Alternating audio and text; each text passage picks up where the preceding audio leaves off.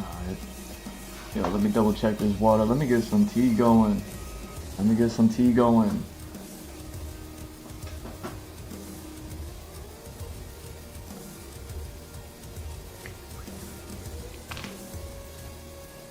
Oh damn, my water's half empty. Let me, you know what I mean. Let me go do this.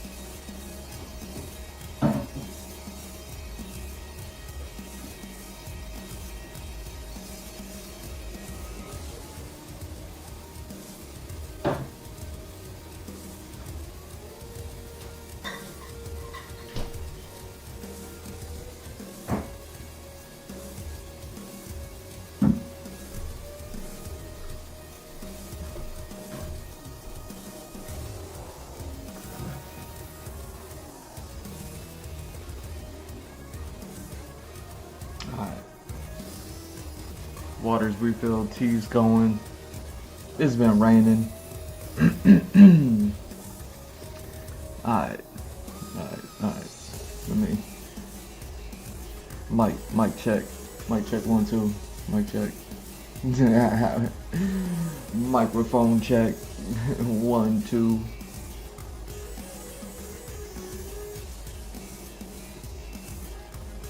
And boom, we are live. What's up, everybody? It's G Mr. Drew welcoming you to another episode of the Andrew Wojcicki Experience. Is going to be episode 844. Wardo, what do I call this? How do you pronounce that? Z to A? Wardo? Wardo? You know what? I might have already named this title before. Already. Yeah, how do I? What's up, y'all? Had to turn that down for a minute. What are we doing? What are we getting into today? Look at me hitting y'all early. I felt bad for not going live yesterday. I was reading and then I couldn't believe what I was reading, so I just kept reading because I couldn't believe it. And I was just like, oh, you know what I mean? I put a post out, so maybe you saw it. You know what I mean? I know you saw it, but let's just say you didn't, because that's the way that we want to do it, I suppose. So you saw my post yesterday. I'm still reading Transformers. Comprehension skills. I was like, you know, I was there. I was there when the Michael Bay Transformer movies was like being announced. First movie came out. You know what I mean? The spectacle, the everything. And now that we're 7 movies deep, it's become what it's become. You know what I mean? As far as the franchise goes, it's interesting to go back and read like the business end of everything, and to see what, you know what I mean? I'm sure they're gonna have more movies to come, you know what I mean?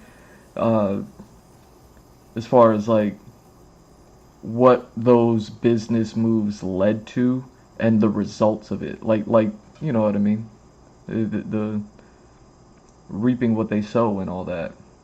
And you know, the live action Michael Bay films, is one thing. I threw in the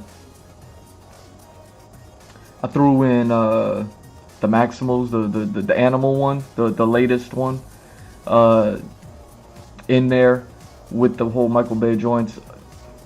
I kind of like almost remembered that it wasn't a Michael Bay joint. Someone else did that one, but it's based off of the same. You know what I mean? But either way, like, and I'll get into it a little bit. But man, I was like, I was sitting there reading, I couldn't believe it, because despite however anybody feels about the Transformers movies as a franchise, and I'm not talking about the animated ones. I saw, what was it, Transformers 1 or Transformers Prime?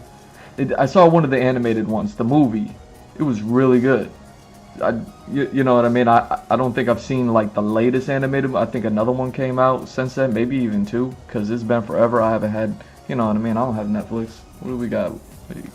And but I'm not talking about the animated joints. I think the animated joints are fine, even if we're talking about just the cartoons and not even like a movie franchise sort of thing. Like I enjoyed the cartoons, but I mean, obviously they're cartoons and they're American based, so they're tailored more for children, and you know what I mean, they almost kind of, but not really, sort of dabble into the thing. And you know me, I'm a 2D animator, so the fact that they're 3D animation, I have my gripes with 3D animation. It's not even a stylistic thing, it's a technologically driven deficiency thing that I have with 3D. Is the same issue that I have with Transformers 3D animation is the same issue I have with Ninja Turtles 3D animation. I've spoken about that in the past. You got to go back to episode 1, watch all 800 plus episodes, and find out what episode it was that I talked about the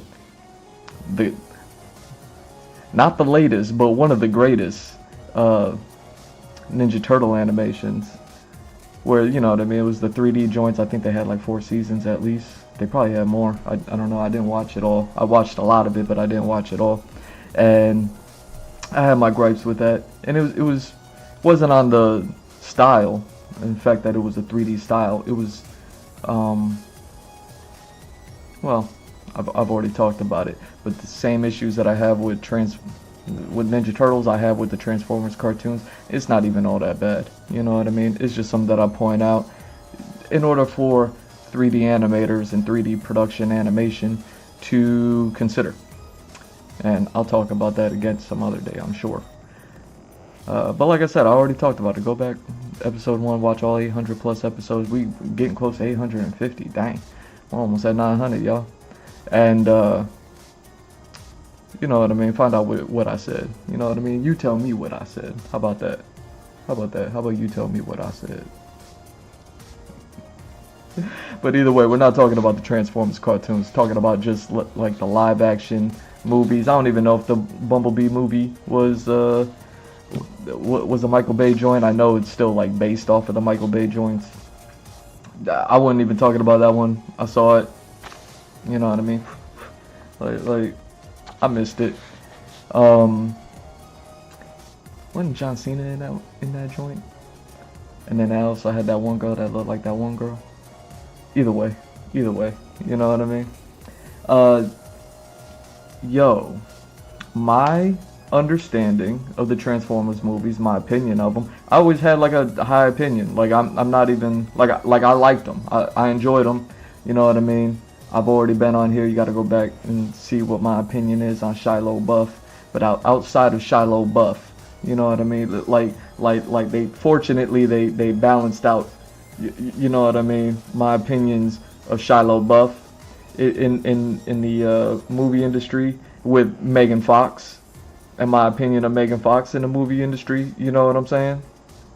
So I'm like, yo, you know what I mean? Like balanced it out. Dang, movies great. I loved them, and you know, I always understood everybody's position, whether they had a good one or a bad one. I'm just like, yeah, everyone's point is valid. Not just because everyone's point is valid, but because, You know what I mean? When you make a giant property, it's going to you know what I mean? It will get everyone's attention, and once you have everyone's attention, you're gonna get everyone's opinion, and not everyone's opinion is gonna be the same. So I saw everyone's opinion is valid. Some people have, like, they say the greatest things about it, and I agree with them. And then people say, like, the worst things about it, and I'd be like, yeah, I could agree with that if I'd, like, 100% just, like, threw away my own opinions, but I don't throw away my own opinions, right? So it's like, okay, my overall opinion, I always loved them, and I always had an understanding that, and not that I looked into it either, but I always had an understanding that Michael Bay was making those movies, you know what I mean? Because he did at least the first 3 movies, if not like the first 5, possibly 6.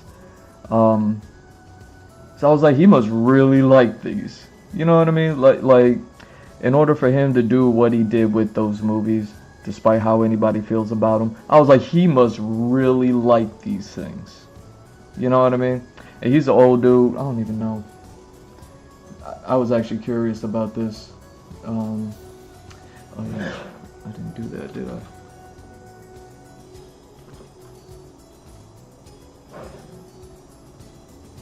Here we go. My bad. Are we good? Are we good? Nice. Yeah. I need to look up. How old is Microphone Bay? How old is Microphone Bay?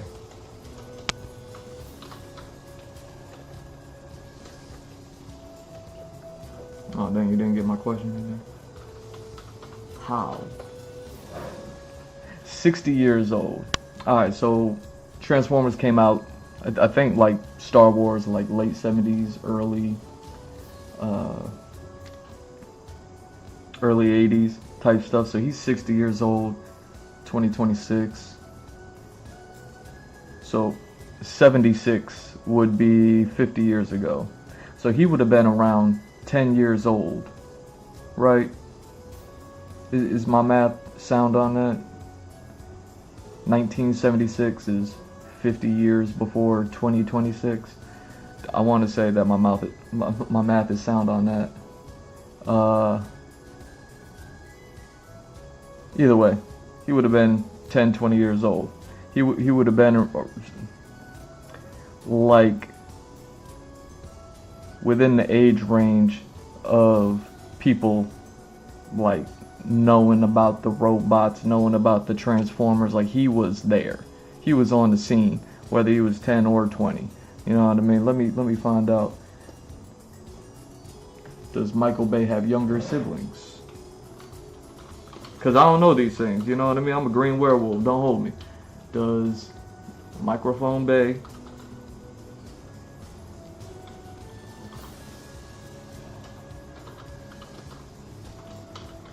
have younger siblings? I'm typing with chopsticks.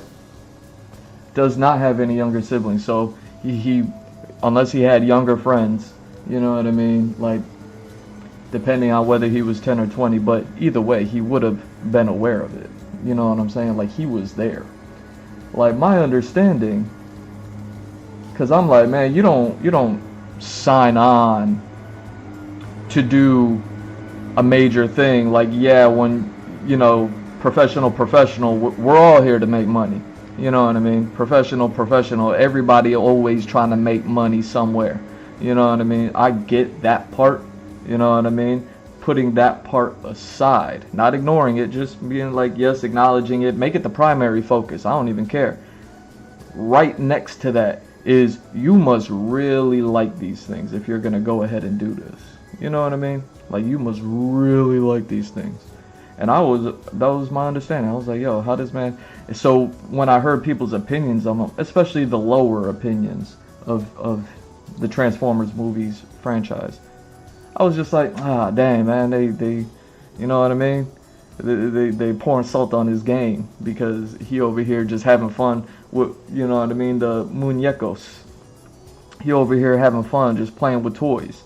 But he's an adult now, so his toys as an adult, as a professional, is, you know what I mean, directing and kind of like bringing the Transformers to a live action life. You know what I mean? And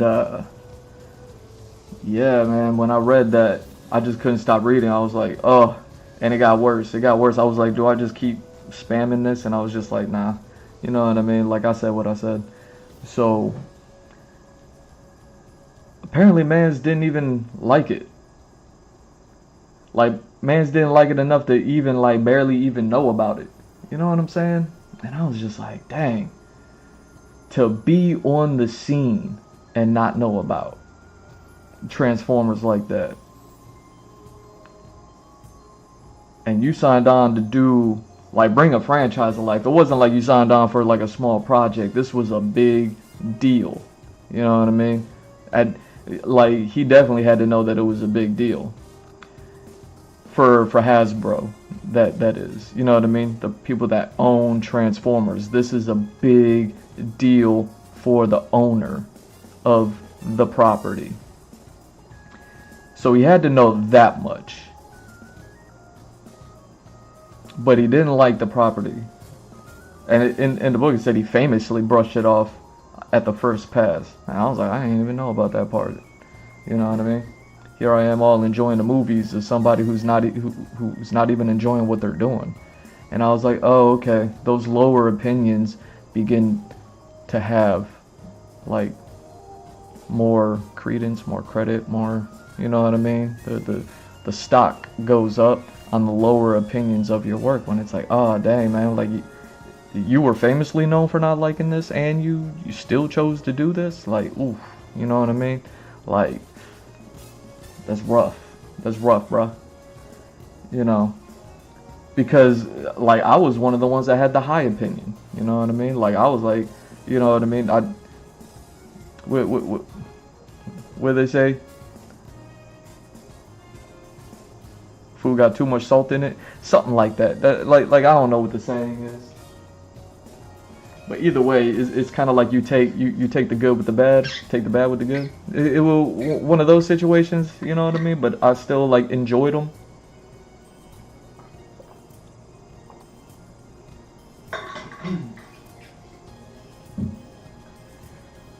You know, the part that always stood out to me was that Optimus always was like the winner. I was like, man, you put together like 8 movies. And Optimus is always getting the money shot, getting the glory shot. Optimus is and it sounds obvious. So of course Optimus gets like all the glory. But then on the second, it's like, man, you have so many characters, and like they definitely wanted to put a spotlight on Bumblebee, and no matter what anybody ever did, Bumblebee always played second fiddle to Optimus. It's like, dang, man.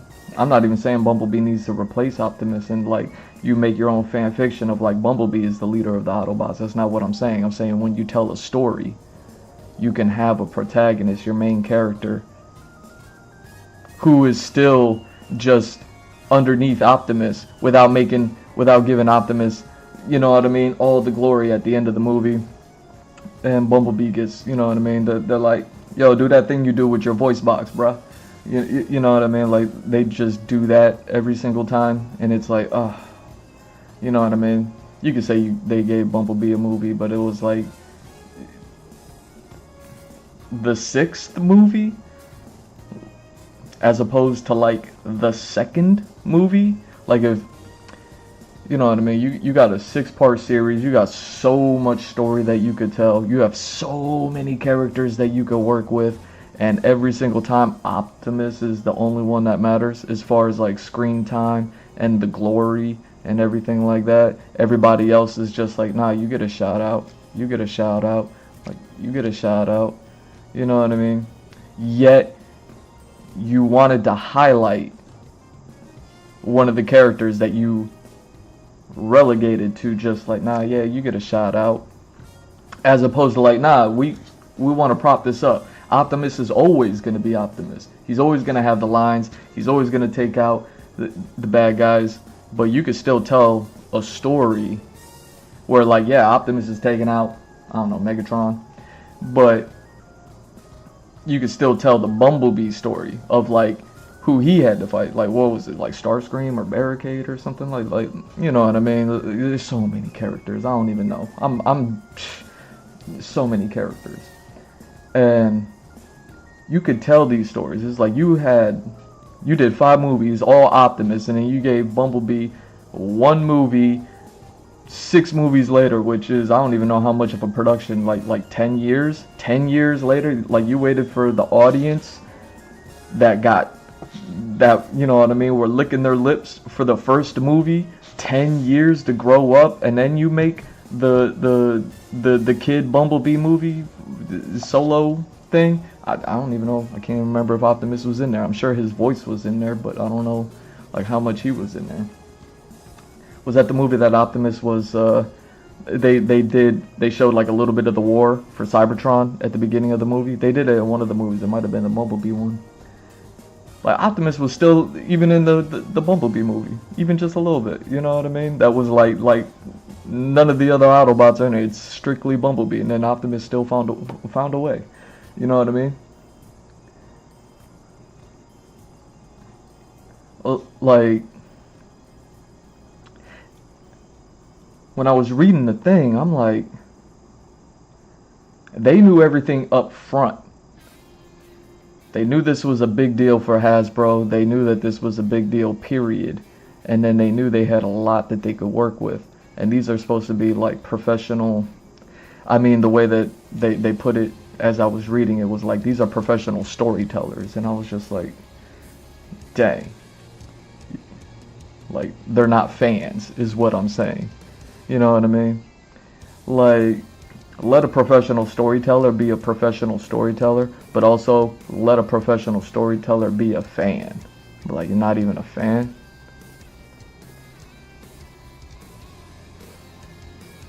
Because don't you think that if you were writing the book, fan would have been the thing that said, not professional storyteller? And it's like, ooh. Especially when you were on the scene when Transformers were doing their thing. Because, you know, back in the 80s and 90s, there was no way that you didn't know about all these things that were Saturday morning cartoons, that weren't what all the kids were playing with, that weren't like everything that was everything. You know what I mean? Like nerd culture today is different from what it used to be, and what it used to be is different from what it is today. There was a lot less entertainment back then. You know what I mean? Which means the entertainment that was grandiose. Transformers being one of those things. Like, I grew up on Transformers, and I grew up in the 90s. And that was like an 80s thing. You know what I mean? So, it was a big deal. You weren't even a fan? Professional storyteller? Like, you were just a professional storyteller, and you...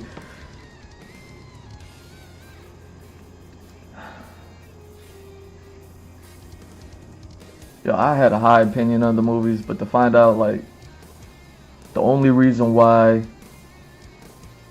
a lot of it happened, which makes sense, is, like, I guess the production, the producers, Steven Spielberg. I forgot about that part, you know what I mean? Like, at this point, Steven Spielberg just puts his finger in all the pies, you know what I mean? Like, he's just like, ugh. And then people just let him do it, you know what I'm saying? And it's like, yeah, Steven Spielberg has all the access to everything. Kind of makes sense that when his name comes up, when you're a professional, like you start to salivate. You're like, oh, wait, that project I said no to, he said yes to? Oh, now you need to, like, get involved. And then that's ultimately all of the everything makes sense to me now. As far as, like, the Transformers movies franchise, you know what I mean, with the way that it was handled and everything like that.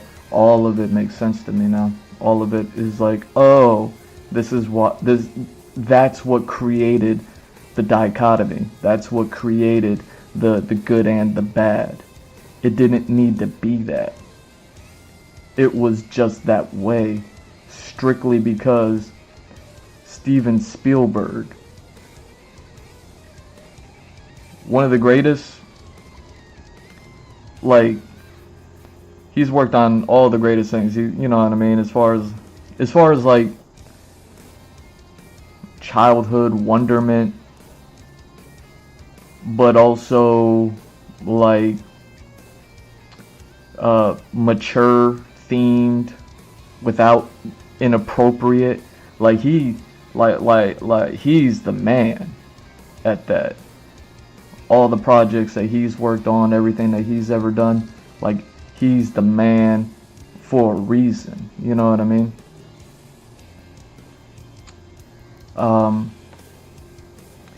Something I wanted to look up, because one of the things that Steven Spielberg is known for, I don't even know if it's Jaws. It might be Jaws, like partially. You know what I mean? Just one of the many things, right? Like it might be a Steven Spielberg thing. But I wanted to see, because I know, like, I think he also did like Indiana Jones type stuff. You know what I mean? Like he worked on that stuff maybe, perhaps, which was also like a big deal. You know, regardless of how old Michael Bay was, like he would have known about like Indiana Jones. And I was kind of curious as to where did the character Indiana Jones come from? You know what I mean? Like, was it an original movie thing, or was it like a series of books from an author I never heard about, you know what I mean, 100 years ago, and now they're just like kind of making movies about those books loosely or something like that? Like, where did Indiana Jones come from? So how do I look that up? Is that like is Indiana Jones a original movie character? Like is that how you look it up? I don't know. Yes, Indiana Jones is an original movie character created by George Lucas and Steven Spielberg. He first appeared in 1981 film Raiders of the Lost Ark and has since become a beloved icon in the action-adventure genre. The character is known for his adventures in archaeology as an archaeologist and his iconic attire, including a fedora and leather jacket. Yo, that is not a picture of Indiana Jones. Who is that?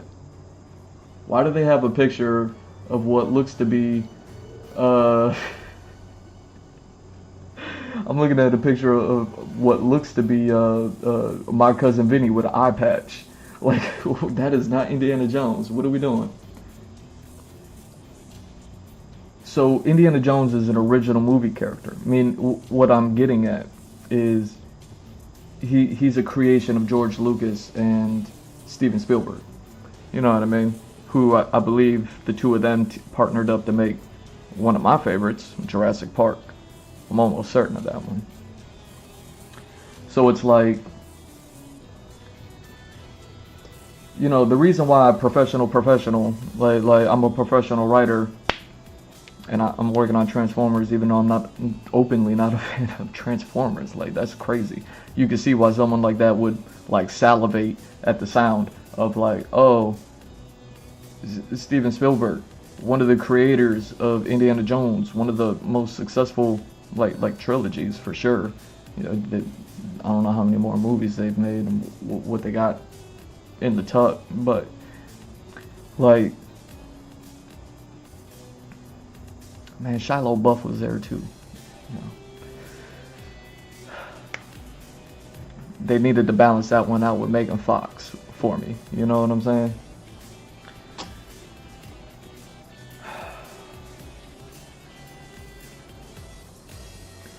You can see why Transformers was received how it was, which was very 50-50. On the back end, you had one of the most brilliant persons who, whether they like I doubt watch me be wrong about this, but I doubt like Steven Spielberg like played with Transformers. You know what I mean? Like, you know what I mean? Like, now this one kissed that one, and that's my favorite. Like, you know what I mean? Optimus always wins, and he's like bashing the Transformers. You know what I mean? Playing with them.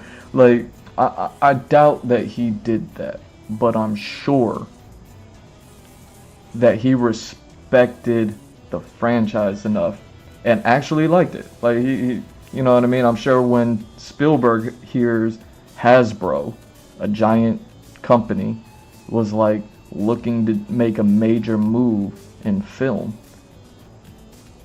like Spielberg started to salivate. Like, I want to be a part of that. I can do that. Yeah, let's do that. Let's get these people involved. And then he suggested somebody that said no. Bringing on somebody who said no, and I'm not even trying to hate because I really like the movies. You know what I mean? Like you know what I mean? They balanced out Shia LaBeouf with Megan Fox, but I really like the movies. When you bring on somebody that originally said no, I don't know what you were expecting to happen. You could be Steven Spielberg and then still like put out a, man, I don't want to call it that. That's disrespectful. Put out something that's going to be received like 50-50, as opposed to something that is received greatly, like Jaws, like Indiana Jones, like Jurassic Park. You see what I'm saying? Like you're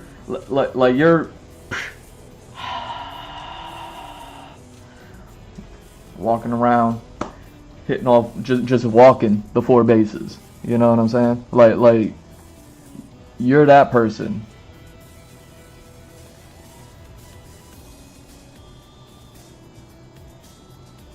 Like, what would you expect to happen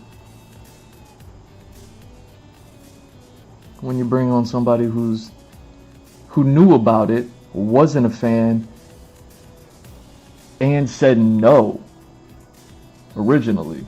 Like, what I'm saying is, like, I guess it doesn't matter how good you are if you're not wise. It doesn't matter how good you are if you're not wise. You know what I mean? That didn't make any business sense. Didn't make any business sense. Like, if you're looking,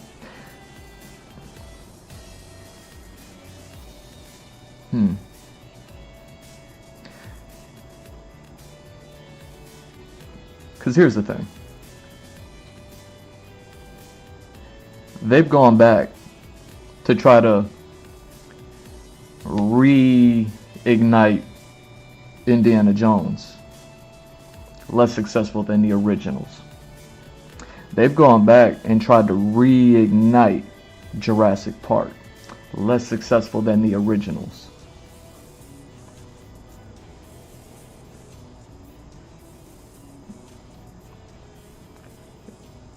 Transformers is a big enough property that it's going to be able to just continue to make movies. It'll have another live action.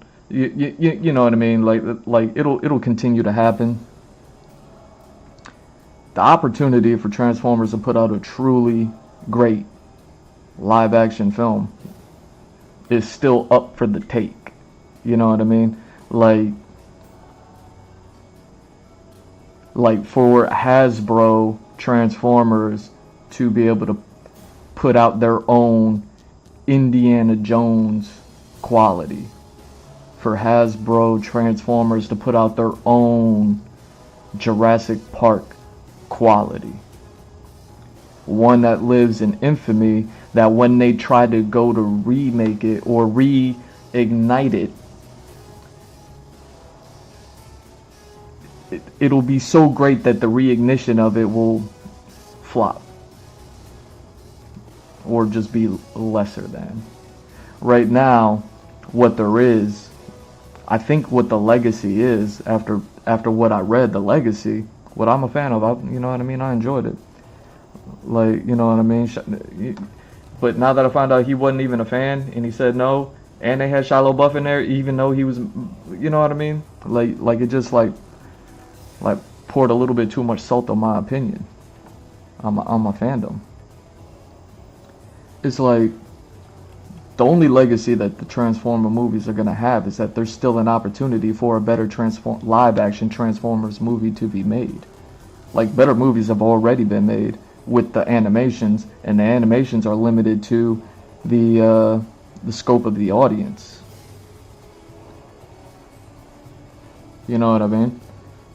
But if there can be the passion, compassion that goes into the animated Transformer movies into a live action movie, then you'll truly have a great movie.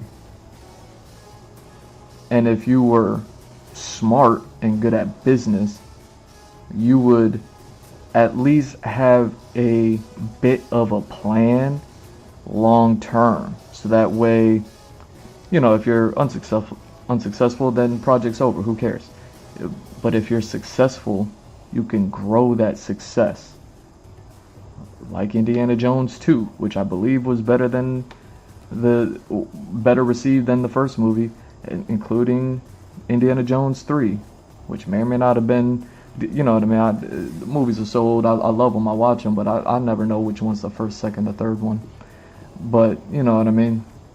They grew in popularity. They got better. And then they aged so well that even reigniting the franchise wasn't as good as the originals.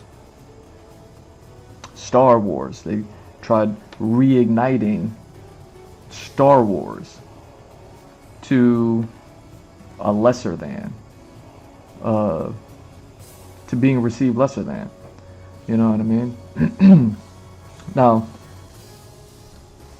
you know, I guess people should be happy that I don't read as much. As much as I read, I still don't read as much as I probably would need to in order to understand all these things. But, you know, I already read so much, and I just enjoy everything. You know what I mean? Like, I'll be like, oh man, I can't wait to enjoy that.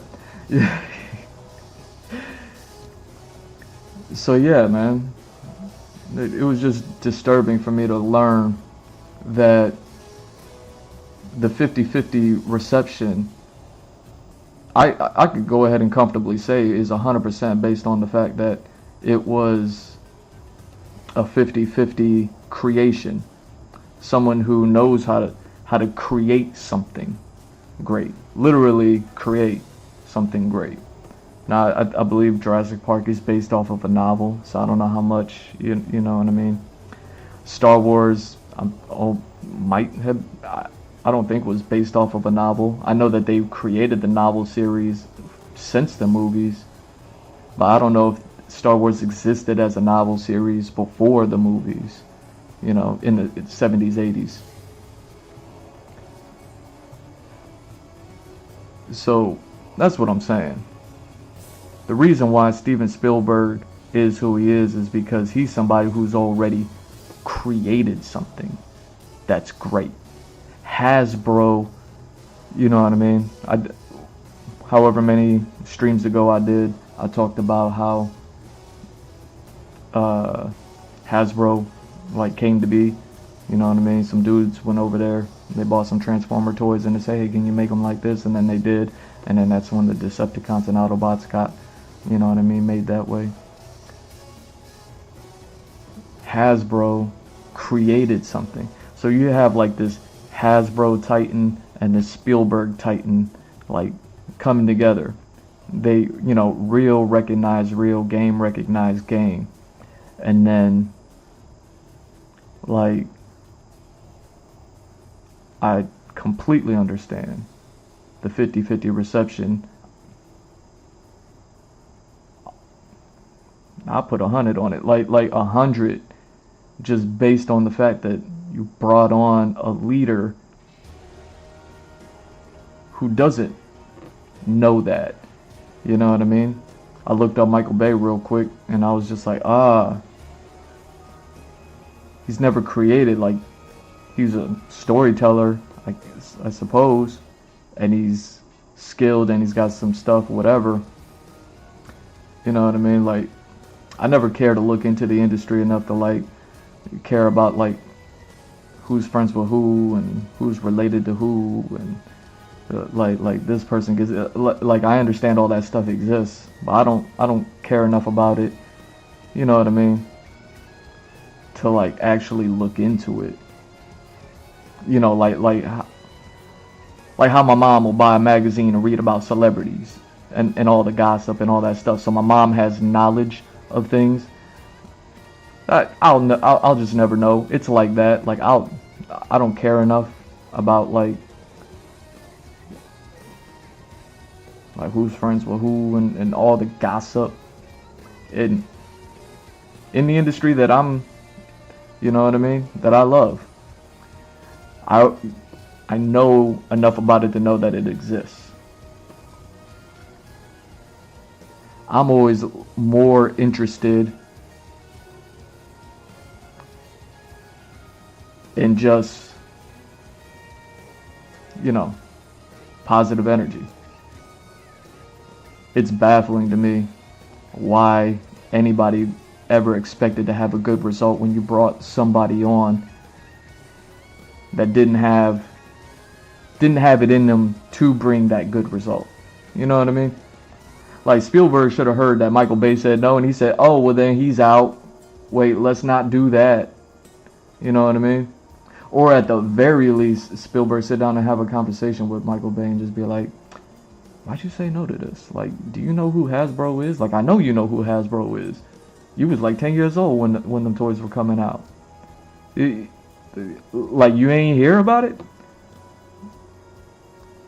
I imagine Michael Bay would have been like, no, I for sure like heard about it, but you know what I mean? Like, I didn't care. For whatever reason, you know? And like, oh, dang. Okay. I feel you. Good luck. Good luck out there.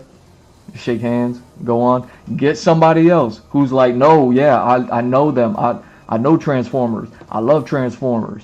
I was there. You know what I mean? I'm gonna be 60 years old in 2026. You know? like, but I was there when I still got the optimist. You're telling me there's not one professional storyteller that was a fan that Spielberg would have known, who would have been in the roughly same area as Michael Bay, as somebody who's put out like some good movies, but obviously it's not, none of his movies were ever a one-man show. You know what I mean? Like, none of his movies were ever a one-man show. Like the more glorified directors, like directors that I'm a fan of, like Quentin Tarantino, you know what I mean?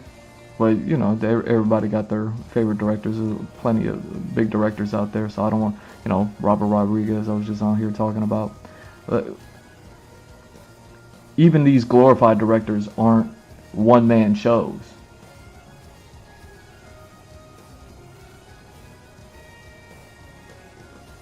But it's like, dang, man. Because now, like I said, I don't care about the gossip. I just always care about like the positive energy, you know, good vibes and all that. And then you hear about I'm just now thinking about it. It just hit me. I'm like, wait, yeah. Now I kind of recall like there being reports of like Michael Bay like being difficult to work with on these movies as well. Like, that was on like, you know, some news articles and some headlines and things like that over the course of the, you know, 7 movies that they've made. Like,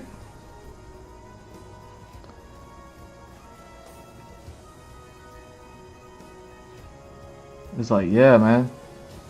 You don't, I don't care, professional. Like, you don't invite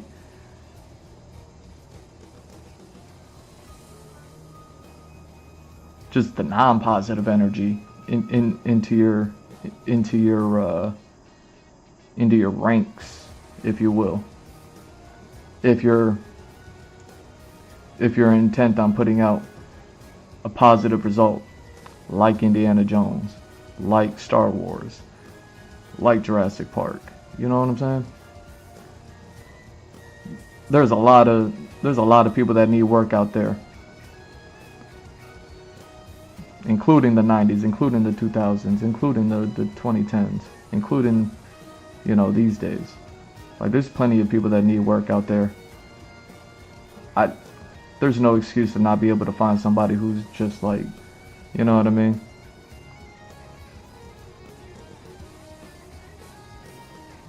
That's a fan of a property that will do it justice to work with Hasbro. You know what I mean? A part of that meeting that Hasbro had with with Hollywood, they talk about the details of it, and it's like the fact that they even had to talk about some of the things that they had to talk about. I was like, there's no way that they had to talk about this unless you were like having a conversation with an alien that wasn't on the planet Earth.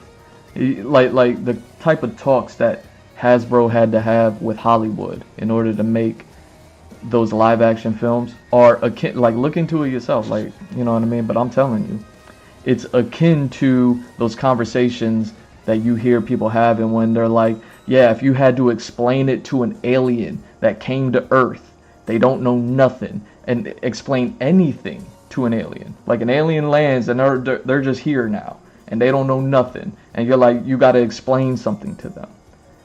Like, that's what it was like. Now, money people, because money people were also involved in that conversation, that makes sense. I don't ever expect a money person to understand, like passion, creation, love, good vibes, positive energy.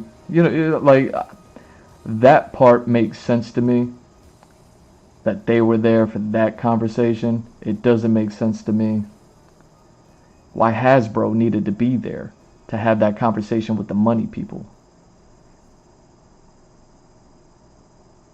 Unless money people are just so cold that Hollywood did have that conversation with them. And they were like, no, this Transformers, this is the greatest. I'm the biggest fan. And I played with the toys, and I still got the Optimus Prime, and I did this. And then this one kissed that one, and this is my favorite. And Optimus always wins. And they did have that conversation. Hollywood did have that conversation with the money people. And the money people were still like, beep, boop, beep. I'm a robot. I'm an alien. No hablo inglés. Like, and then, like, Hasbro had to come in and Hollywood had to come in just to have that conversation with the money people. That's one thing, but that wasn't how it was stated. It was Hasbro having a conversation with Hollywood, and it was like, ugh. You know what I mean? Now you're talking about some sort of tertiary pact between a company, some passionate people, some not so passionate people, and then just cold hard cash people. Like, now you're talking about doing business with threes and stuff like that. It 100% makes sense to me why Transformers went the way it is. So I think the only legacy that Transformers created for itself, after I don't know how many billions of dollars, spent, earned, whatever, is like a better live action movie is still just waiting to be made and franchised and telling that story correctly and without anything. Because even when you look at the criticisms of it, the heavy criticisms all lean towards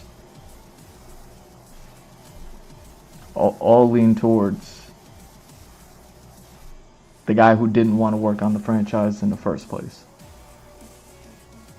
Like, specifically, you know what I mean? When they talk about the slow motion, the hyper focus, and you know what I mean? Like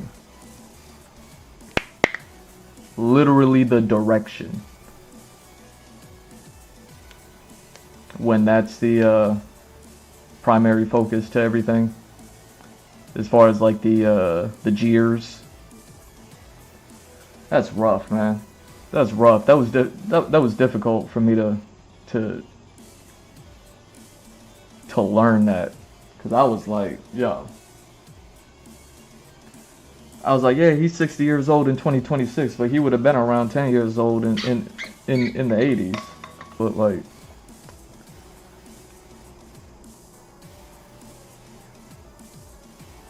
why is it looking like that?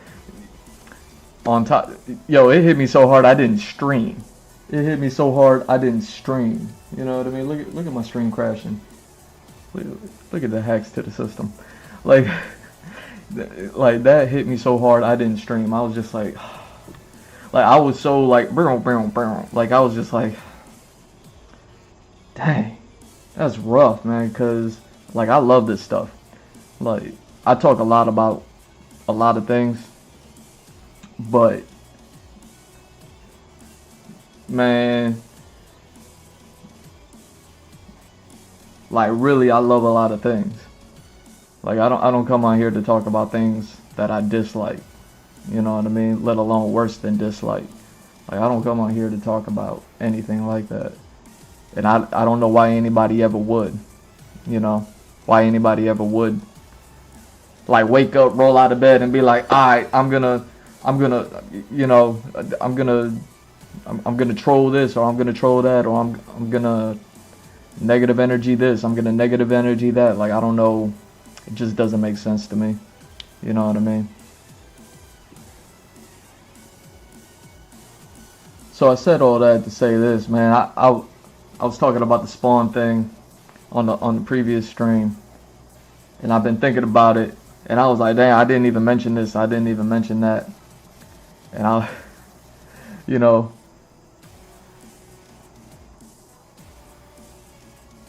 talking about the spawn thing, man.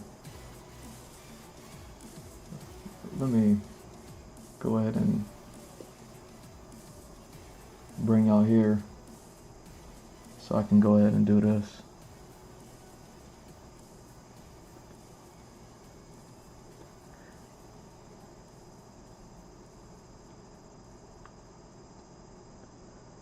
So we're talking about the spawn thing, and I was like, damn, I didn't even talk about this, I didn't even talk about that.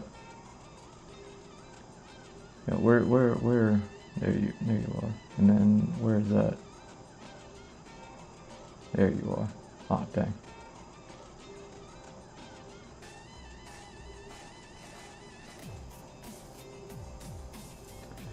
Yeah. There we go. Why do you keep I get it perfectly centered and then it's like, nope. Alright.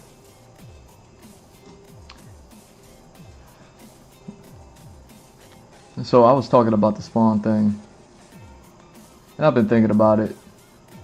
You know, like I said, I don't talk about nothing unless I at least like it. You know what I mean? But usually if I'm talking about it, it's usually because I love it. And it's like, I'm on here, I talk a lot about a lot of things, so you gotta go back to episode 1 and then watch all 800 plus episodes. We're almost at 900 episodes. And then you gotta go and be like, dang, he talked about all these things. Like, he likes all these things, except for maybe the occasion where I'll be like, oh, I ain't like that one. I don't like it unless I did that, unless I pull one of those. You know what I mean? Where I'm like vehement about it.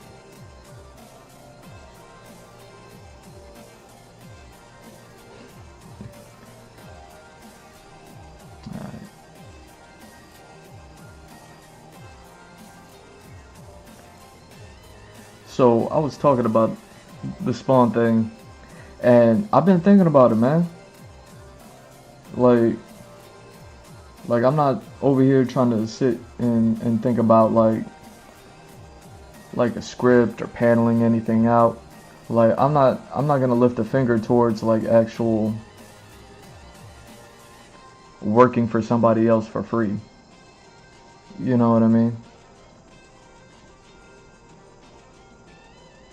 Like, I don't even want to work for myself for free. That's why I do this. That's why I like my ad revenue. And I was thinking about, you know, everything that I was talking about, since it was all fresh in my mind. And I was just like, a Jamie Foxx King Spawn movie can be made, but it can't be the beginning story. You see what I'm saying? One, no, I'm not dissing. I'm not dissing Jamie Foxx when I say he's 58 years old. He's so old, but he look. He's so old, but he look. Look, I vibe with you. I vibe with you, Jamie Foxx. I'm so old, but I look. You so old, but you look. But you're 58 years old, and we already had the scare. And so if we're gonna make a Spawn movie, it's got to be a Spawn that's already been around. Not even has to be an old Spawn. Just has to be a Spawn that's not the beginning Spawn.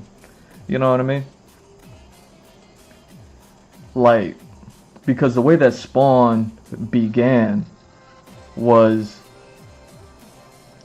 he's an army dude, and then he becomes like special ops, black ops. You know what I mean? Like insert high ranking super duper soldier. You know what I mean? Like he was one of those. Like he's a commando. He's a Delta. Like he. You know, Purple Heart, like he got everything, you know what I mean? Like he's a soldier. Like man's was crazy for the military, and he was still in the military when he became Spawn. Now I'm not saying that there isn't 58-year-old people. You so old, but you look. But I'm not even saying like there's even like 40-year-old people in the military. I'm sure there is, but like they're not like the ones that are still active. You know what I mean? They're not the ones that are like boots on the ground. They're more like the ones that are being like, yo, put those boots on those grounds. Like you know what I mean? Al Simmons, army soldier dude, wasn't that person. He wasn't like sitting at the desk being like, yo, put those boots on those grounds. Like he was like, no, my boots are on the ground and I'm doing it. You know what I mean? I'm Rambo. like Al Simmons was still him. So you can't have a 58-year-old. He's so old, but he looked actor. Even if he was playing like a 48-year-old, 38-year-old. You know what I mean? Like you would I would imagine Al Simmons, I don't know if they ever talk about it in the comic book because I never read the beginning parts. Have I? No. And like the beginning of the comic, but I don't know how old he was. Like when he was a soldier and got betrayed and then he became Spawn. You know what I mean? The only kind of thing that I had to go off of it was microphone Jai White. And you know what I mean? Like as far as I understood, like he's here we go. He wasn't 38, 48, 58 back when he did the live action joint in the 90s. You know? So that's my idea. Let's do some math. Let's do some math. Now I remember, I recall I just looked up how old is Michael Jai White. I know he's around 58. 57, 58, he's one of those. So what year did Spawn live action happen?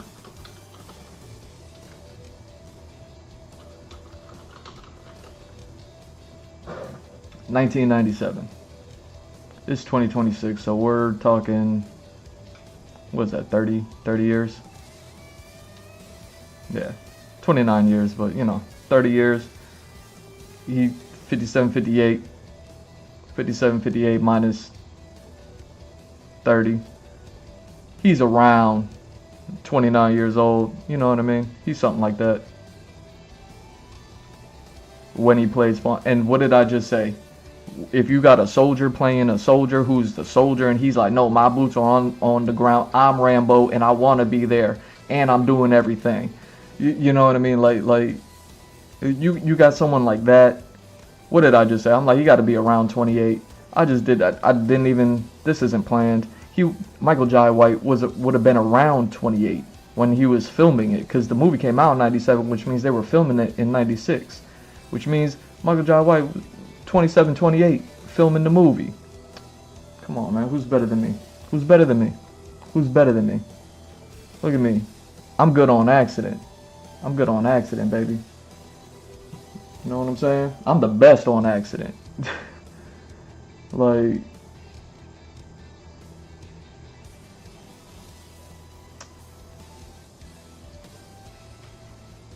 so check this out. Jamie Foxx, you so old but you look, and I love it, because you know what I mean. I'm so old but I look. So, game recognized game on that one. Yeah, look at that. Wants to throw Spawn in. Wants to throw Spawn in the corner. So that way, I guess you know what I mean. My 8-pack shows. Hey man, if we show him my 8-pack, then we show him my 8-pack. That's just how we living. So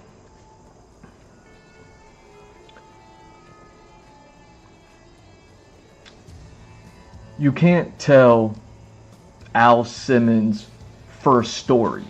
You can't have Al Simmons becoming Spawn with a 58-year-old actor. You can't. Now, I love this stuff. I love Jamie Foxx. I love Spawn. I love Todd McFarlane. Like, I don't mean, you know what I mean? I'm not trying to disrespect nobody. I'm just saying, if you're Todd McFarlane, you're like, yo, we're gonna get Jamie Foxx, and he's like, I'm salivating thinking about it, and he's like, yeah, and he's like, yeah, and what story are we gonna tell? One, like when he's later on, right? Like he's kind of like just in the middle of being Spawn. He already became Spawn. He is Spawn. He's been doing some Spawn stuff. Like he got a couple of bad guys out there already. But it's not endgame Spawn, right? Because we need to carry this to the endgame Spawn, right? You know? And he's like, nah, we're going all the way to the beginning with this one. And it's like, oh man, I'm so old but I look, but I'm 58 years old. Like how are we having this conversation? Make it make sense. You're gonna have a 58-year-old buddy look, and he's gonna be like, I'm boots on the ground, I am Al Simmons, I'm doing all the work. Like, how savage are we trying to tell this story? Because that right there already tells a story in itself. That's already one story. That's an offshoot that isn't even something that's from the comic books. Of like, no, Al Simmons was that dude, and he was 58, but he looked 38. Like 38-year-old looking 58-year-old, boots on the ground. I'm Rambo, and he working with a team of other Rambos, and all these other Rambos are like mid-20s, early 30s, looking towards a desk job. You know what I mean? Being like any day now, like one of them on the team's gonna be like, yo, any day now I'm gonna get that desk job, and then I'm gonna tell like, no, those boots go on those grounds. I'm not gonna be the boots on the ground guy. Al Simmons, you crazy, you 58, but you look, and you still the boots on the ground guy. You Rambo, bruh. Like that's a story in itself. For somebody to be 58 years old and be like, yo, I'm still boots on the ground soldier, Rambo, like.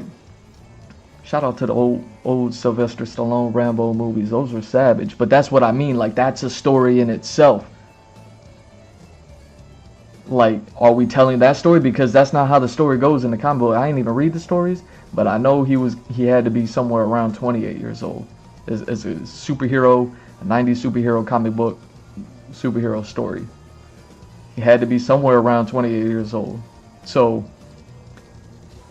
making him 58 years old, but he looked, already tells a different story. I'm not saying you can't tell that story. I'm saying I love this stuff. And if you are going to tell the beginning story, Al Simmons becomes Spawn story, with a 58-year-old, but he looked actor, like, you gotta make that a part of the story. Professional storyteller. Professional storyteller. I took 5 years off of doing what I love in order to create something that I love by doing something I never did before. I'm professional storyteller. You know what I mean? I like my ad revenue. I get paid for doing this. Like, you know what I mean? Michael Bay didn't even want to work on Transformers. Can't you tell that I would? Love to work on Transformers or Ninja Turtles or a Spawn movie. You know what I mean? Star Wars. You know what I mean? I could like Indiana Jones more than I already do. I never thought about doing an Indiana Jones movie. Just, you know what I mean? Can't you tell that I want to work? That I love this stuff? So it's like, that's a movie in itself to tell that story. Because I honestly, last time I was talking about this, I was still sitting there thinking about, like, dang, man, like that 3-minute skit that I showed on the last, if you didn't watch the last one, go back and watch it. A lot of you didn't watch it. I saw the views were down on that one. What, y'all shadow ban me again? Like, like, go back and watch my stream just before this one where I talk about it. I showed a clip, Robert Rodriguez pitched 3-minute movie in order to get Sin City made. It's just so good. It's so perfect. And it was exactly what it needed to be. It was exactly what it needed to be in order to get what it got done. And what it got done, like I said, is just another labor of love. And it shows. And it's successful. It was so successful they made a sequel to it. And the sequel, much like the reignition of Indiana Jones, just like the reignition of Jurassic Park, just like the reignition of Star Wars, the reignition of Sin City, the sequel, essentially, just because it didn't have a whole franchise thing going on. Lesser than the original. You know what I mean? Cash grabs and actual love for a project. You know what I mean? Are we here to make money, or are we here to make money? You know?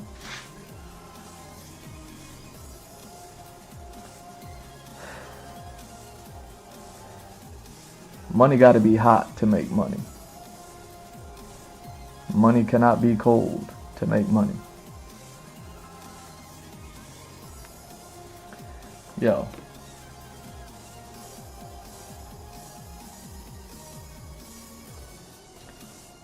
That's a movie in itself. To have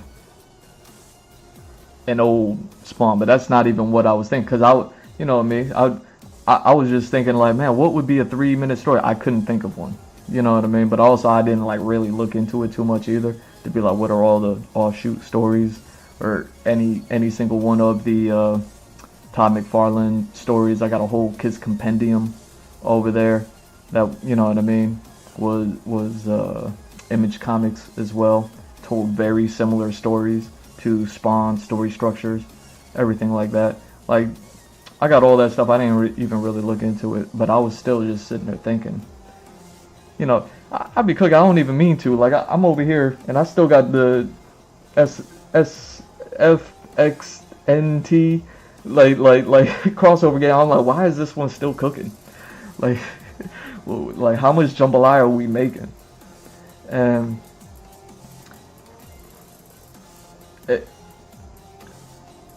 so I didn't even look into it to try to think of like a 3-minute story for Spawn. You know what I mean? Why would I do that for free if it's not coming to the mind like that? But I know it's in there. You know, I'm sitting there thinking about it. So I was like, all right, that's already slated to not work out. Unless you want to tell the story of an older veteran type of Al Simmons. Not even active. He's active, so he's not even like a veteran of like I was active. No, he is active. Boots on the ground. He's Rambo. He's like, literally, think about Sylvester Stallone, old man Rambo. That's gonna be Jamie Foxx, and you got to tell that story. Is that thing blinking and winking on me? What are we doing? Yeah, look at you. Not saying you can't do that. I'm just saying if you did that, then you're already departing from the comics. And I'm not saying you can't depart from the comics. But if you're trying to make a Spawn movie, you're trying to sell Spawn, and you want people salivating, it's like, you know what I mean? And you want people who love it and are passionate about it, then you're going to be dealing with people that don't see Al Simmons as a so old but he looked type of story. So now you have to sit there and tell people whether they love it or not, but hopefully they love it. Like, oh no, we're going to depart from like the 28-year-old Al Simmons that, you know what I mean, we know that he ought to be, and we're going to make him 58, but he looked, you know what I mean, so we can kind of sell that he's almost like a 38, even though he probably look more like 48 by the time we're done here.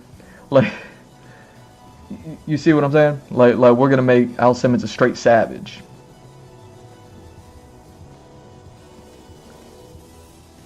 Now that's gonna affect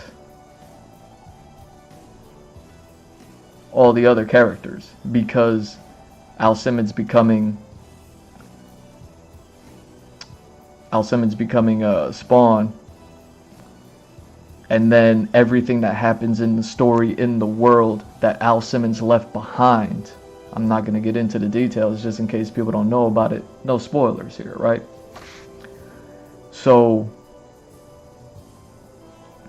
regardless of how much time takes place between Al Simmons and then Spawn, you know what I mean? Could be a second, could be a minute, could be an hour, could be a year.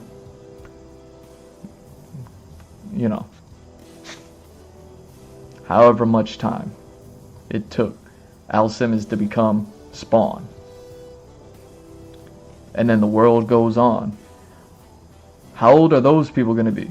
Al Simmons was 58 years old, so old but he looked, and he had boots on the ground. He's Rambo, but also he has a wife at home. At 58, boots on the ground Rambo, like Rambo, old man combat Rambo, Sylvester Stallone, brilliant reignition of the Rambo franchise. It was just solo doloing it out in the jungle like a savage. Rambo was single. Al Simmons is married. Now that's a story in itself. What kind of marriage survives? You're 58 years old, but you got no children, and you're married, and it's like, it's supposed to be a young love, so what are we saying? And then everything else that happens. You know what I mean? I don't want to talk about the spoilers here, but with the time period of Al Simmons becoming Spawn. This is what I mean. Like, character ages, they just don't jive with the story. If you're gonna get an older actor, it can't be the beginning story. You're just too much. You know what I mean? Hollywood can only do so much before, you know what I mean, the audience just be like, 50-50. Michael Bay, you know what I'm saying? Microphone Bay. 50-50. 50-50 isn't really getting you the money that you want to make. But 50-50 is not really getting the money that anybody wants to make. Like, everybody wants to make all the money. You want 100. Hundreds are hard to hit. You know what I mean? Not everybody can be Steven Spielberg. You know, George Lucas, Steven Spielberg. Not everybody is just, you know what I mean? and then walking the 4 bases. You know what I mean? Not everybody is doing that. Everybody wants to do that, but not everybody is going to do that. But also, no, you know what I mean? You don't want 50-50 to be your best bet either. You need to go beyond that. So if you're going to have an older Al Simmons, then you just straight up, you're going to need a middle of the road Spawn. And I think there's nothing wrong with that. You already got the original movie, live action. Microphone Jai White. Why is his name escaping me right now? But he was just in the Wick movies. You know, The Pest. Comedian. John Leguizamo. John Leguizamo, Violator. Like, you already have, like, a movie out there. What a beautiful way to just be like, bring that movie back, say that movie exists. Everybody's gonna go watch it anyways when you start to put out a Spawn movie. Everyone, regardless of what Spawn movie you're putting out, everyone finds out a Spawn movie is coming out, everyone's gonna go ahead and start watching Spawn everything. Animated series, and then, you know what I mean, the live action movie, you know what I mean, opportunity to release a compendium and sell the comic a little bit. Like, everyone's gonna go back to what is already there. So people are already going back to see what's already there. You don't need to tell the Al Simmons becomes Spawn story. Microphone Jai White gave us that already. We already got it. We don't need to retell it. Don't need to retell it. A middle of the road Spawn. Jamie Foxx, so old but he look. Come on. As talented as he is, like, you know he can do it.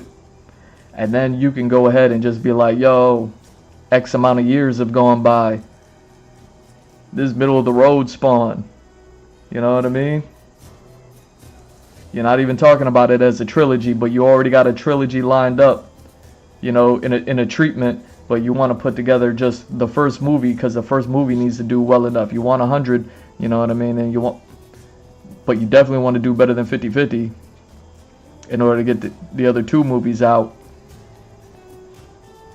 Jamie Foxx old, but he's gonna be 68 years old. Like, you're gonna have a rough 68-year-old Spawn by the 3rd movie, and it's got to go hard. You know what I'm saying? Like,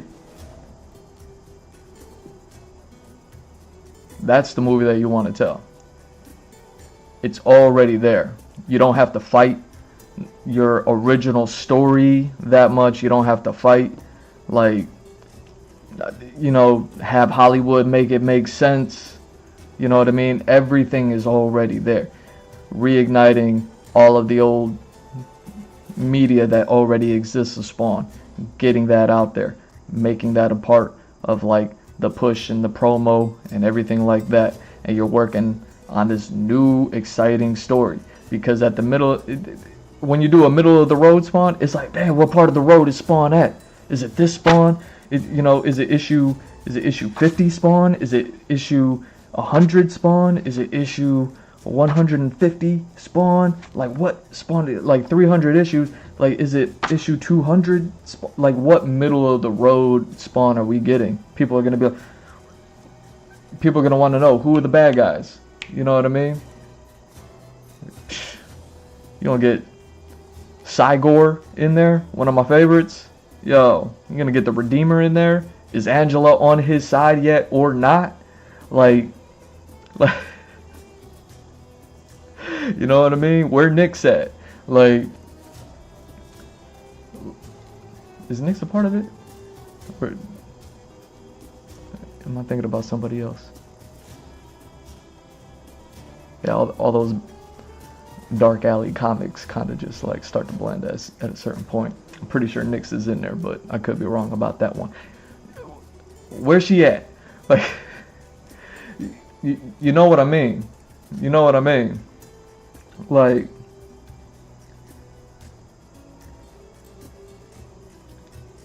like a middle of the road spawn, nobody knows nothing. Everybody's gonna be waiting for the teaser.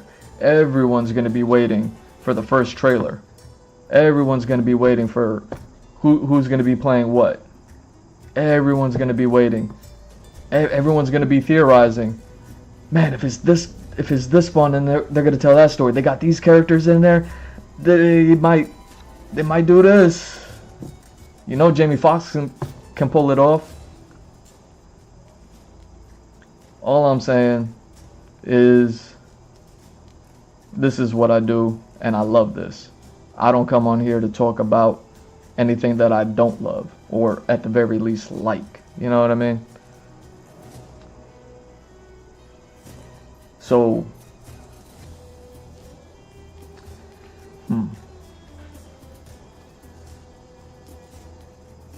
yeah, while I was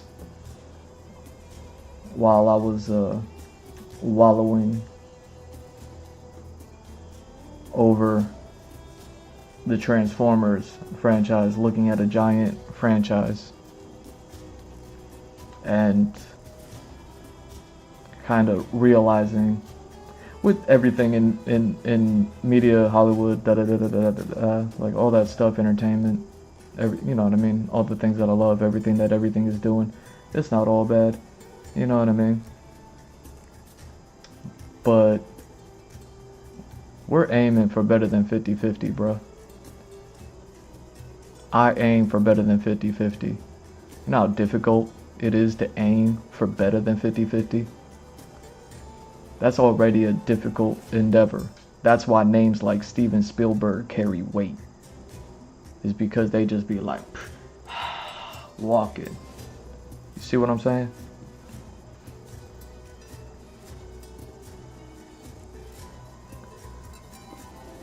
So,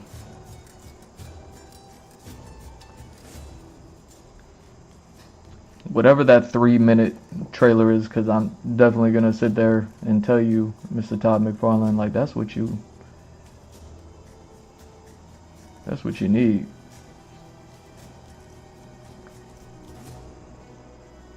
If it's going to serve the movie, like how that 3 minutes was the opening, now you're doing a middle of the road spawn. Now all of a sudden that 3-minute opening, that's going to be, you know what I mean, you're going to want to aim better than what Robert Rodriguez did with Sin City. You know what I mean? Fun challenge. You should sit down, have that conversation with Robert Rodriguez, have him cook you a meal or something, and then, you know what I mean? Laugh about how you're going to try to do a better 3-minute than him to get everybody on board with a middle of the road spawn. Now you can get all of the production in there. If Al Simmons is already spawned, now you can, in your 3 minutes, get Jamie Foxx in prosthetics and spawn mask. See what I mean?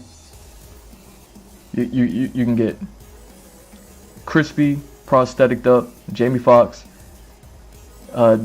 doing his actor thing that you know he could do, acting through the prosthetics. Yo, anybody who don't know what I'm talking about,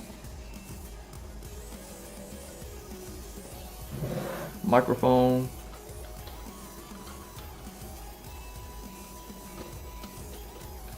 Jai White, before and after spawn how do you spell prosthetics? Prosthetics, like makeup or something like that. Like, please tell me someone has a picture before and after. Dang, that's not bad, but that's not what I'm looking for.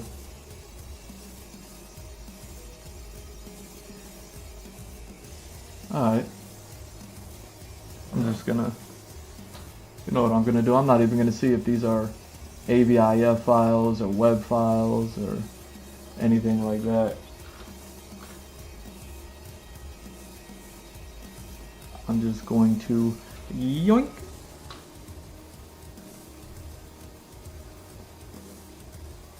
Yoink.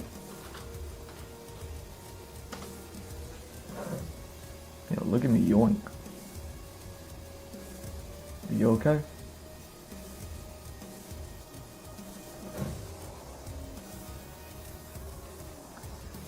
So anybody who doesn't know, you know what I mean? Because I'm so old, but I look.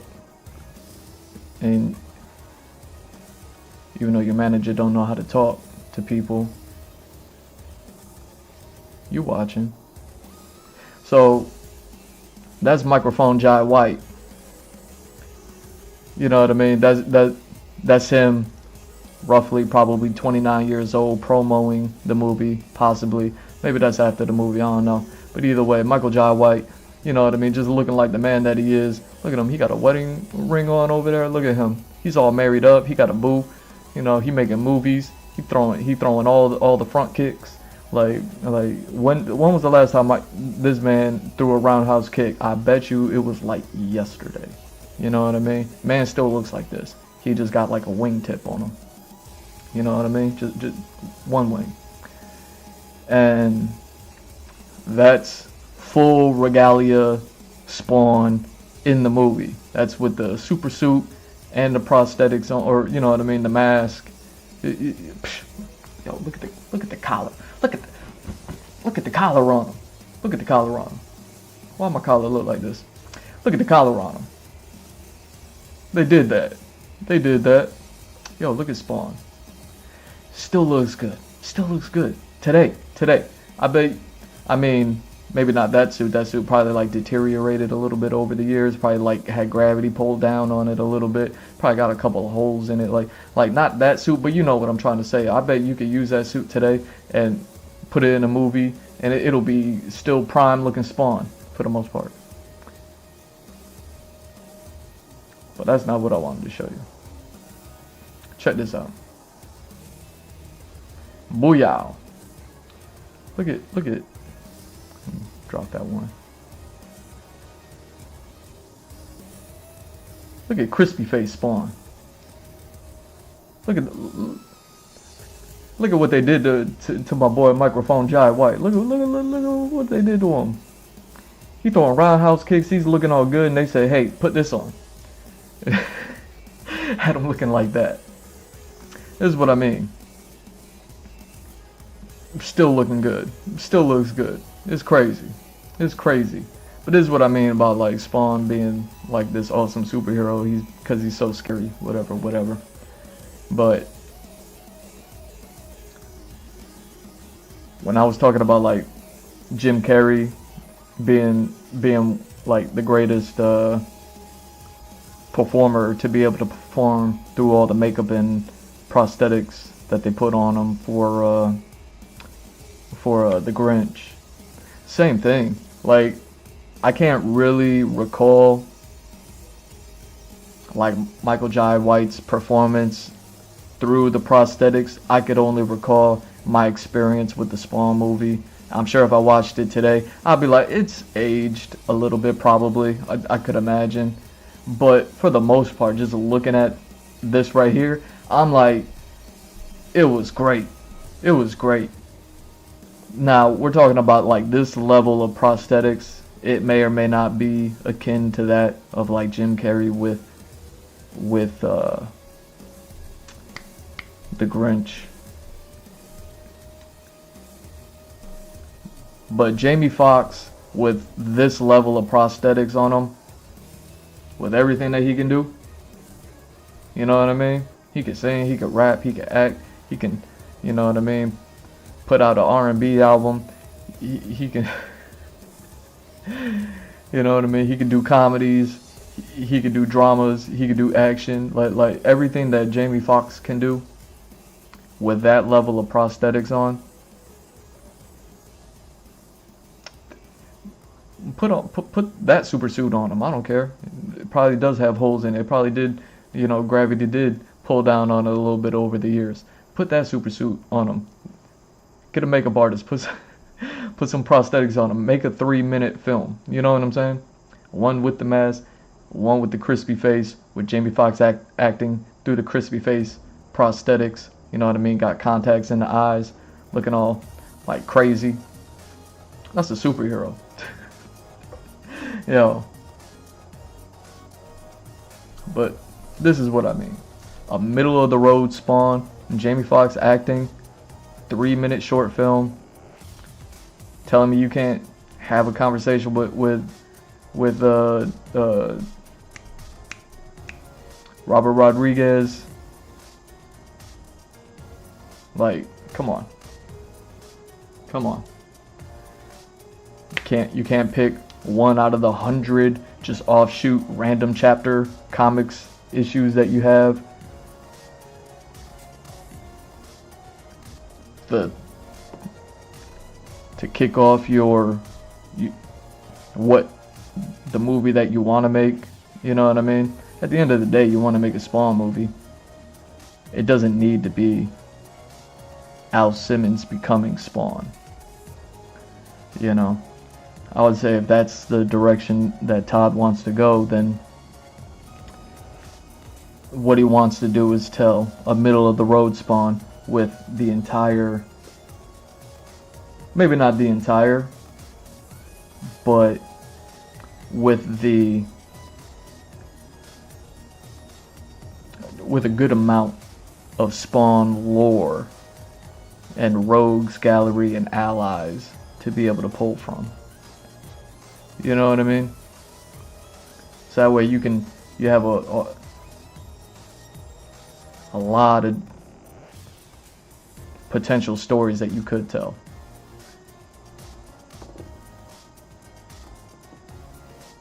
And yeah, I think it would be great. Just like Sin City had the Hitman, Josh Hartnett, open and close. I think Spawn just having a random offshoot, nothing to do with the movie, open and close to the movie would be a nice wink to the audience. And then whatever the movie is, middle of the road Spawn. And Jamie Foxx, so old, but he looked prosthetic acting, got the mask on sometimes, but then also, you know what I mean? Like, I don't know. Is the Redeemer in there? Is Angela in there? Is Cygor in there? You know? Like, what was Mammon up to? That's his name? Mammon?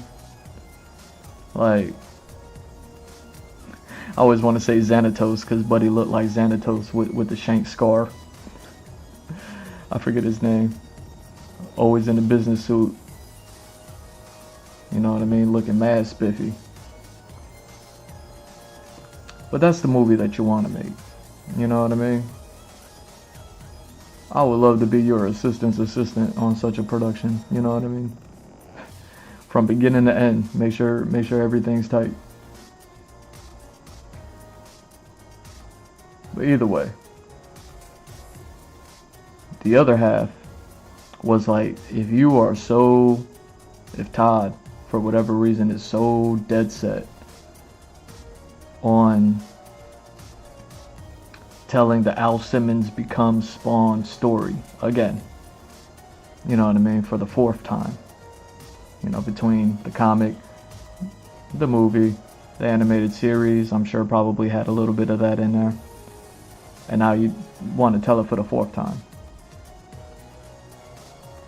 Gotta go with a younger actor, unfortunately. Like, I love Jamie Foxx, and I wouldn't want to take a opportunity like this away from him. But like, you gotta go with a younger actor. And then I sat there thinking, I was like, yo, who is a younger actor, you know what I mean, that can pull off like a roughly 28-year-old Al Simmons, I'm Rambo, I'm boots on the ground, I'm doing the thing. But then I got betrayed. Like who can do that? The only actors that come to mind, let me be real, the only actor that comes to mind, and I wouldn't even want this person just because they already doing everything, you know what I mean? Michael B. Jordan.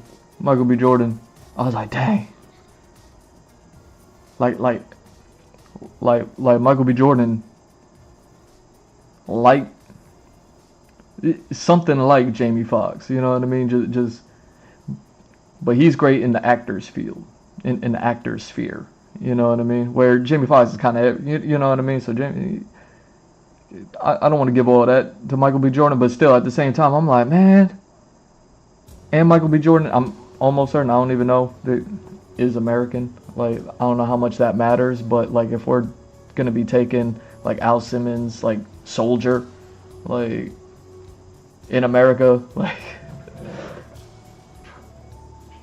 you would probably want like an American actor that could pull off like a 28 American, because all the other actors that came to mind when I thought about it, I was like, the name that came to mind that I liked was like John Boyega. I'm like, man, Mance could probably use a job like this right now. You know what I mean? With everything that he's been through, you know what I mean? People making fun of him. You know, he did Star Wars. Like, I was like, yo, a John Boyega? I don't even know how old John Boyega is. I imagine he's probably older than 28, but he look, you know what I mean? And you're gonna be wearing prosthetics half the time anyways, like John Boyega. But I was like, dang, he's not even American. You know what I mean? Like, he got tea and crumpet and he on muffin. Like he, you know what I'm saying? Like, I bet he's doing all of that right now. Let me see. Is microphone B Jordan American? I'm looking this up for entertainment purposes, man. I like my ad revenue. Don't do that. We're not doing that. Yes, he's an American actor, producer and director. Look at him, doing too much. See, that's what I'm saying. I'm like, man, as great as he might be able to pull off something like a 28-year-old, you know what I mean, Al Simmons. But like, like, I didn't even look any of this stuff up. Like, I just be thinking, I was like, man, who is like something almost like a 28-year-old could pull off a Al Simmons? John Boyega. Why are all these questions like, are they married? Is John Boyega American? Talking about entertainment here. This is not that. Like, don't do that to me. I'm a green werewolf. Like I like my ad revenue. Not American. John Boyega is not American. See, and there's nothing wrong with that, because I was like, dang, man. Trying to think about what I recall Al Simmons in the comic books looking like. I was like, John Boyega would be. You know what I mean? And I'm not saying he can't do it. I'm saying if we got like an American soldier, you might want an American actor, because all the other actors I'm thinking of are, you know, Buddy from Up, who was in the Wakanda movies, who was like married to Michonne. What's her name? You know what I mean? He was with the rhinos and them.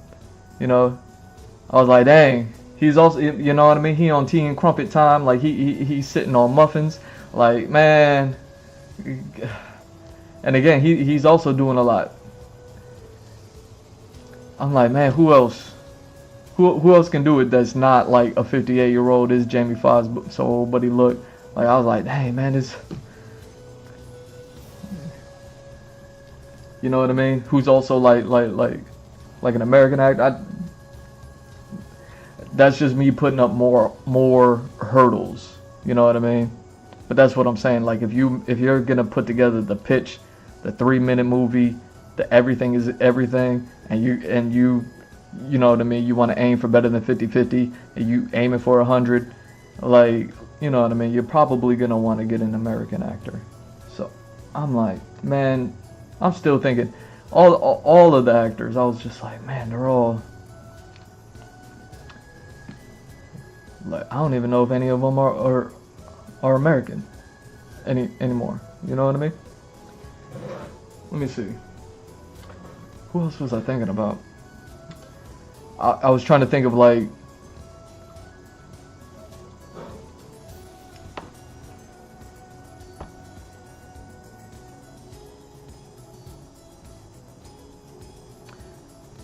I mean, like actors, even if I'm thinking like in the movies now, Anthony Mackie, you know, Tupac, So, but he look, and he's recognizable. He's just as recognizable as Michael B. Jordan. You know what I mean? I would be like, nah, that's another middle of the road. You might as well just keep Jamie Foxx. Like, who else? Who else was almost playing? Donald Glover was playing like Miles Morales' uncle in that one.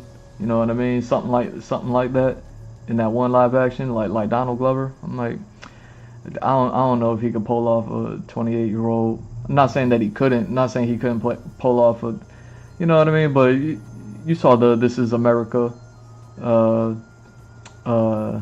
music video. Like we all saw your body, bro. You know what I mean? Like we all saw. I'm not saying you can't do some push-ups, and you know what I mean, but you're not pulling off like if Michael Jai White, you know what I mean?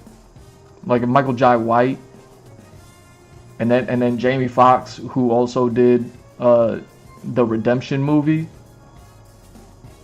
and Django, like we know Jamie can get there. He's 58 years old, but he look. Like Donald Glover, I was like, and I don't even know what he looks like anymore. I'm like, man, who can? I'm trying to think, like who?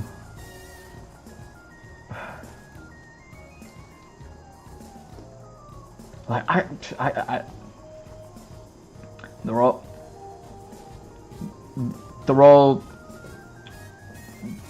too old, too out of shape, or too not American. The best bet is like Jamie Foxx, or you go ahead and just hire a non-American to play an American soldier, which, you know what I mean? If we were aiming for 100, you wouldn't do that. Aiming for 99, it'd be like, okay, you aim for 99, risk 50-50, hiring non-American to play an American soldier. You see what I'm saying? For if you're so set on telling the Al Simmons becomes Spawn movie for the 4th time. You see what I'm saying?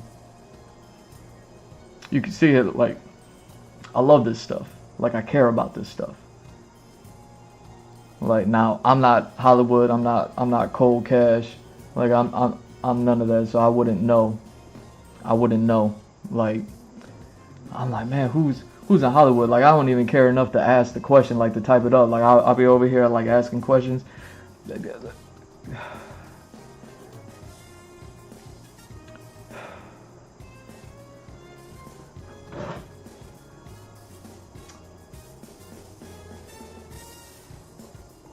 I mean, how do you even ask that question?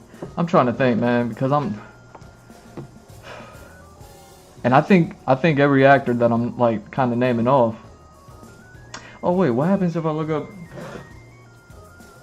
Yeah,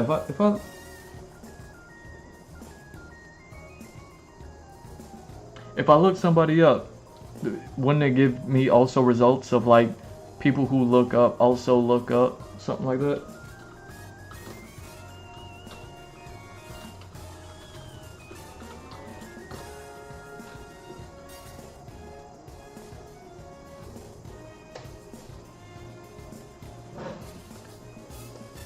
Related news, upcoming movies.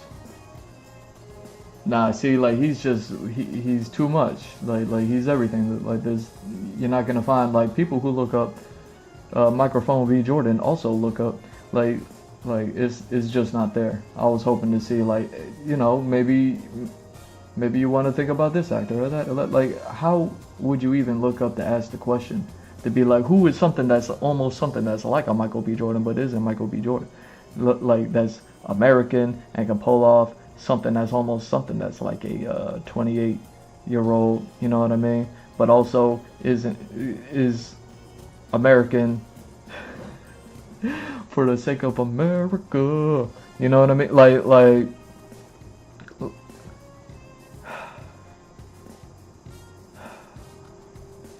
Cause yeah, I'm like, and then I was just like, man, they're all European, I was like, they're all European. All of them are European. And then I was like, man, wasn't I just talking about, oh no, I was on my Patreon talking about The Wire just recently on a live stream, but it was on a Patreon exclusive live stream. I was talking about The Wire. So Michael B. Jordan coming from The Wire and everything like that. I was even thinking about all of the, black male actors on The Wire. And then I was like, they're all European. Michael B. Jordan's the only one that's American. I was like, they're all. So I started thinking about like Idris Elba, Spawn. I was like, that would kind of be hardcore. You know what I mean? But again, just another middle of the road. Just you know what I mean? When the ideas just start flying off the shelf, you know what I mean? Looking. I'm just like, yo, you just get Michael Jai White back and have him throw a roundhouse kick. And put him back in the Spawn suit and tell a middle of the road story. He's been Spawn for the longest time. I mean, if Zack Snyder can get Ben Affleck Batman to pull off the animated series live action, you know what I mean? Like the best live action Batman, because he was the closest to the animated series Bruce Wayne Batman. Like if Zack Snyder can pull that off, Todd McFarlane, after you have a conversation with Robert Rodriguez and maybe he cooks you dinner or something like that, and then y'all laugh and chuckle and he says, good luck trying to make a better 3-minute than me, but this is how, you know what I mean? Like he gives you everything and he's just like, this is everything, good luck. And then have a conversation with Zack Snyder and be like, yo man, how'd you pull off Batfleck being the best Bruce Wayne Batman, middle of the road Batman already been existing. He got all this history, all this background, but never actually getting into it. But he's doing that. You know what I mean? Just to feel the vibe. Be like, yo, how you did? Because you might as well just get Michael Jai White back in there. You know what I mean? You might as well just do it. I don't care about nothing. Just do it. I wonder how ecstatic Michael Jai White would be. You know what I mean? And if you bring a Michael Jai White back, you can't do a Spawn movie without the Violator. Could you imagine? John Leguizamo with all of the Colin Farrell prosthetics on. John Leguizamo with all the... If we're talking about actors acting in there, get Jim Carrey in there and give him all of the prosthetics. Get Jim Carrey to play how to face act. Amount of the CG and so good these days, but still. Alright, so if I was Al Simmons, just for Todd McFarlane to be able to tell Spawn's first story for the 4th time. If I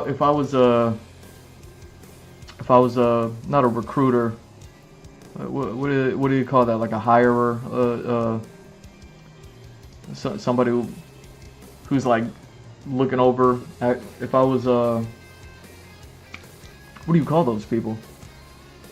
A recruiter? Is recruiter the word that I'm looking for?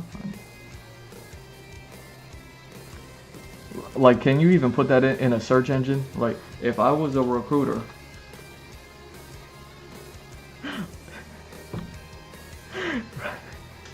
Dude, saying recruiter just had me thinking about Aries Spears acting like 50 Cent. Oh, computer tech. Oh, computer tech. Like, Aries, you crazy, man. You crazy, Aries. Hold on. If I was a recruiter, I'm a recruiter tech. If I was a recruiter,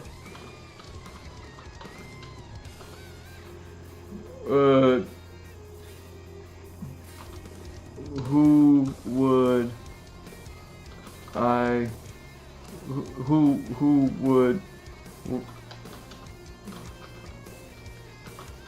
resemble isn't even the word. Who would like resemble a microphone be Jordan type? If you were a recruiter who Oh dang! If you're a recruiter who, I'm a recruiter, a recruiter who resembled Michael B. Jordan, you wouldn't be a recruiter anymore. You would probably just get the job that you were looking to hire somebody to do. Okay, so what do you call those people that go through actors? They got all the pictures, and why is the word escaping me? A talent scout. There we go. If I was a talent scout. If I was a talent scout. Like you can't put this in the search engine. If I was a talent scout.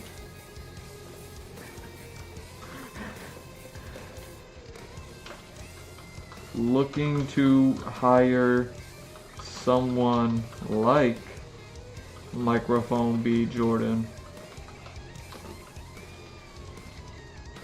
who would I hire? Oh yeah, see, that's just too many words. The computer is just like, nah, this, like, we can't do that. The computer, look at I hire someone like, you can consider reaching out to Michael B. Jordan himself. Yeah, for sure. Production companies. I was looking for like individuals' names. Booking agencies. A booker. Maybe that was the word I was trying to. Yeah, I'm a booker. I'm a booker. I book people for a living. Oh. Network platforms. Like, see, it can't even give names. Like, Michael B. Jordan just got the market cornered in America. And everyone else is on tea and crumpet and sitting on muffins. Like,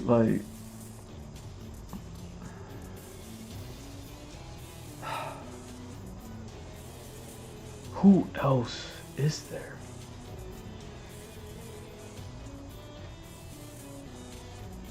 You know what I mean? It's like Will Smith, just keep Jamie Foxx. Martin Lawrence, if we're gonna make it funny, like you see what I'm saying? Like action, movie, capable, American actors, 28-year-old Army, 28-year-old Rambo. You know what I mean? Al Simmons.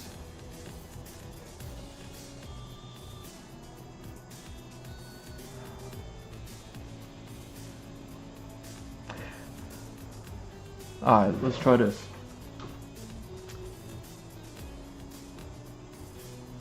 Ooh, do I have that?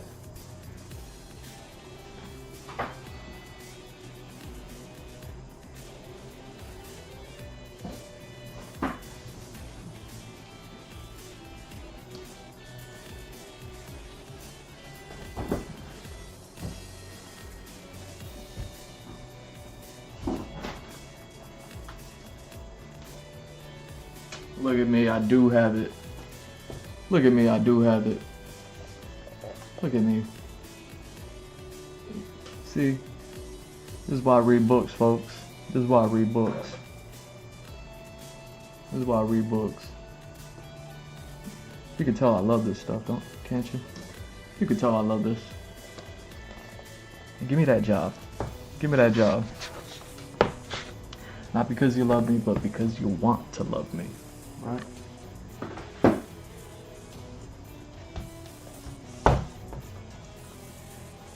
Everybody looking at me like, I want to love him so bad.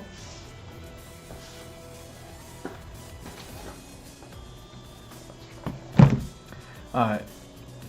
Let me find out this person. Let me find out that this person is also, you know what I mean, sitting on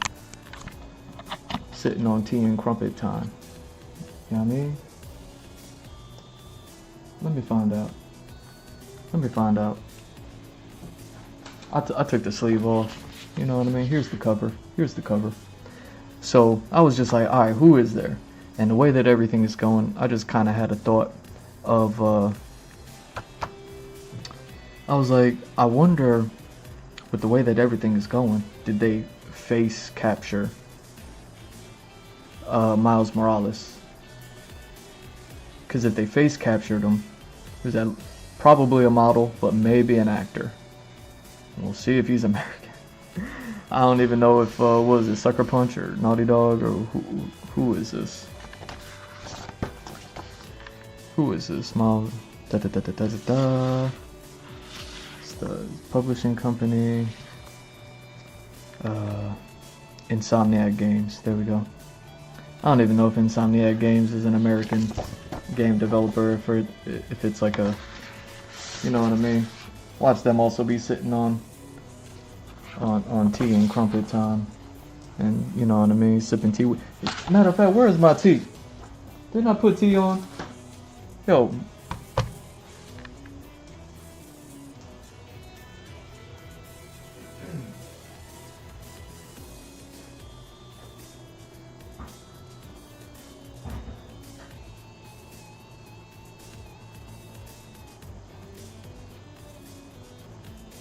Yo, you're not gonna believe me. You're not gonna believe me. I didn't even put the tea on. Like, I said it, but then I didn't. You know what I mean? I said it and forget it. You know what I mean? I'm just now putting the tea on. No wonder why I couldn't smell it. I'm like, why did? I'm like, where's my tea?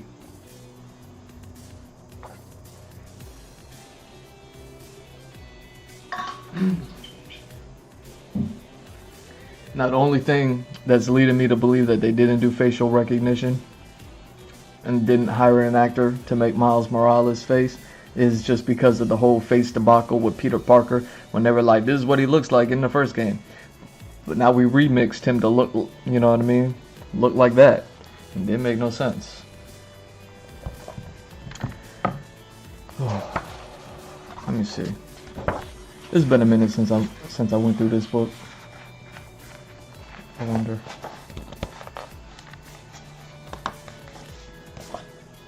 Because I was sitting there thinking, I'm like, who's playing Miles Morales? And I was like, dang, we haven't had a live action Miles Morales yet.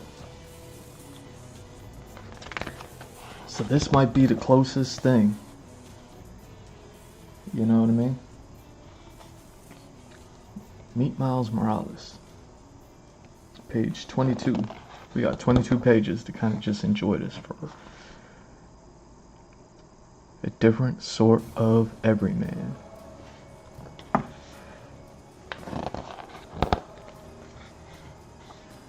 Blank slate. Taking on the mantle.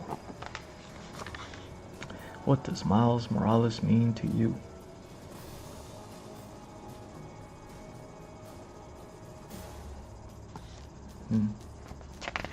Yeah, it's been a minute. It's been a minute since I went through this one. I think oh no, that was in the other book. I was gonna say, I think I still got my my bookmark in here, but it's in the other Spider-Man book.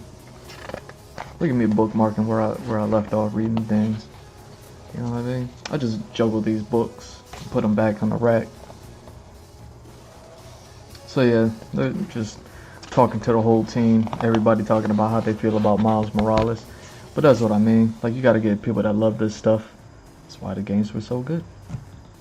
Gotta get people that love this stuff. Gotta get people that say yes. Not people that say no.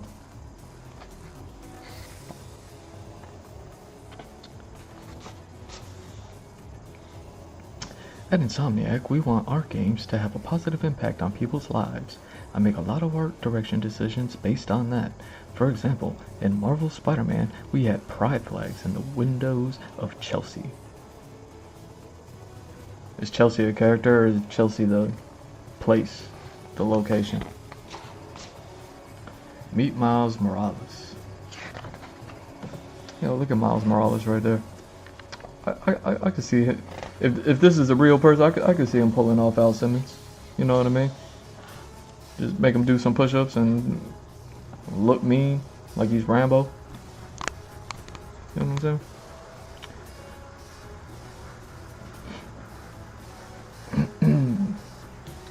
So here we are, page 22.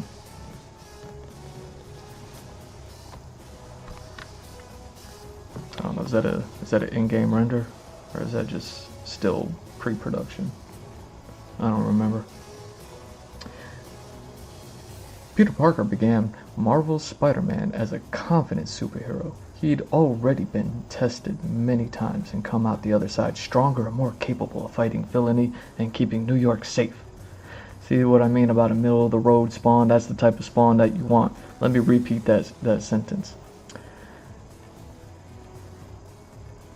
Michael Jai White began Image Comics' Spawn as a confident superhero. He'd already been tested many times and come out the other side stronger and more capable of fighting villainy and keeping Earth safe. I'm having a hard time to remember if Al Simmons' Spawn is from New York or if he's from another city. I was going to say New York, but you know what I'm saying. At the end of the day, he's saving the planet. You know what I mean?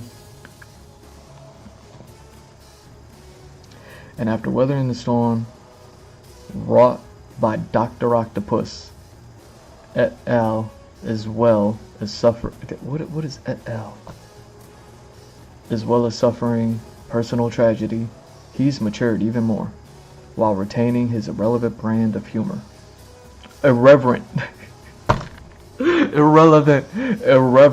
brand of humor. Okay, so they're talking about the first game of you know what I mean, Dr. Octopus, you know, because I was like, why are we talking about Dr. Octopus?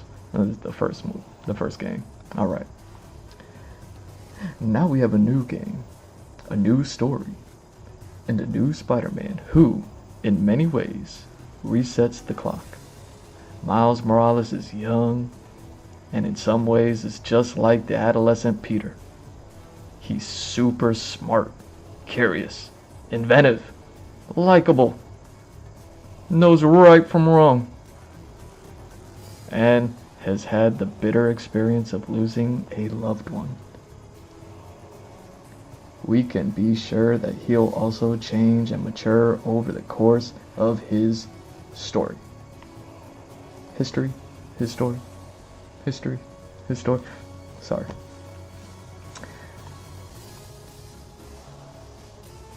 But see, this is what I'm talking about. Like, if you're gonna tell Al Simmons' beginning, you can't do it with 58-year-old, he's so old, but he look. You know what I mean? Like, you gotta do it with somebody. Like, let me see if I can remix that one with you. Wicked, woo. You know what I mean? Like, let me go back. Now we have a new movie, a new story, and a new Spawn, who in many ways resets the clock. Al Simmons is young, and in some ways just like Microphone Jai White. He's super buff, throws roundhouse kicks non-stop, can punch you into oblivion, is intimidating even without the prosthetics. Now the prosthetic game has gone up, and then the CG game has gone up even more. Is still battling Melabalja. And has had the bitter experience of losing co-superheroes, because it's whatever. I don't even know what I'm trying to do anymore.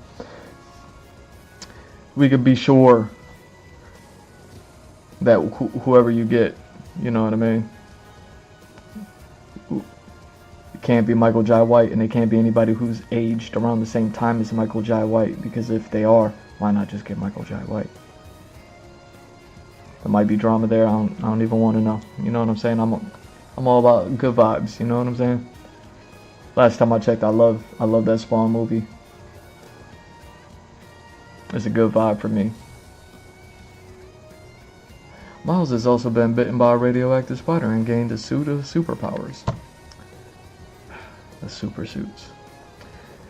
Some of these are the same as Peter's: speed, agility, strength. but others are unique to Miles and gives his Spider-Man a different edge and tone. His bioelectric venom ability abilities allow him to use powerful charge attacks, stun enemies, and his camo keeps him hidden. Insomniac took full of trying to get to the actor, see if like how they found the actor, see if that's even in here. Or the design, anything at all. Insomniac took full advantage of these abilities of Marvel's Spider-Man Miles Morales to put up the player right into his shoes. While creating the civilian look for Miles, Insomniac wanted to reflect his personality by using stylish clothing and accessories like headphones and Adidas shoes. Yo, time if finally you can get Adidas, just get Al Simmons, you know what I mean, with the Adidas Jackknife 5000, you know what I mean? You got the army boot with the 3 stripes on it, you know what I'm saying? Get the Adidas sponsorship in there. But like, yo, we working on Spawn and we got Adidas. You know Al Simmons gonna be moving. Breakdancing perhaps. But like, yo, Al Simmons in a Adidas tracksuit when he's off deployment. They also reinforced his role as Spider-Man by using red and black within his outfits. But yeah. So, you know. Trying to see if they talk about how they got, like, him to look like a human being. Did they hire a human being to stand there and look like a human while they created a character? Spider-Man is one of New York's most famous residents. The Big Apple is... Wait, what? Hold on. Spider-Man is one of New York's most famous residents. The Big Apple is, and always will be, his home. And yet when we first meet the titular hero of Marvel, Spider-Man, Miles Morales, he is feeling uprooted, displaced. His creative director, Brian Horton, explains... Why'd it get so intense for that one? Dang. The game story was born from a conundrum. Yo, Todd McFarlane, you have a conundrum. That is all you have with trying to get this movie made. That's all. I'm here to untie that knot for you. I'm here to, you know what I mean? I'm here to unconundrum. I bring good tidings, right? The game story was born from a conundrum. Miles comes from Brooklyn. What? What does that mean? But there's no Brooklyn in the game. So we thought, what if Miles had to move from Brooklyn to Spanish Harlem, his mother's childhood home? What?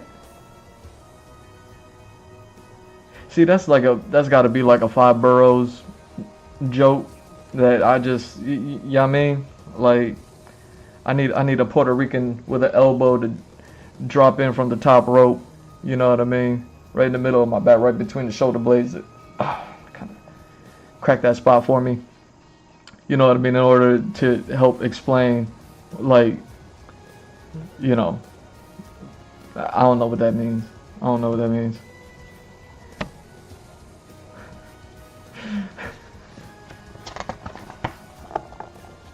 Alright. Are we getting to the design of the character at all? Oh wait, let me go back to the thing. When do we get off? When do we get off Miles Morales and get on with something else? Harlem, page 24. Dang.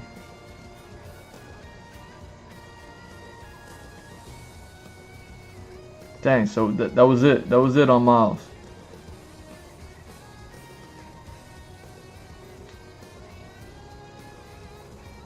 Dang. That was it? So yeah, see, because now they're just jumping into, you know, everything like that, all the beautiful culture and everything like that. Like, I love these things, but it's not what I was looking for. Dang, so they never talk about how they just like designed them, character designer interview. Hey, this is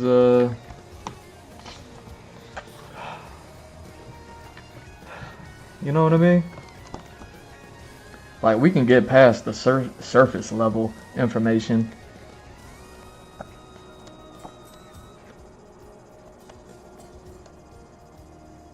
Why do they call them Venom powers when there's already like a Venom villain that has nothing to do with like electricity and disappearing? What? Why did they name them like that? I wonder if that was just another one of those side effects of the multi-Earth, different Earth. Miles Morales came from a different Earth from the Peter Parker that we knew back when they first, when the comic books first created Miles Morales. I don't know. I was there. You know, I was doing conventions at the time. But yeah, I think I recall like the original. What was it? The Ultimate Comics.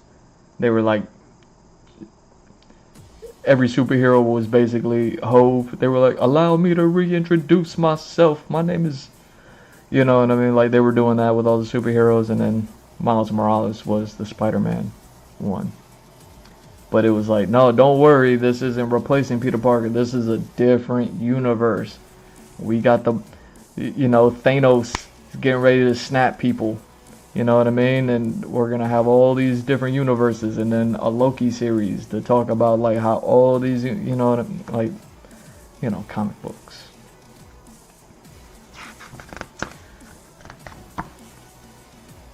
Dang.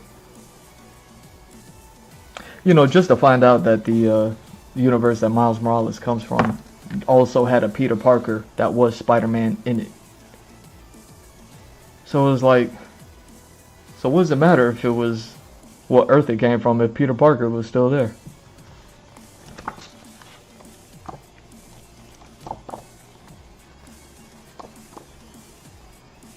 I don't know.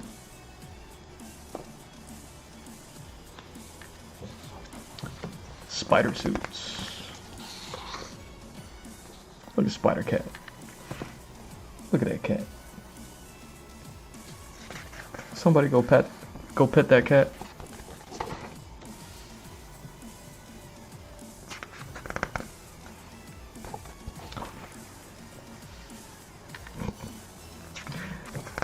Yeah, that suit is shot out.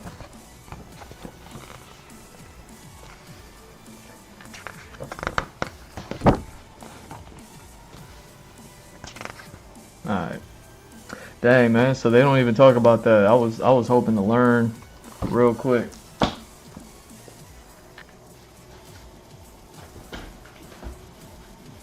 You see, this is why I like being an animator so much. Now, while you already did do Spawn animation, and while Spawn animations do, like, you know, whatever.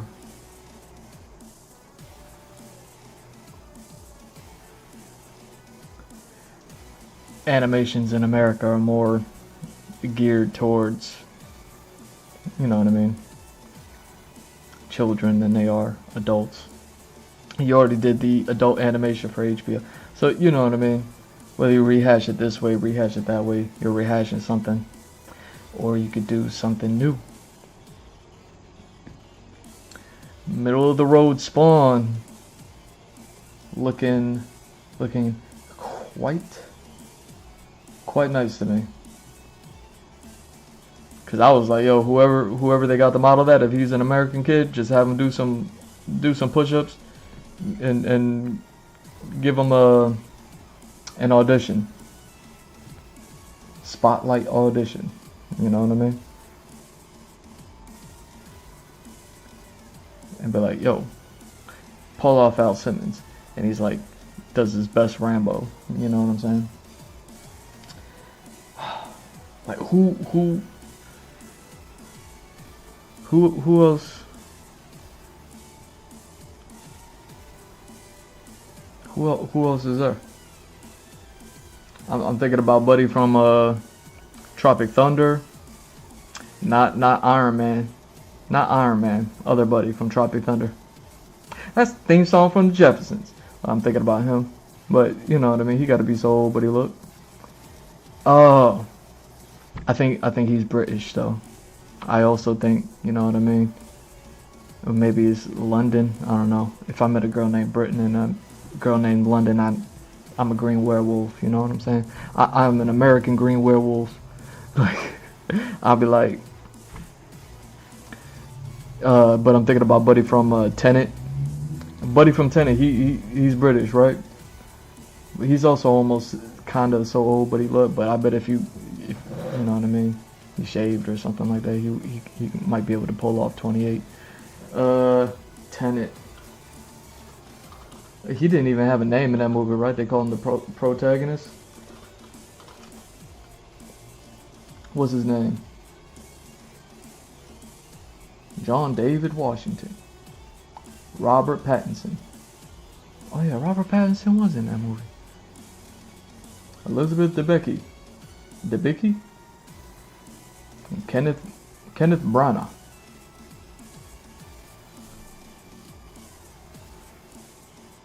Okay, so John David Washington.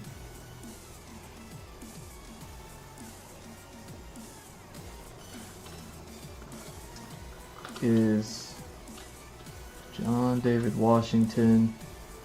Yo, the questions are crazy in the search engine. Is John David Washington Denzel's son? Yeah. Yo. And don't think I ain't think about that. I started thinking about Samuel Jackson, but I'm like, yo, he gotta be older than 58. I started thinking about Denzel Washington, but I'm like, yo, man, we already got Man on Fire. Like we, you know what I mean? Like, who do we have other than Michael B. Jordan that isn't on tea and crumpet? Like, I'm sure Michael Jordan be on tea and crumpet and sitting on muffins sometimes, but like, he's American. Like he has to go to tea and crumpet and sitting on muffins.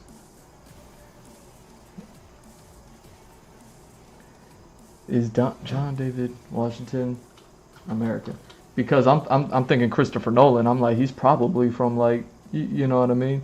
He's probably like from Sweden or something like that. That I don't know about. Like he European somewhere, I would imagine. Oh snap, he is. Oh snap, dual citizenship. What are we talking? It's John David Washington, and it's him. Cause I was thinking about him. Cause I was like, all right, what about that one actor from that one show in HBO Ballers? He played a NFL. You know what I mean? So I'm like, he does a little bit of action if he could run, if he could run like a linebacker, you know what I mean? You could train him to throw a roundhouse kick. Like, all right, cool. Hey, maybe I'm onto something here. Yes, John David Washington is American. He was born and raised in L.A. And he's the son of Denzel Washington. He is the son of Denzel Washington. I thought that was a joke question. I thought they were just being mean. They were just like, his name is Washington and his name is Washington. Washington is an American actor and a former professional football player. So he played football for real. So that means he likes to work out. Yo, Mr. Drew makes fitness 50% off. You know what I mean? 6 workouts a day, 6 days a week. Known for his roles in films such as, oh yeah, he did do that movie that got those 3 letters in it, right in the middle. That was a comedy. Something like a comedy. And other buddy that was in there, he's in there, but you know what I mean? He always struck me more as like a Dave Chappelle type of actor. Like, you know, more there to be more supporting, less front man, and certainly not like buff superhero throwing roundhouse kick types. And Tenet. But yeah. Oh, nice. Yo.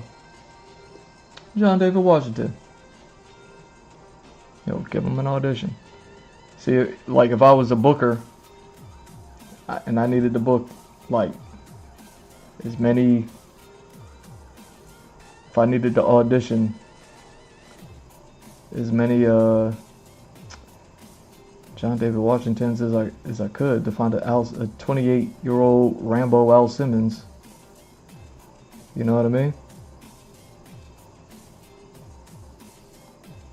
But you see what I'm saying? I thought he was you know what I mean? Sipping tea with a lump of sugar all day. Like that's what I thought.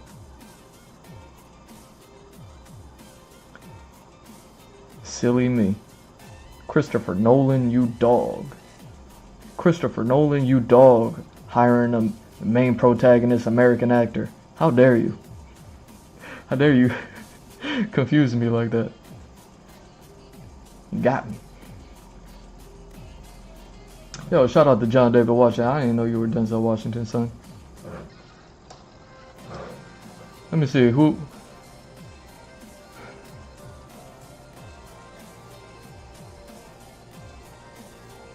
Yeah, see? And then every...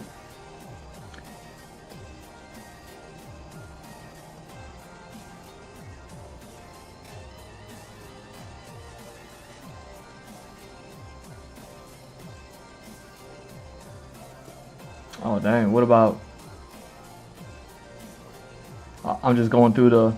Just racking like superhero shows. And I was like, oh yeah, the Netflix series. Like with Daredevil and them. Buddy that played... I mean, I was thinking about Mahershala Ali all day, but I was like, he got to be somewhere around 58. And, you know what I mean? He played Copperhead, but he ain't throw not one roundhouse kick. Like... You know, so I was like, not Mahershala Ali, but then I was like, oh wait, wasn't he also in the, what's Buddy's name? That played, what's that superhero's name?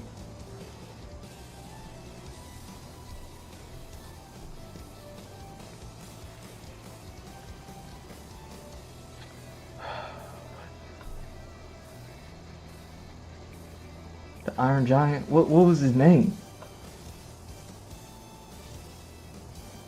Brooklyn's in the house. What was his name?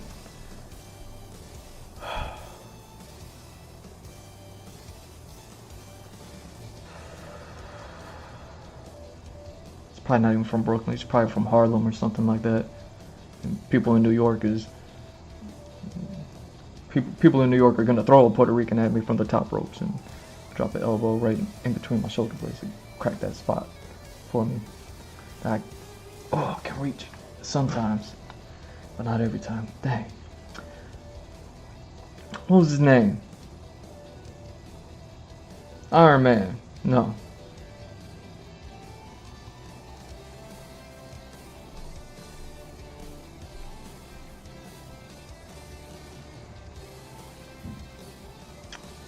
Yo, who? Netflix. What was the whole team when they all got together? The super suits. No. Iron Fist. Fought with him. Jessica Jones. Okay. Luke. Netflix series. Luke. Right? Luke is in there.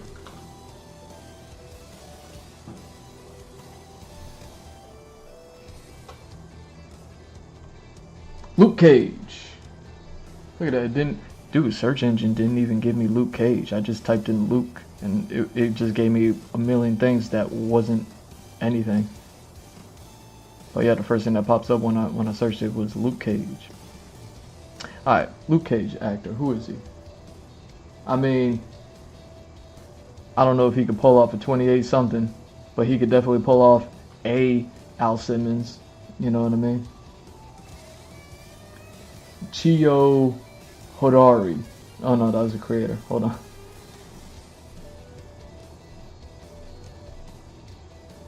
Who? Yo, what's that actor's name?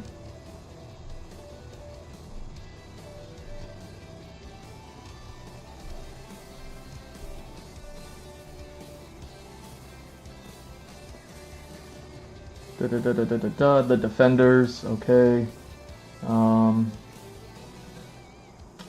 The actor's name, please.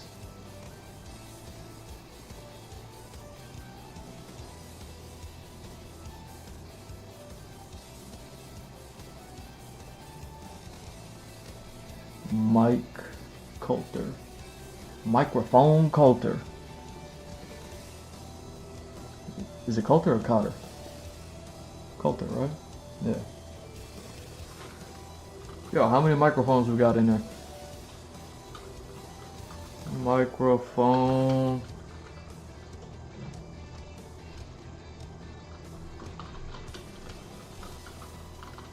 Coulter. Is microphone Coulter American? Yes. Yeah, see, I'm not gonna say he's 58, but he's definitely not 28. Is all I'm saying. Another middle of the road. You know what I mean? Just in case Jamie Foxx respectively bow out. You know, you got yourself a decent Al Simmons right here. Yes, Mike Coulter is American.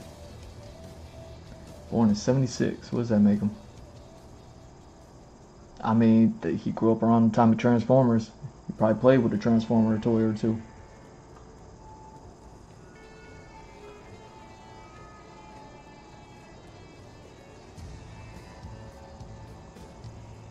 Dang. Born in '76 is 26, so yeah, he's 50 years old now. Dang. Might as well keep Jamie. Might as well keep Jamie Foxx. See, this is the type of stuff I'm talking about. Like I don't ever think about like this part too much. You know what I mean? Like if I'm like, yo, you're Todd McFarlane, you already got Spawn queued up, you already got Jamie Foxx queued up, and you just can't get anything else queued up. Like it's easy for me to just be like, yo, like this is kind of like what you want to do. The Robert Rodriguez 3-minute treatment is absolutely what you need after all this time. But it's like, what do you do with the 3 minutes to, you know what I mean, get the most bang for your buck? Because that's definitely what you need to do. Just get, I mean, not just a smart business sense, but just, you know what I mean, with Marvel and DC doing everything that is doing. It's like you know what I mean, you trying to play ball. Like Sin City played ball. Sin City played ball. So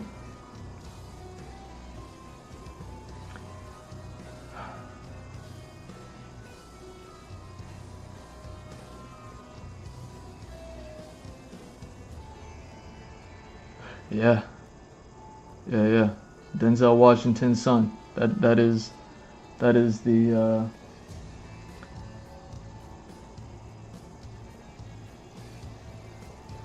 I don't even know how tall he is. Cause I mean, from my memory, he's like, I mean, I imagine he'd be lucky to be my height.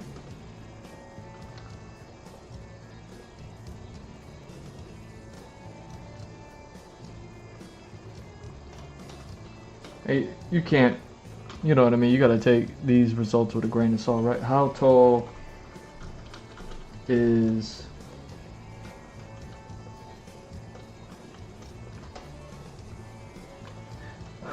dang, 5'9", that's what I thought. That's what I would say, he'd be lucky to be my height.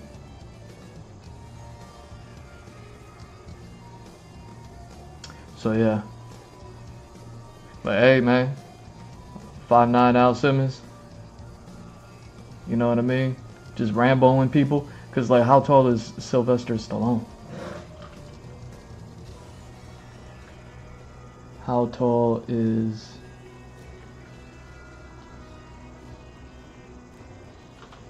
Sylvester Stallone? 5'10". 5'10". Look. Yo, Somebody look at Sylvester Stallone Rambo. Why do I keep talking about Rambo? Because I'm talking about Al Simmons.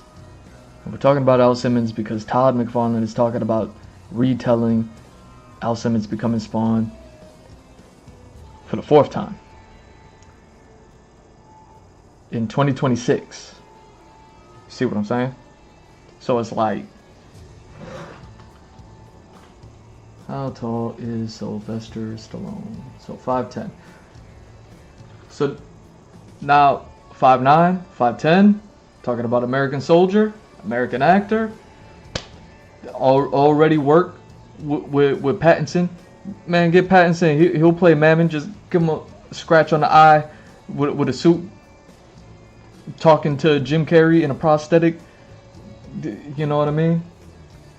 In as Melamolja. You see what I'm saying? You see where I'm going with this.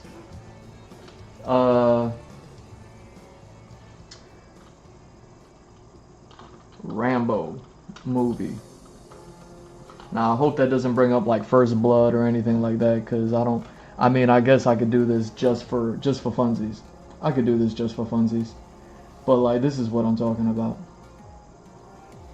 Oh, they got a picture with all the pictures, huh?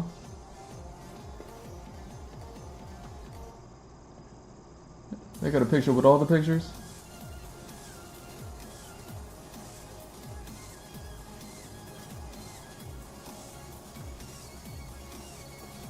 Is that a picture with all the pictures? Ah, but they don't. Ah.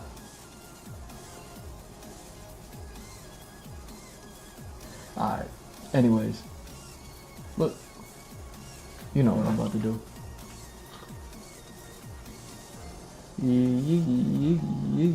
Yoink.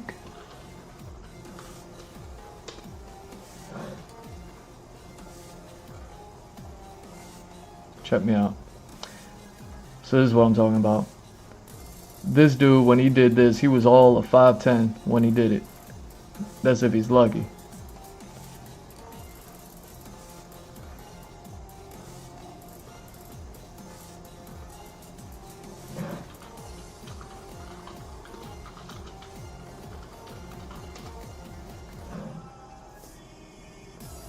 Now,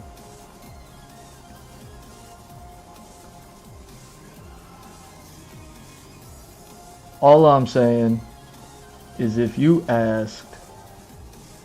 did it, instead of telling Al Simmons in the beginning, and you told a middle of the road Spawn story, and you had Jamie Foxx playing him, you telling me Jamie Foxx can't just pull this off real quick?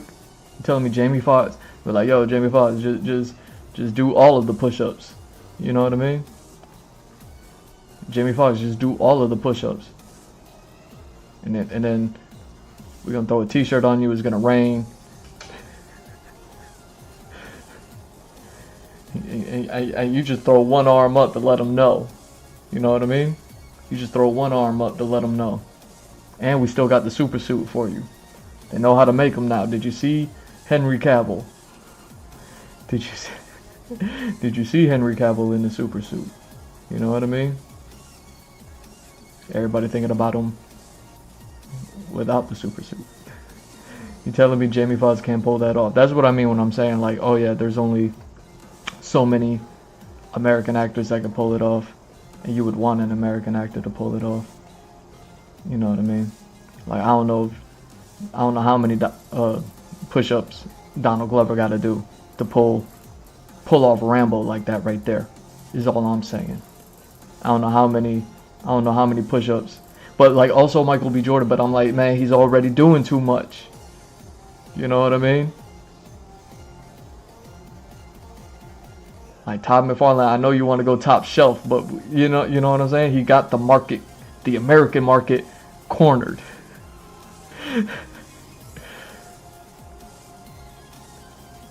I was hoping to find like one of the Savage moments.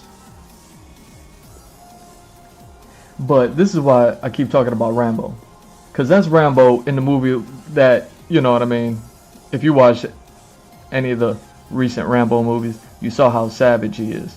I mean, Expendables, whatever, whatever. But Rambo, you know what I mean? Because we're talking Al Simmons. If we're talking Al Simmons, and we're talking about his first story, like What You Want.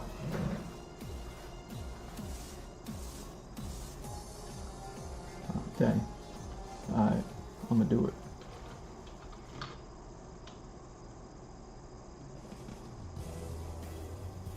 If you're talking Al Simmons,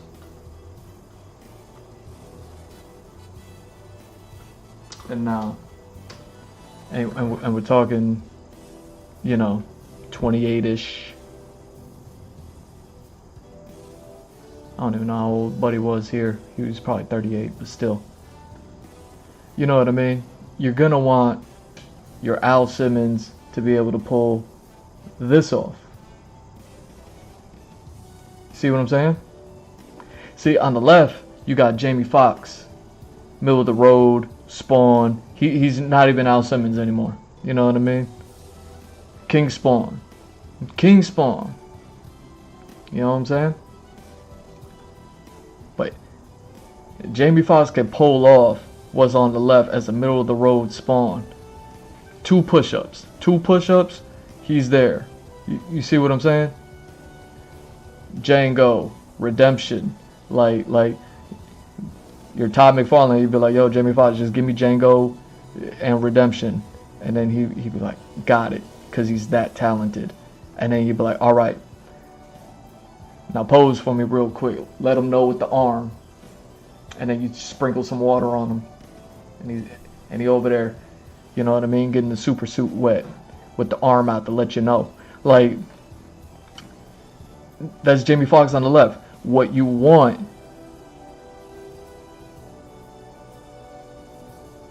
is Al Simmons that's on the right, if you're trying to tell that story in 2026. And that's what I'm saying. Like, who's gonna play an American soldier like that? You know what I mean? Of that stock. Who's gonna do it?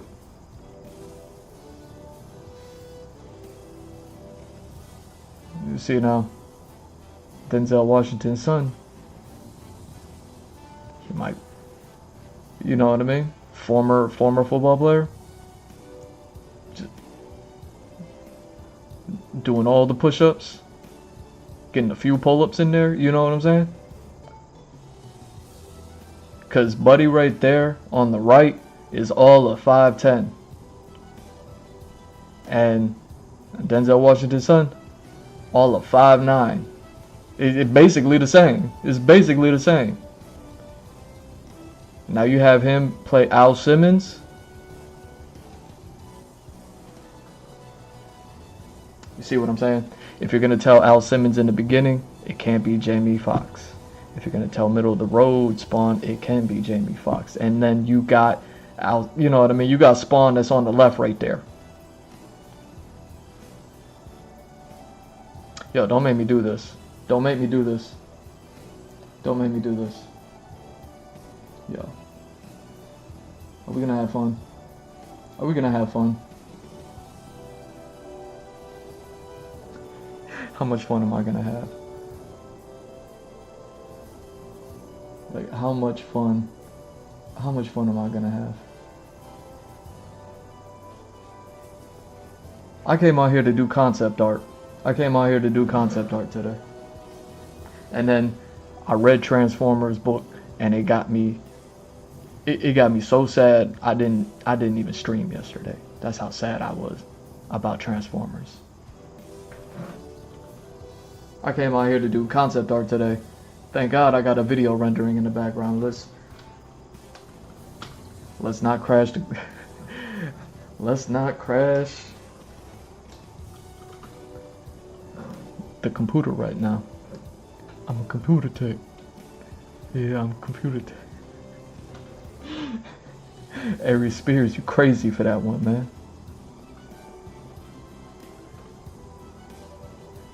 I'm a computer tech. Yo, Am I gonna show this to y'all? Am I gonna show this to y'all? I don't even know if I can do it. I don't want to do it. I'm not gonna do that. I already got Photoshop open. Let's go ahead and do this. Let's go ahead and do this.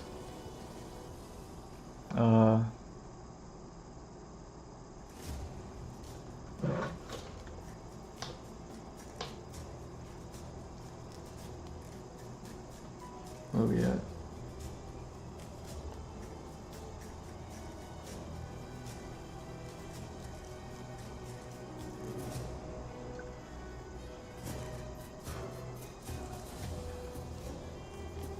Well, I gotta keep an eye on all this stuff. I don't even know how, I'm running. I don't have any screen space. I don't have any screen space to do anything. Now I can't have any fun no more. Hold on. Yo, how much fun am I gonna have?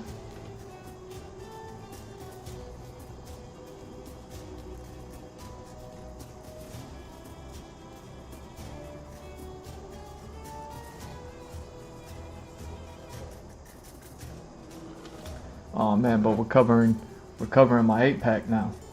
I don't like that. I don't like that. You know, XSplit said, nah, we're gonna throw the spawn picture up in the corner.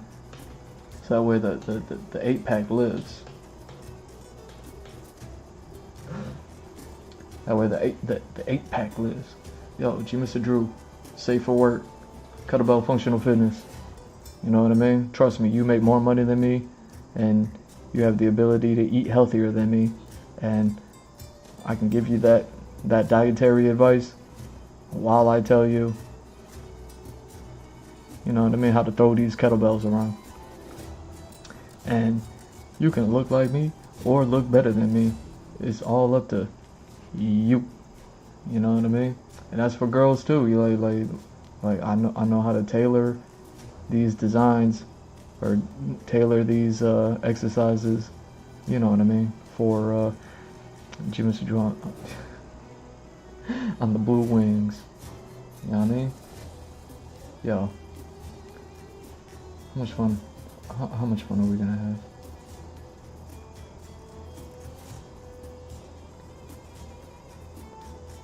I came out here to do concept art while I rendered videos. Look at what you got me doing. Look at what you got me doing.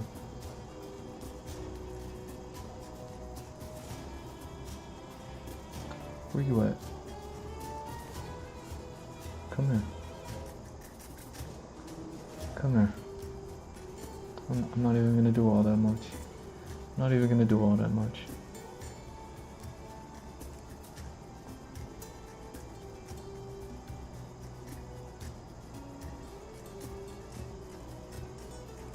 Oh wait, how do I want to do this? Just like this? Screw it.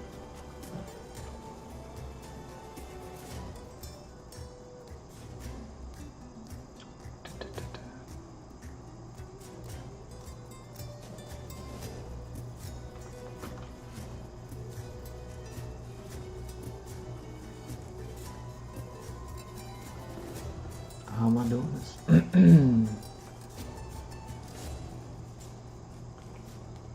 There we go.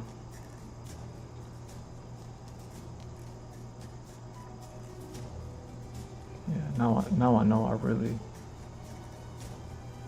really don't care. Yo, I love these things. Now I know I really don't care. Can't you tell? Can't you tell I love this?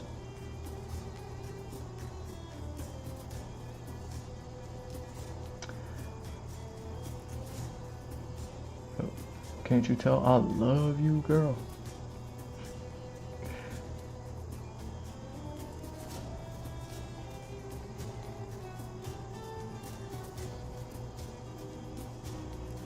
Oh wait, dang, I forgot.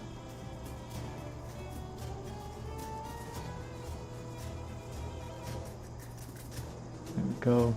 I'll even do this. There we go.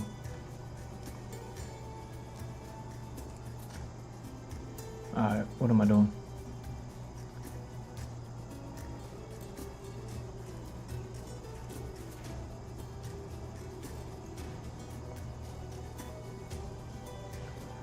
We're good here. We're good here.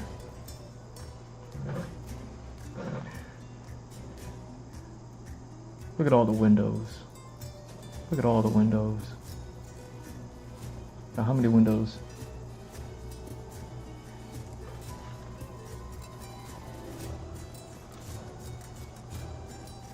Alright.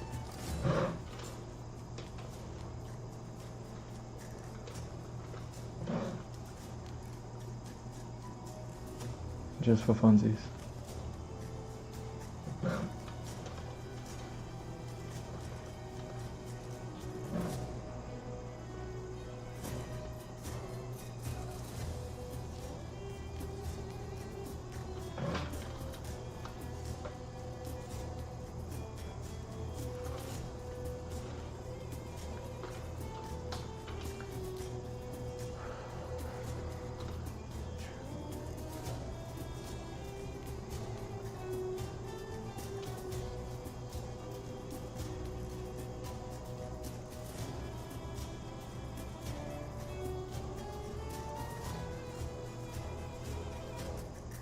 Yeah, I'm not even gonna go hardcore with it. I'm not even gonna go hardcore with it.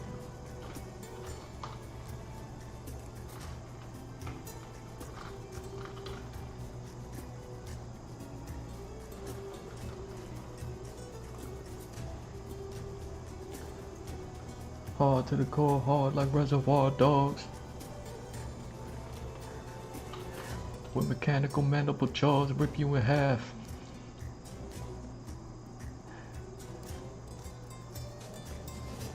Addicted to ripping these rappers, but I'll rip her.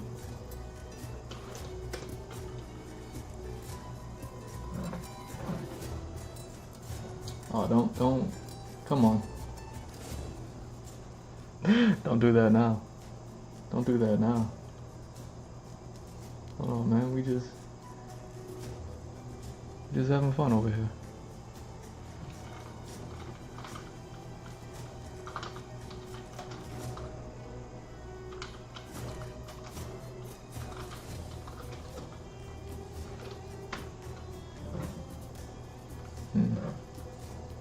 It's not coming back.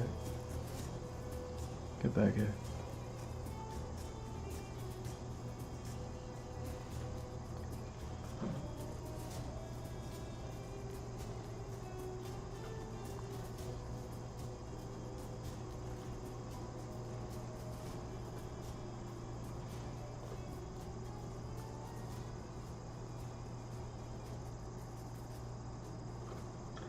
Alright.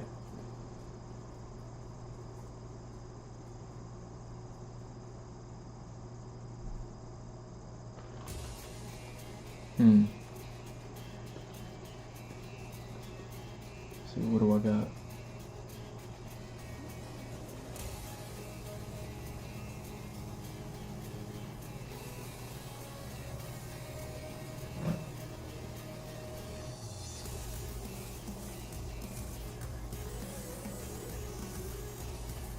Yeah. That might be as good as it gets, right? Yeah, I'm not even.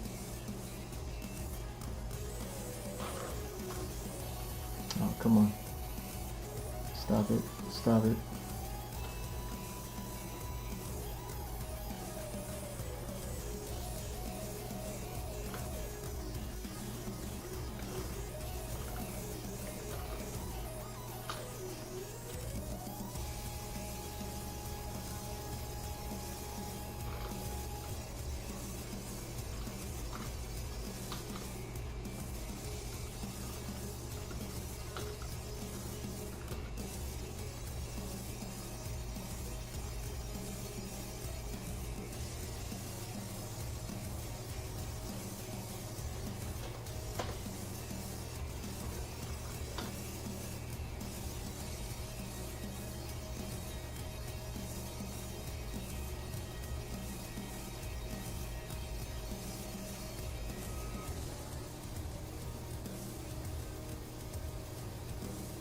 Yeah, I'm not even going.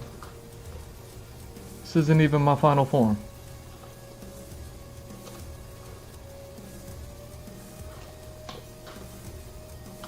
This isn't even my final form. You know what I mean?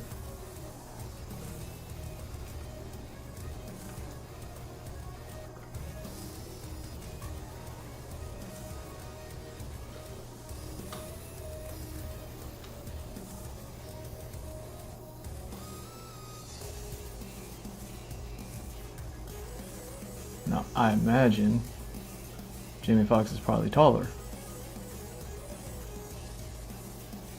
than 5'10". I don't know. I'm not gonna do all that looking up, you know what I'm saying?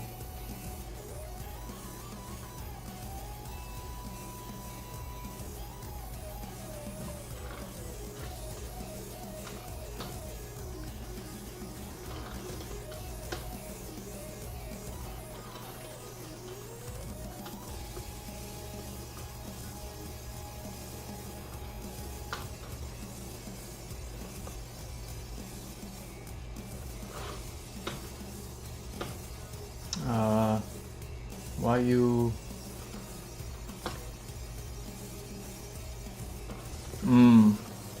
Okay. There we go. That's what I'm talking about.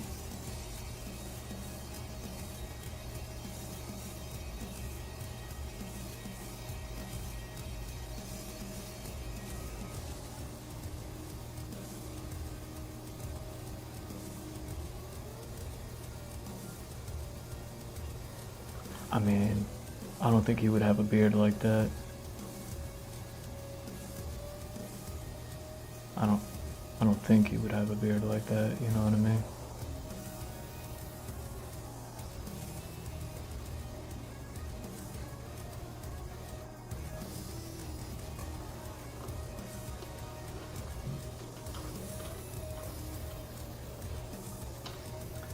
Alright, what am I doing?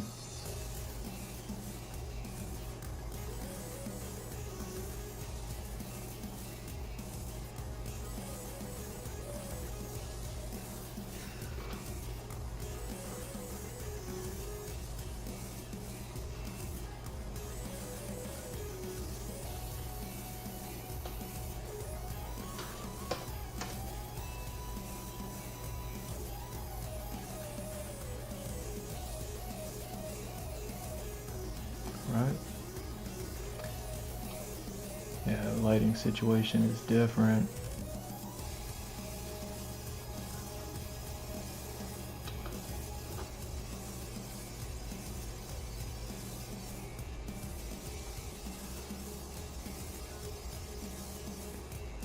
Get a perspective of him looking up.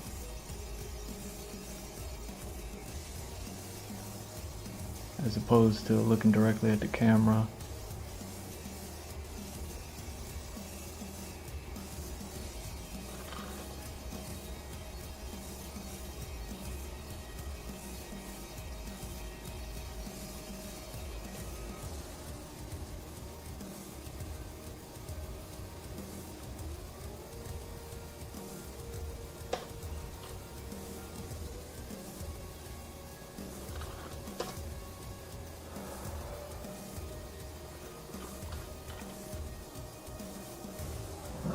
Let me get this glare. You know, I keep these. You can't see my setup, but I got these lights like directly in my face. Hey, you know what I mean? I got these lights all up in my cornea. You know what I'm saying? I'll be back. Blinking and winking on me? How dare you?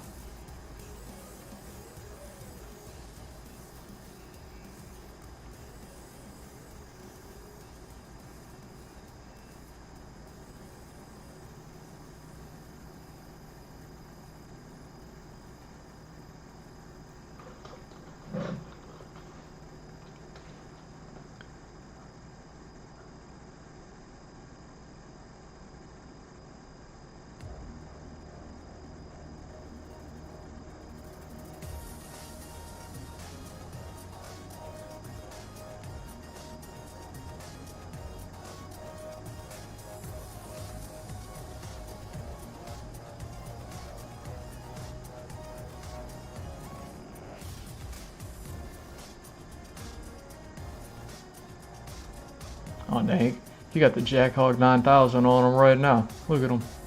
Look at him. He got the Jackhawk 9000 on him right now.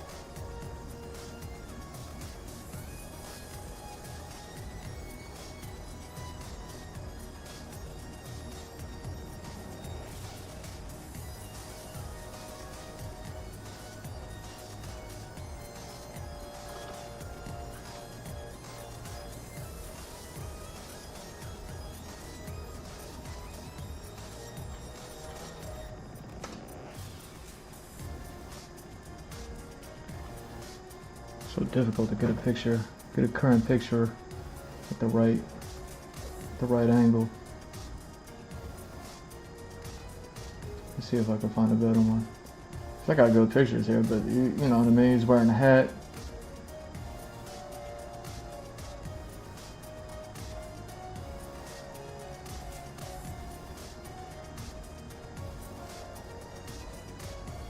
Yeah, none that really work.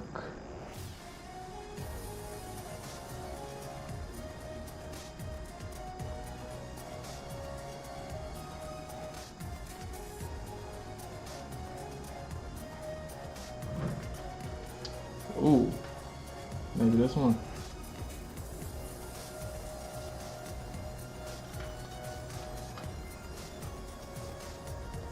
Oh man, baby. Cutting off a lot of top of the head. See what I mean? This is how difficult it is. This is how difficult it is.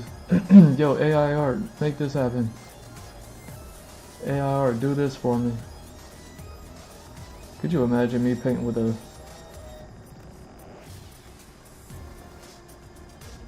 AI paintbrush?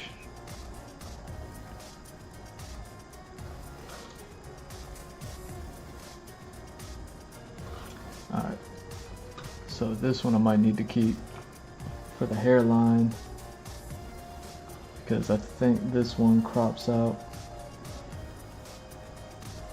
the head a lot, but the lighting and the angle work.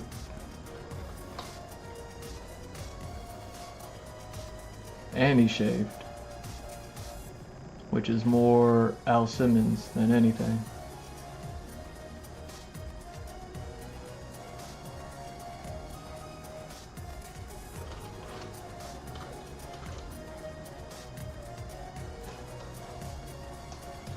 Oh, dang.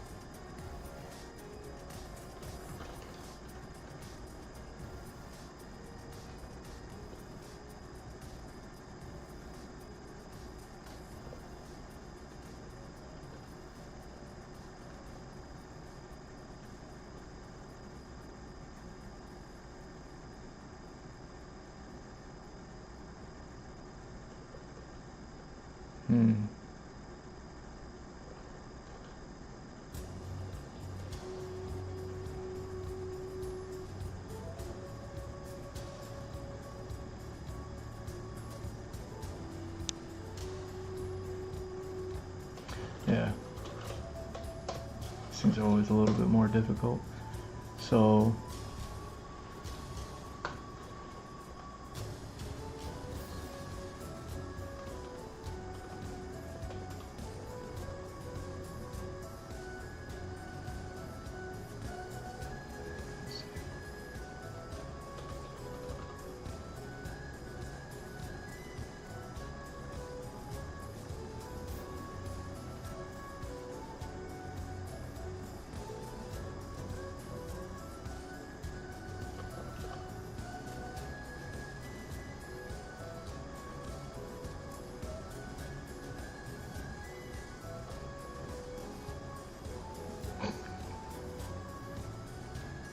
hold on.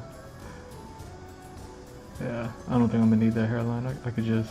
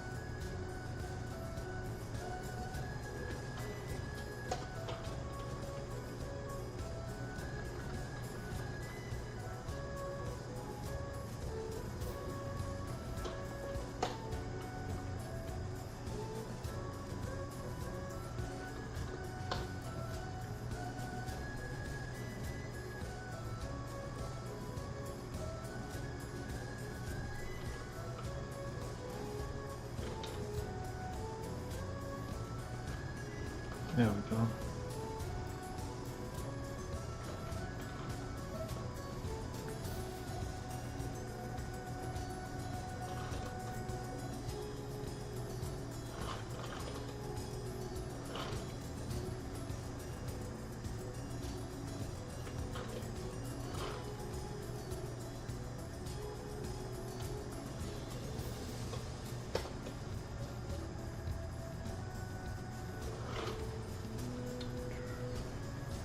Now, how do I do this?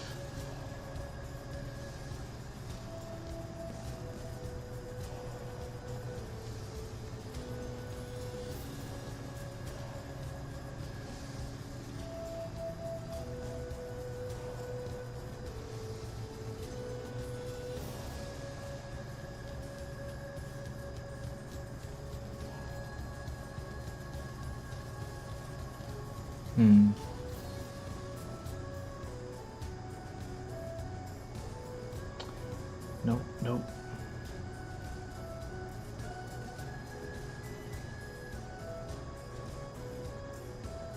Dang.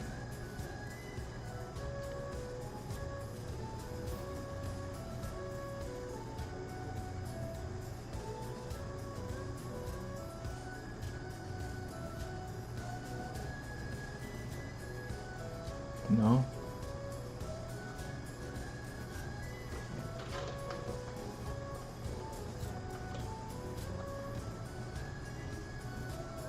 Dang. That's what I was worried about.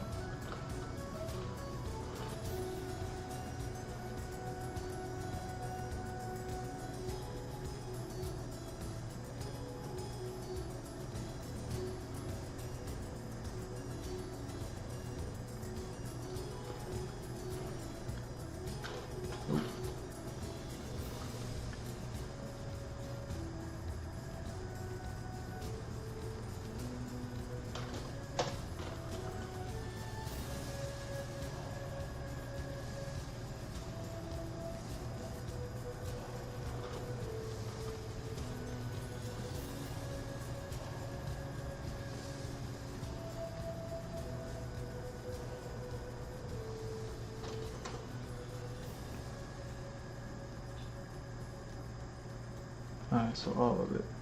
Yeah, I need... Now does that tool just not exist here?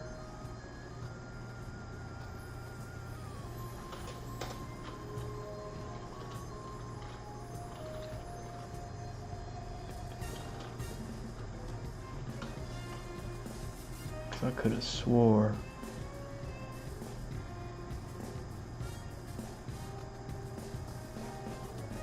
No. Let me see.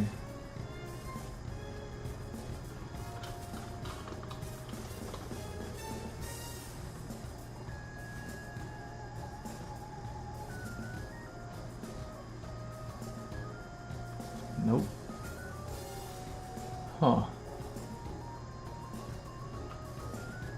I can't believe they don't have that tool here.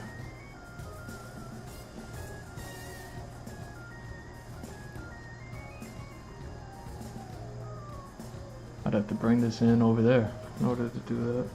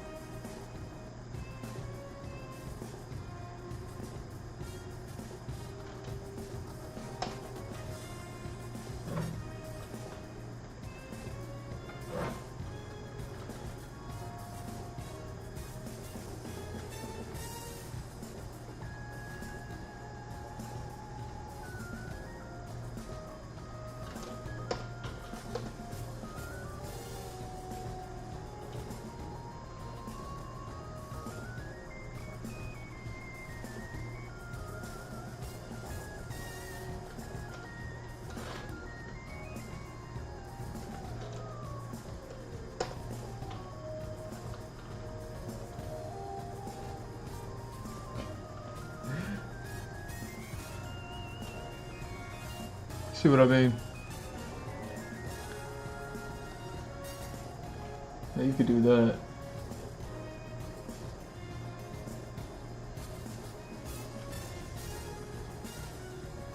You know what I mean? Because that would be the movie that you would be making.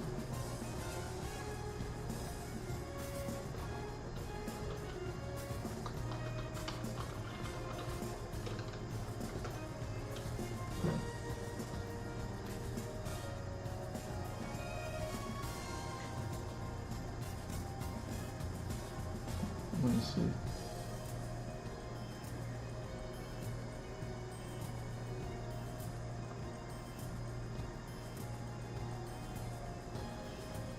Oh, dang.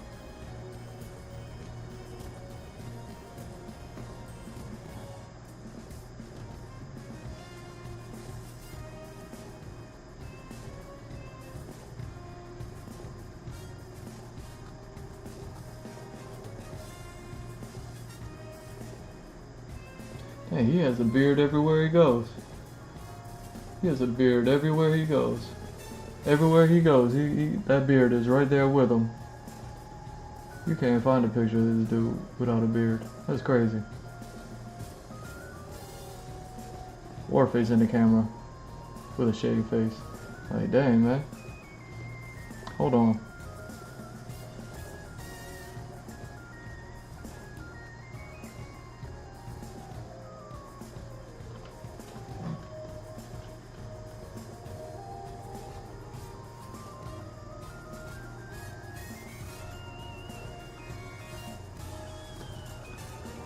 Yeah, I guess we're just doing it that way.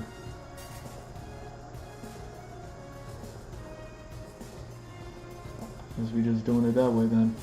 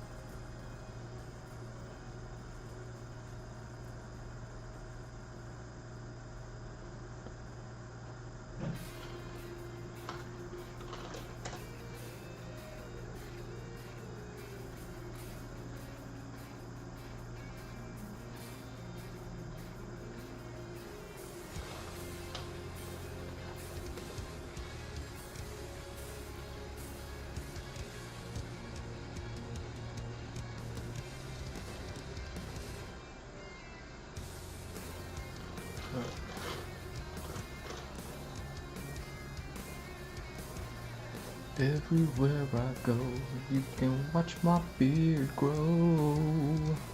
Like everywhere this guy goes. Everywhere this guy goes. You got it.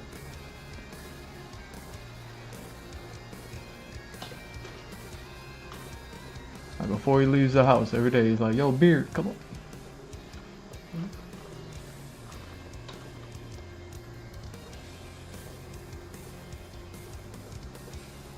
Alright, so we don't do it this way.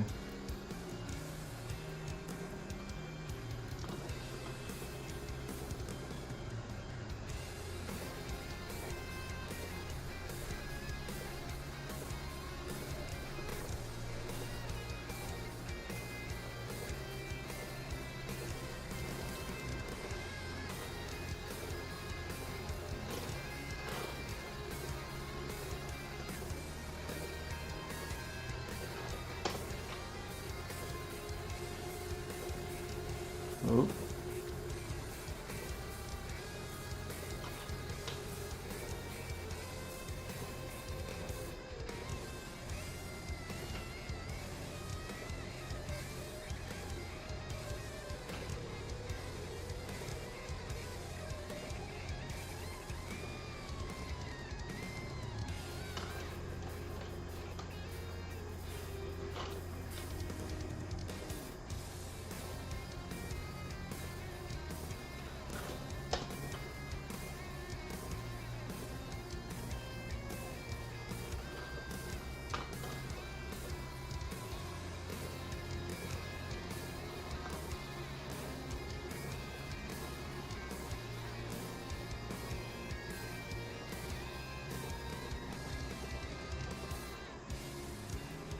Now, if memory serves, Al Simmons has a little bit more of like a flat top sort of situation with his hair.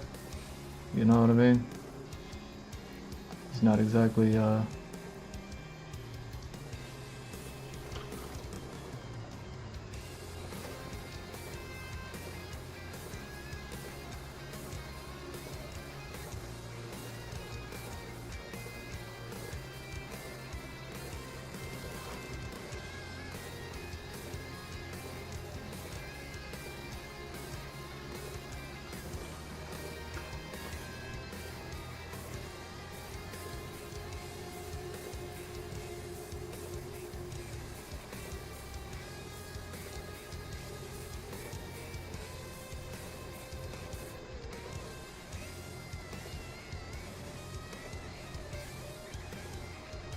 don't get it twisted. Al Simmons did have the big bandana.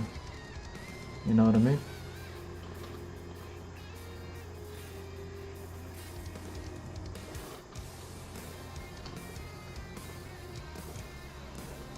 You know what I mean? The one that drooped like a do-rag. All the way back in the early 90s.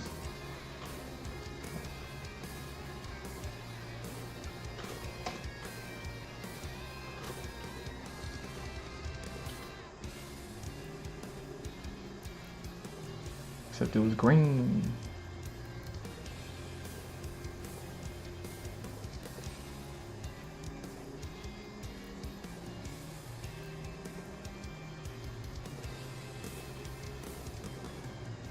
Something like that.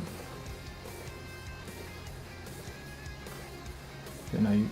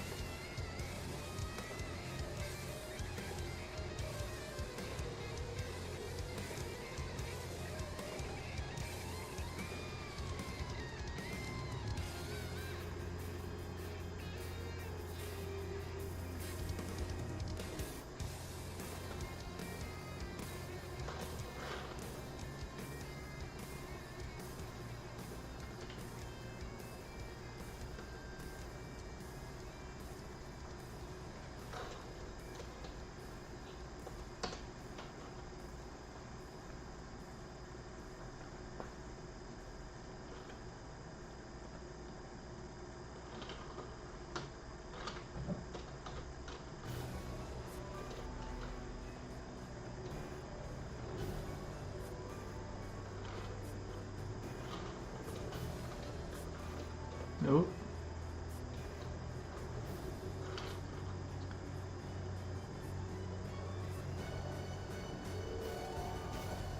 See what I mean by by buddy here would have to do like a few extra push-ups, maybe a couple of pull-ups, throw a few of those in there.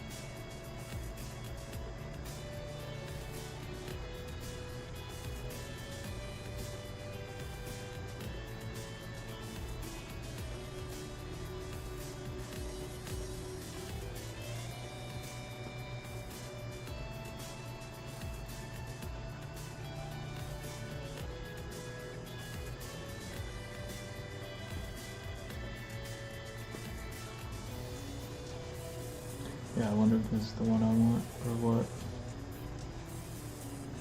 Oh, dang.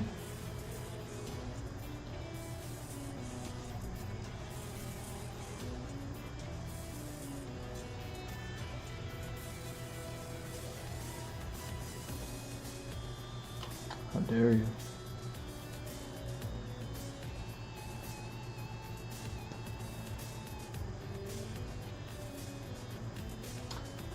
What's that look like? Hold on.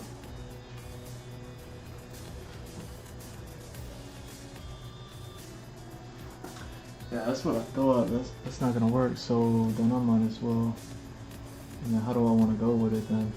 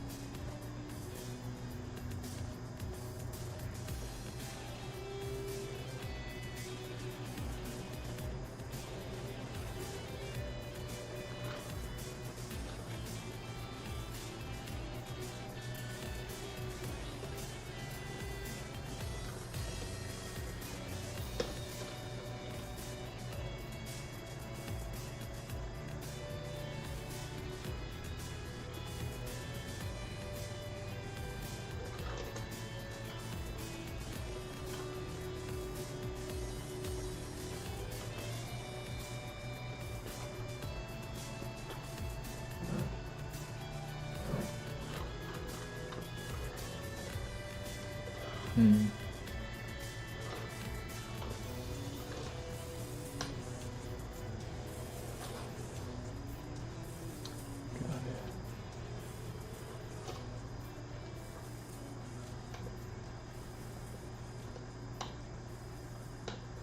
Nope.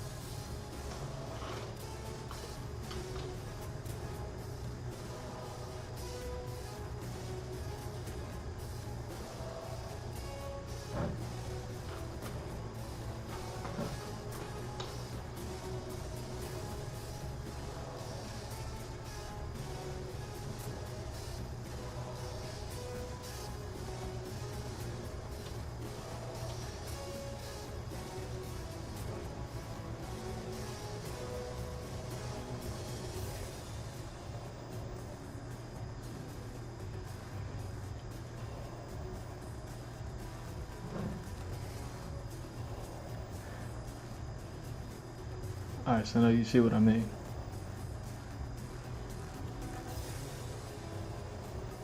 See what I mean, right?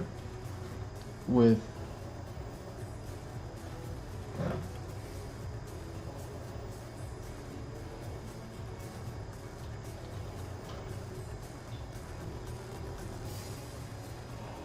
just how difficult it is.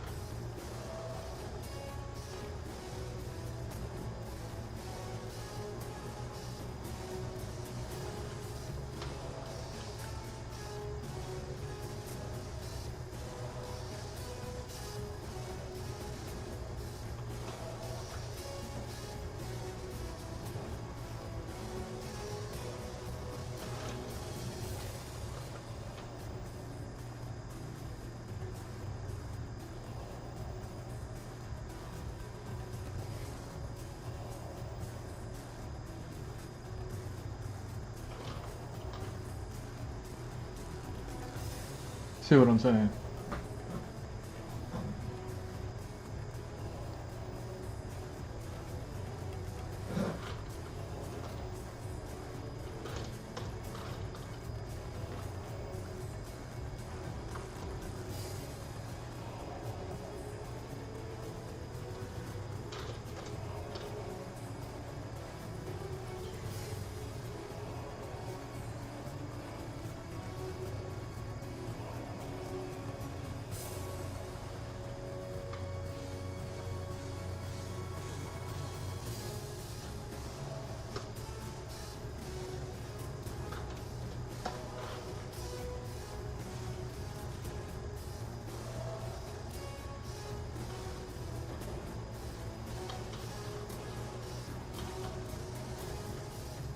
And I mean, want to at least get like a 2-pack in there or something like that. I don't know.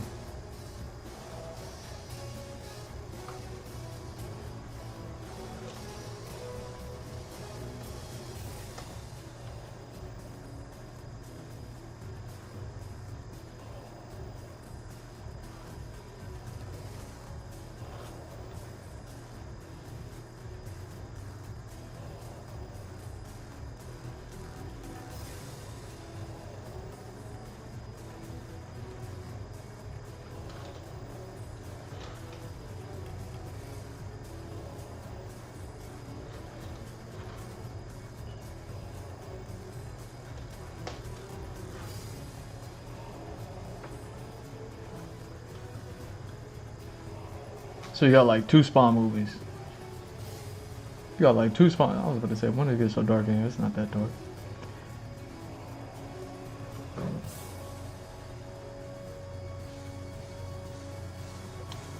You know, you could tell old, middle of the road Spawn where there's no Al Simmons, or you could tell young Spawn, but you gotta hire somebody who's younger who can, you know what I mean, at least try to look like to play a 28-year-old like crazy grizzled, like special super forces ops, all the Purple Hearts doing all the Black Ops missions type style, like crazy commando Rambo style, you know what I mean, just nut job, just going out in the world and carrying out all the weirdness type stuff, you know what I mean. Like those are the 2 choices. Or you can go ahead and go with the, you know what I mean, 58 years old, he's so old, but he look, and he's just that crazy. He's just that crazy, where he's 58 years old, and he's still out in the field like that. You know what I mean? But you gotta go Rambo style with it, and then you still need to fit in like the wife and the boss and everything else like that at home. You know what I mean? Like him being like that with a wife that's childbearing age type style. It's a completely different story. You see what I'm saying?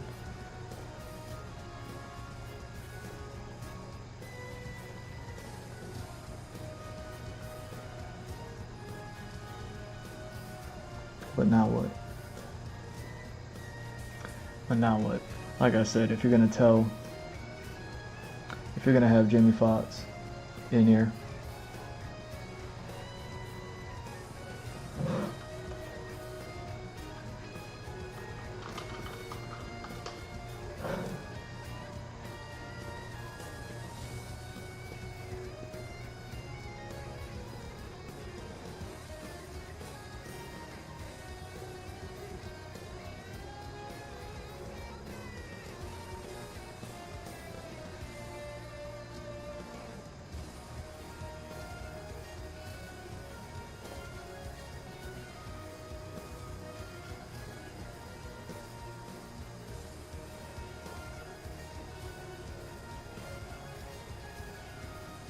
oh dang, that's not what I wanted.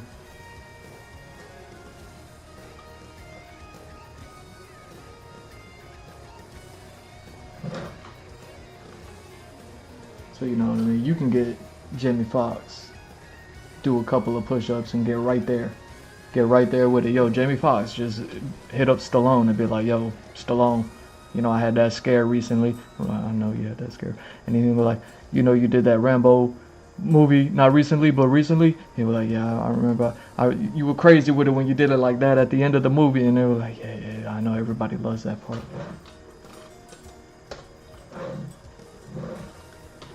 You know what I mean? So if you're like, yo, I'm gonna play Spawn, he'd be like, oh man, but Al Simmons had to be like 28. You know what I mean? Like you was doing that. I'm doing the work. I'm not even trying to do Stallone. Hold on, let me try to. I can't do no Stallone. You know, he gonna be like, oh, you know what I mean? But 28 years old though, you know what I'm saying? And he's gonna be like, I know what you're saying. And then.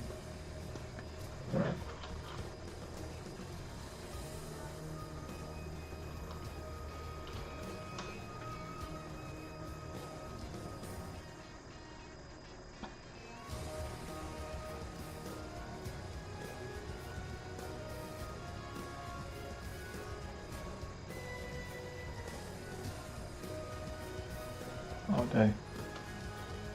Oh, dang. Don't make me do it again. Hold on. Hold on.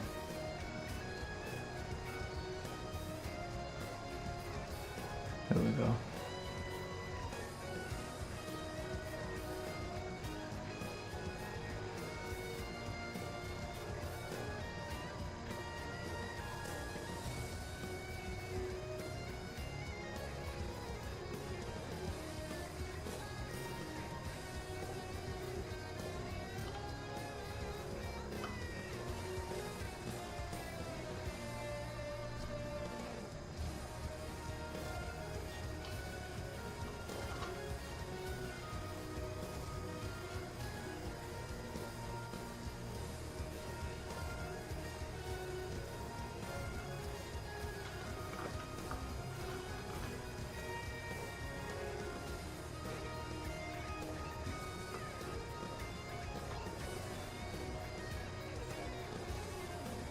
There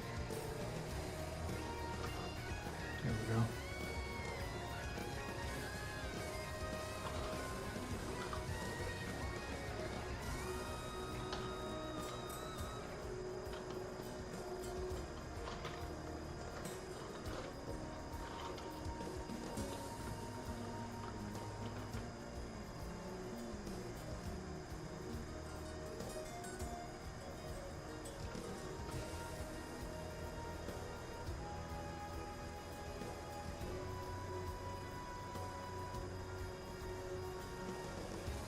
There we go.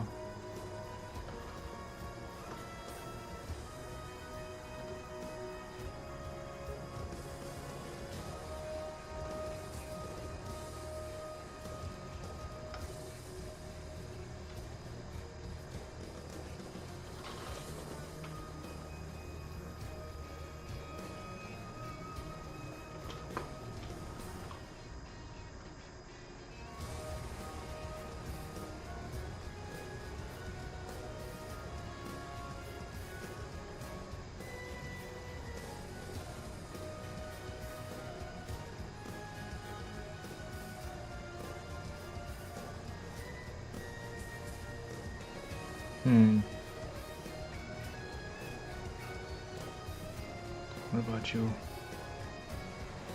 Like that. What about you? Like that. What about you? Oh yeah, cause you gotta be like that. Alright, so we almost there.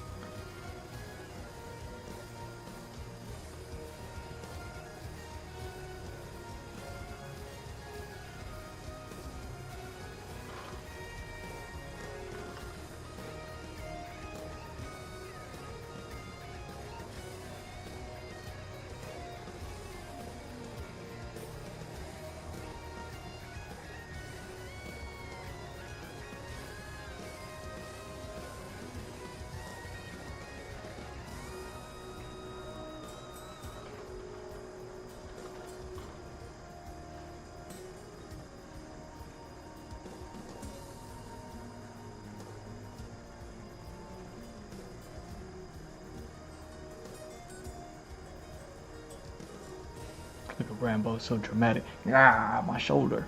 You see what I'm saying?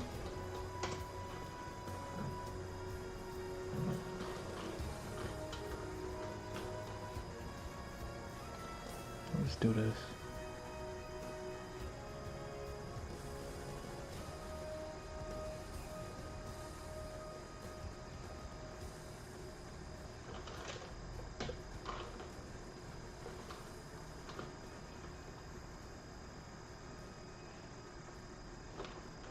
Alright.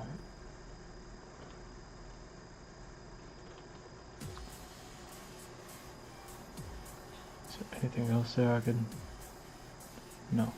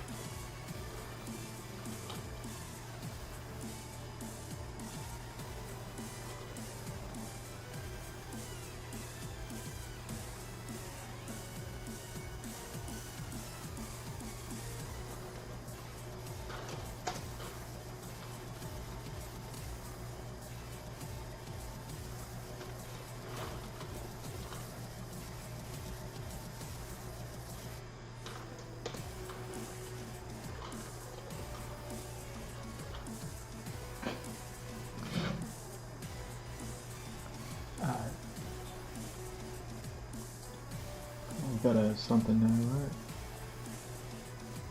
Maybe this one.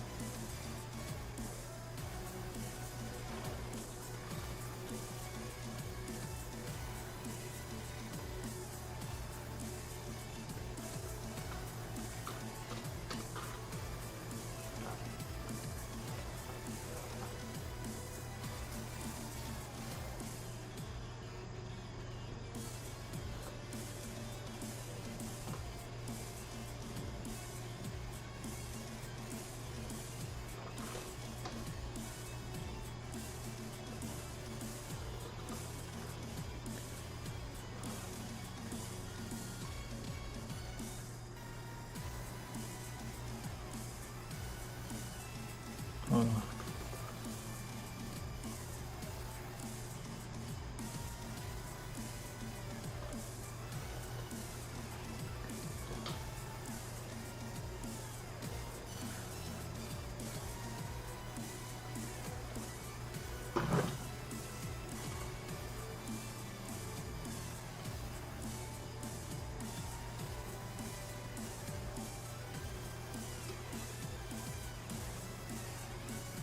My shoulder.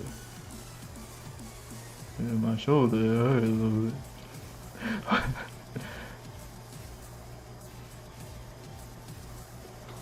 Hey, yo, Jamie, well, I gotta tell you about the shoulder pain when you do these action movies.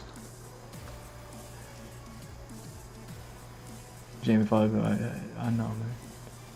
Okay, I got it.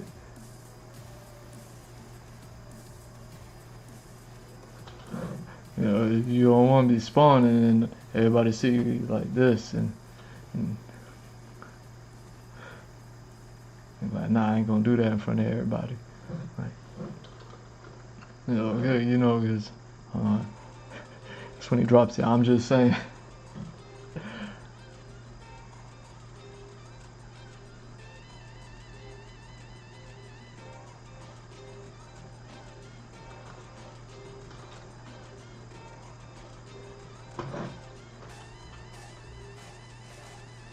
Dang. Yeah, it's impossible to get the right angles on any of these.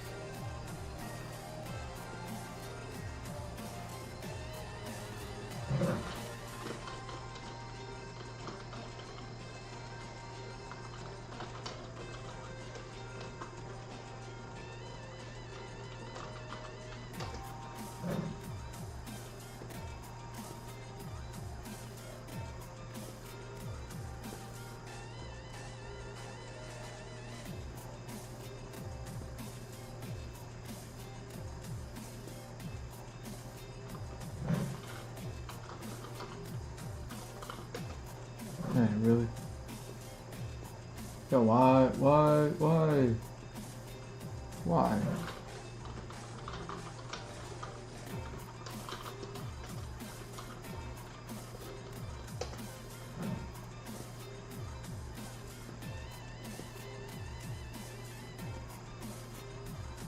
Really?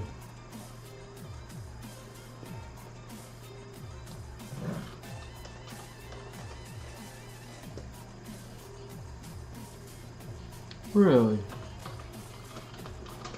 I was able to find it earlier, so many pictures earlier, now I can't find any.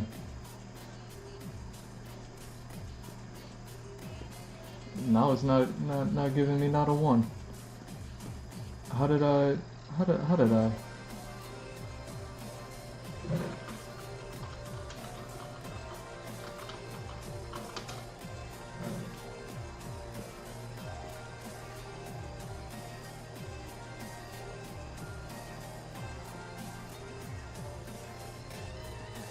Hey man, how was I able to find a picture so easy earlier? Yeah. How was I able to find a picture so easy earlier?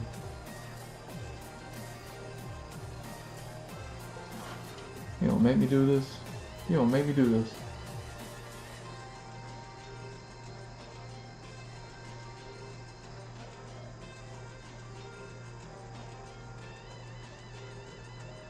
It's not even a good picture, but I can't find a picture now.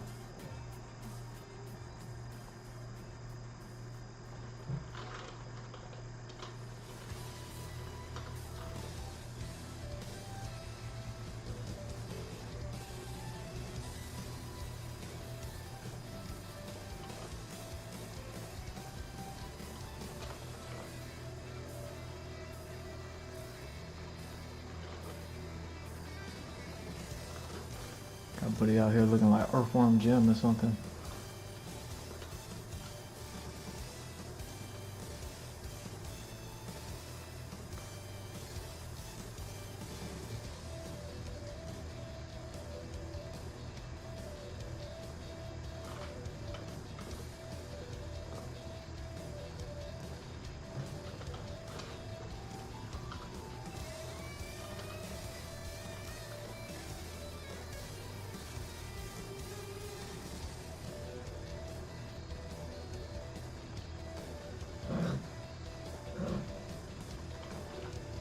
Alright, hold up. Let me...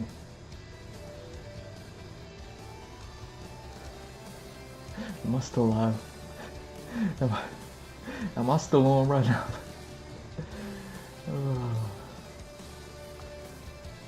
That girl said, your microphone is not that hot. Yeah. Let me BRB real quick.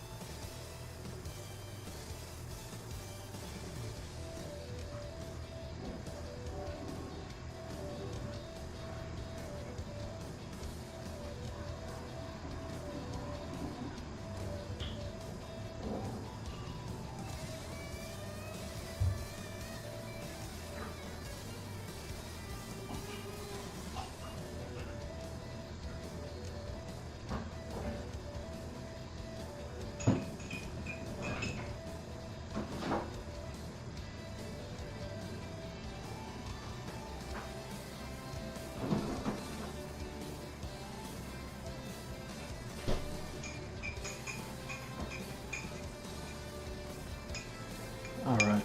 Oh, that stayed on? That's what's up. Yeah, you gotta forgive me. You have to.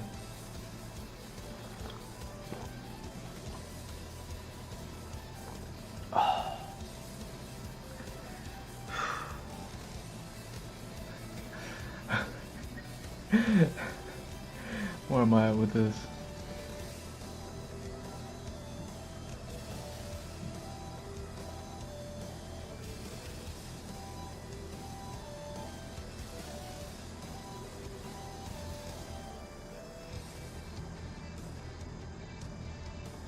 Wait, where's Jimmy Fox face at? There he is.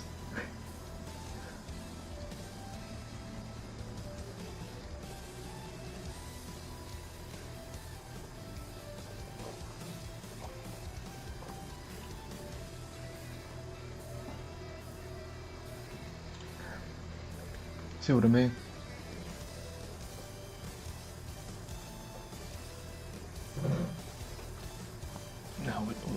Now what am I doing? We're gonna do this.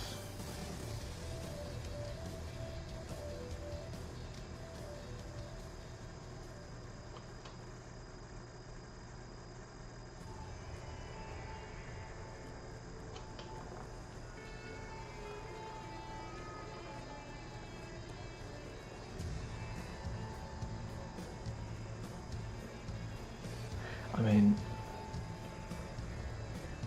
man, I thought their facial structures were gonna be more different, but facial structures aren't even all that different. Dang.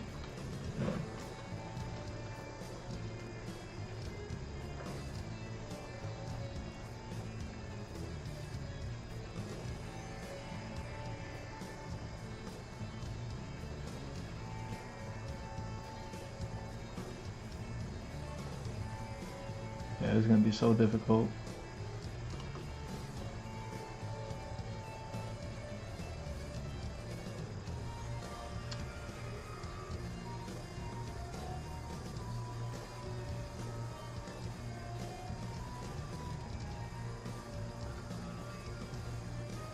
Where are we at?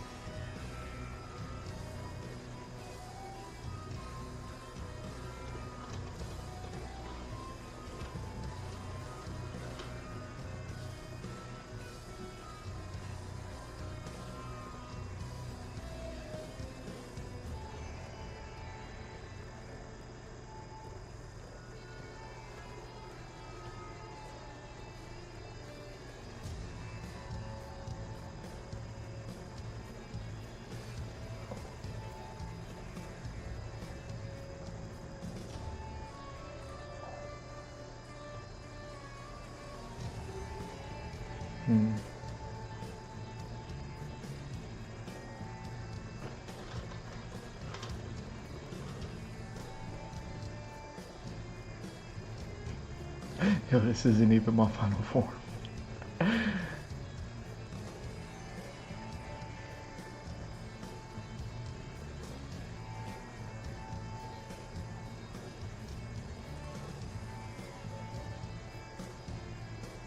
Alright.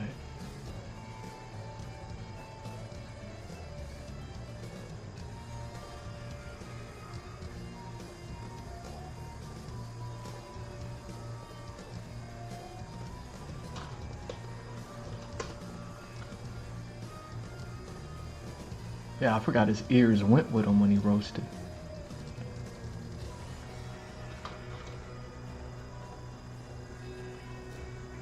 Yeah, Al Simmons' ears went with him.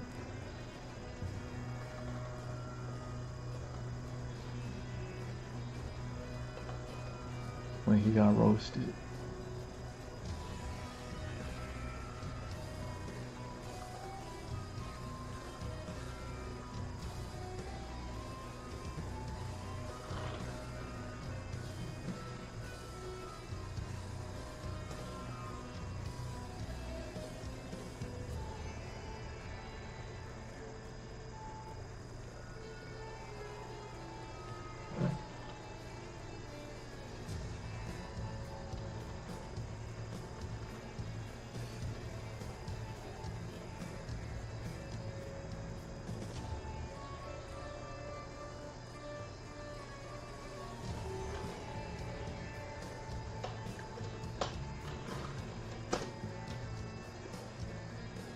There we go.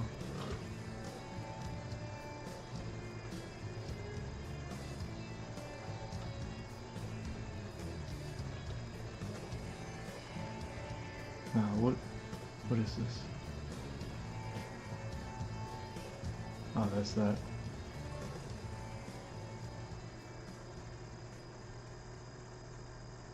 Right? Yeah, that's that.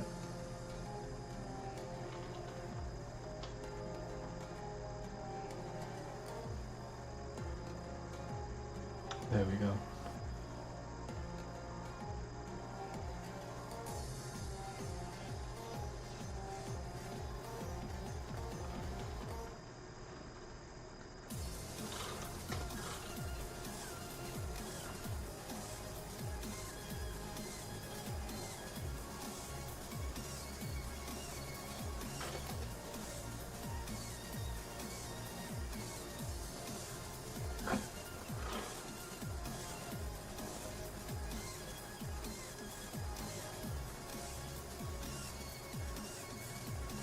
Hold on.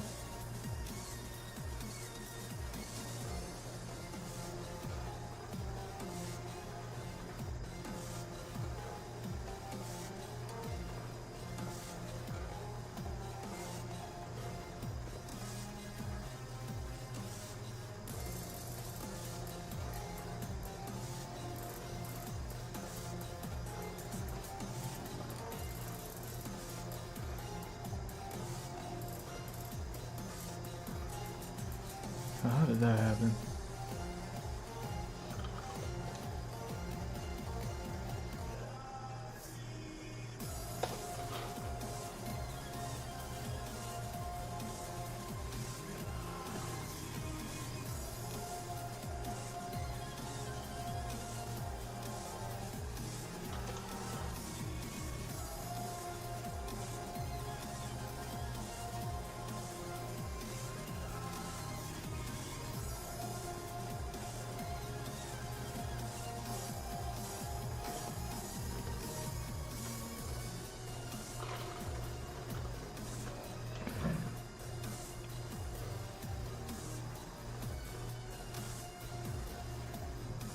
You know, camera angles and them. It's so difficult. Oh dang, really?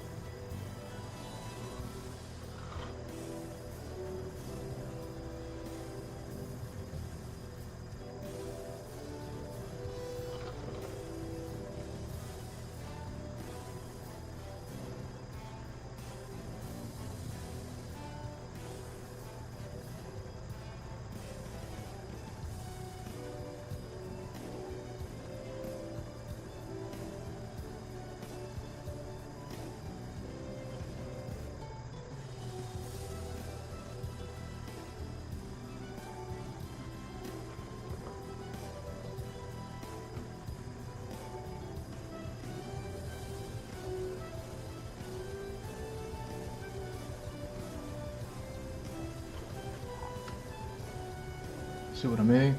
Right there.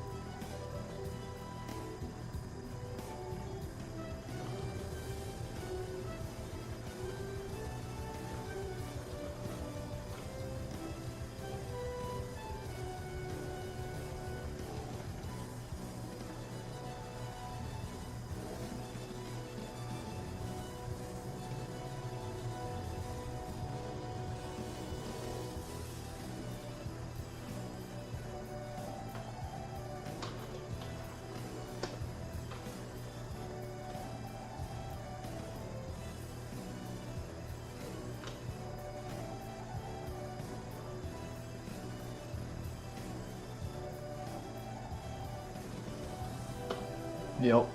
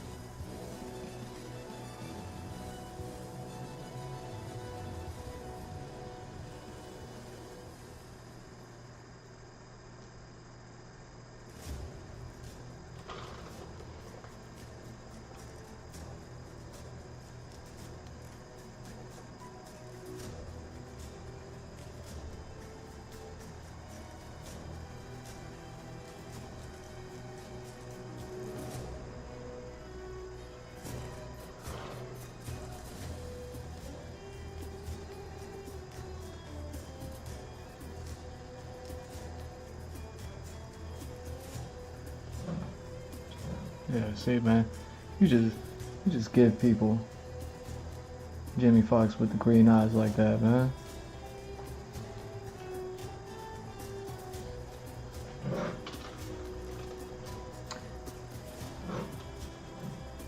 Just give Jamie Foxx 3 minutes. 3 minutes. Give him a green eye. You know what I mean? Throw some prosthetics over his face. You know, real quick. They'd be like, look, He's old crazy Rambo, Al Simmons. Oh dang, he got burnt. And then he super suits up. And then he super suits up. And you got Jamie Foxx all day. All day. Or you go with a younger actor.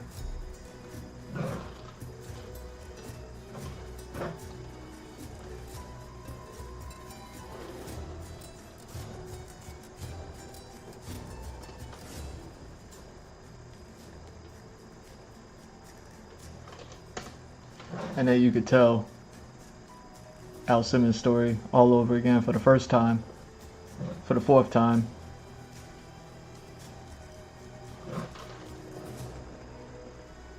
See what I mean?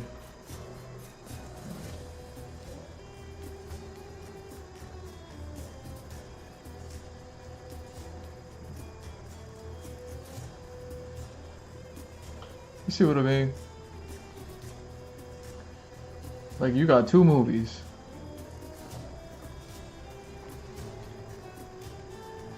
Like, you can make a middle of the road Spawn. He's already Spawn. He's Jamie Foxx. Got prosthetics on his face. He been burnt up.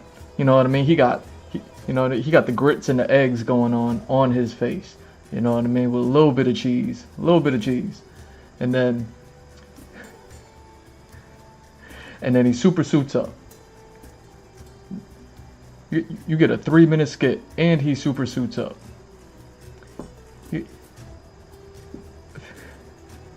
Super suits up, and he's like, "It's Jamie Foxx. It's not Jamie Foxx no more. It's Jamie Foxx. It's not Jamie Foxx no more." You see what I'm saying? It's Jamie Foxx. It's not Jamie Foxx no more. You know what I mean? But you're giving us Jamie Foxx with the green eyes. You see what I'm saying? But he burnt up with the grits and the eggs and all that. But then he got the super suit that he could put on. See what I'm saying? Old and grizzled Spawn. Old and grizzled Spawn. Middle of the road Spawn. Middle of the road. Is Cygor there? Is Angela there? Did the Redeemer pull through yet? Yo, Mammon's still talking to Melabolja. And he like, yo, I'm gonna get Melabolja. Like middle of the road Spawn. He been here. He been here. Jamie Foxx. Yo. Or you going Al Simmons. Al Simmons. You know what I mean? He's a super desert warrior. Or wait. Oh, man, see. And that's the other thing I can't even talk about. You know, I can't even talk about it because I like my ad revenue. You know what I mean? Like check me out. I like my ad revenue, so this ain't one of them. But if you were gonna have to go ahead and tell like a beginning Spawn movie on top of everything that I've already talked about, what you're gonna have to do is address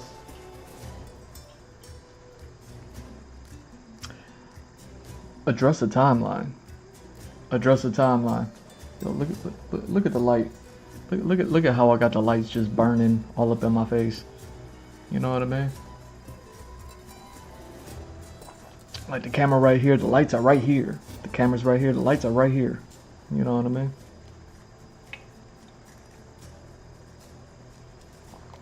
It's almost that time. Yo, you're gonna have to establish a timeline, Mr. Todd McFarlane. So now I already talked about, you know what I mean, how you want to do Spawn. I already talked about how you want to hire an actor. I went through and I discovered like who we got that's not Michael B. Jordan, because at this rate Michael B. Jordan gonna be fighting Michael B. Jordan in the next Michael B. Jordan superhero movie. All the superheroes that he is, you know what I mean? Like I think you need to keep. One, I'm sure he's already busy, but two, I'm sure like Like I would keep him as far away. You know what I mean, from a project like this, anyways. You know what I mean? And that's not even any shade to him. That's just because I'm like, how much are we gonna give him? Like Sinners being like a off-brand, not the biggest. You know what I mean? Like, it was an original movie as far as I'm concerned.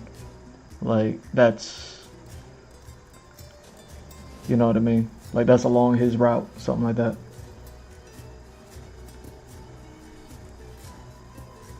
You know what I mean? Like guys going this way with it. He already did superhero movies. You know what I mean? I'm sure they already tried to give him Wakanda, and he said, I'm gonna go fight vampires. You know, and I think he needs to be as far away from this as one. No shade. Now, so it's like, okay, you could either keep Jamie Foxx, and I'm not against that, but I'm saying Jamie Foxx got to be given the Ben Affleck, the Batfleck treatment. Jamie Foxx, Jimmy Sparks, Jimmy Spark.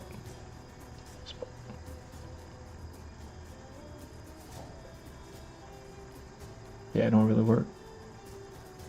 Fox, Spawn, Sparks, Jimmy Fawn, Sparks. Yeah, it don't really work. I'm trying to Batfleck the name, but you can't even Batfleck the name. Dang. It's like I was like, Fox and Spawn got the same all sound in it, you know what I mean? So if you want to go Fawn or Sparks with it, you know what I mean? He a Fawn that Sparks. So fuck, you know what I'm saying? Like either way, I'm not against it. But if you're doing Al Simmons and you don't go to Jamie, you go middle of the road Spawn. He's not Al Simmons, so he's not. You know what I mean? So it's not early, and it's just any time after Al Simmons. If you don't go Jamie Foxx, you're gonna have to go with a younger actor. Already went through. Got the actor for you, Denzel Washington kid. Who's better? Who's better than him? Who's better than him? You know what I mean?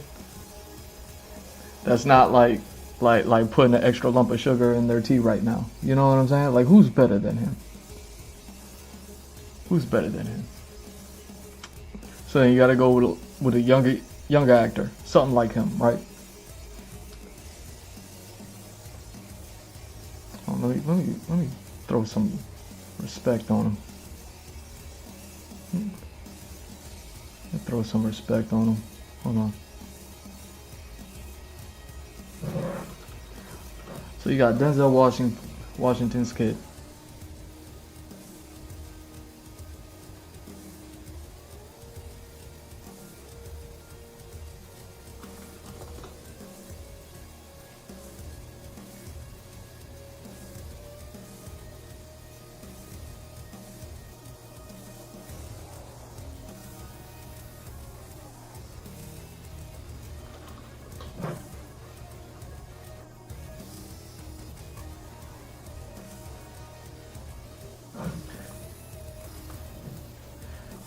And now he's Spawn.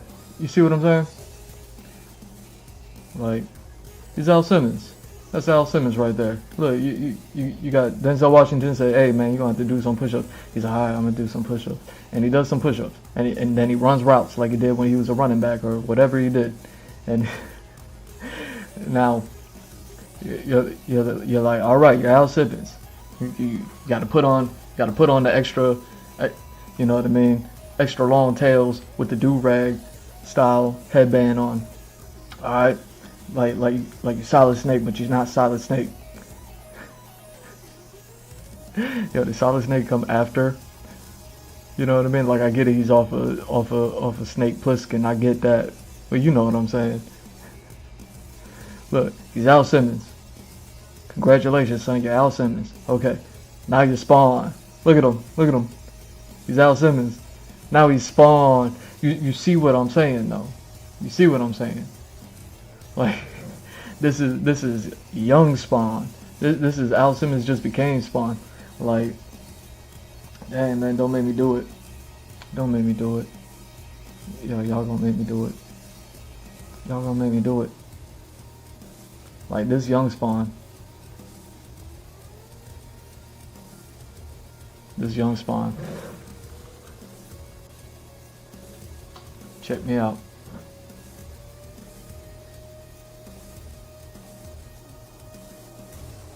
Check me out.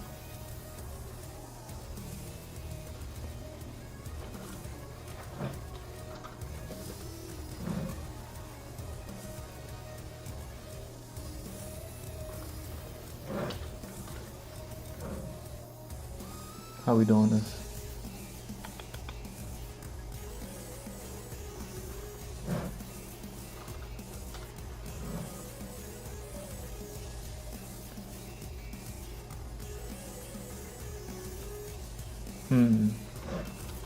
That's how we doing it.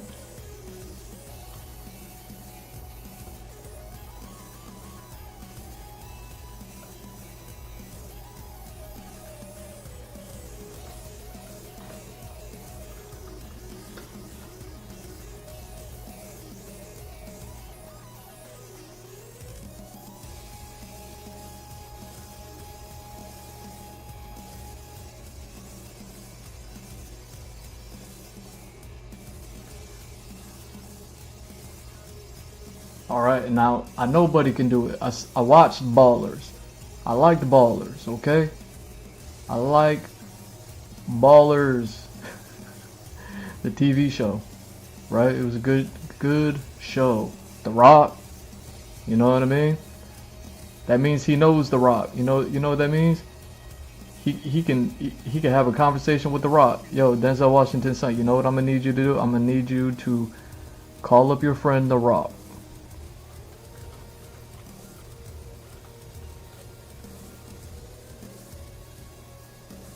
Oh wait. Dang.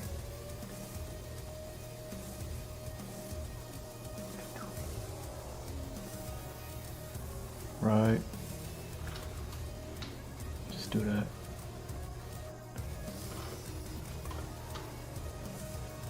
Alright, Denzel Washington's son. I'm gonna need you to call up your friend The Rock and be like, yo, how do I gotta do a couple of push-ups. How do I do push-ups again? I know I used to be a football player, but how do I do push-ups again? And The Rock is gonna be like, yo, fortunately for you, I recall how to do push-ups. Yeah, I might want to go this way with it.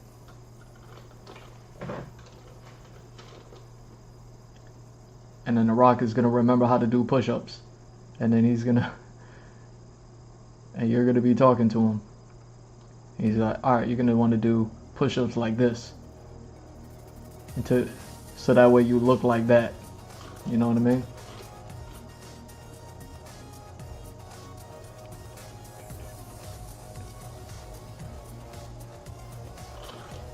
Oh wait, dang. Man, there's 2 different windows for that. Give me that.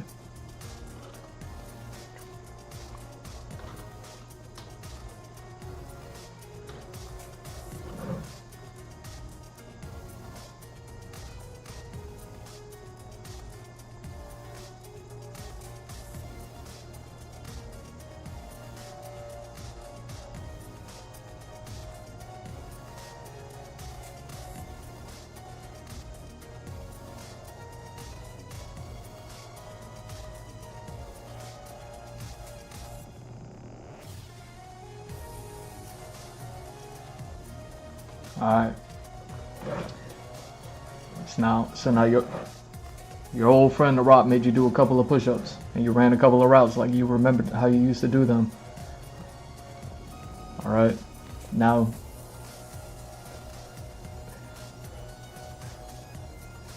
you're Al Simmons. Look at you. You borrowed Solid Snake's headband. You were like, yo, Solid Snake, I'm gonna need that. You got Solid Snake's headband. And now you ran a few routes. You're Al Simmons. You're working with Todd McFarlane.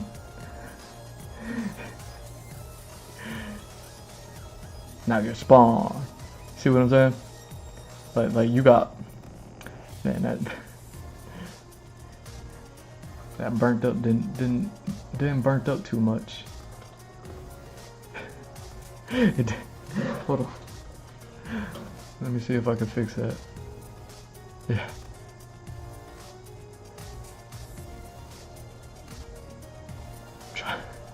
Try to get that burnt texture, but I can't. Dang. Oh well. Let's see.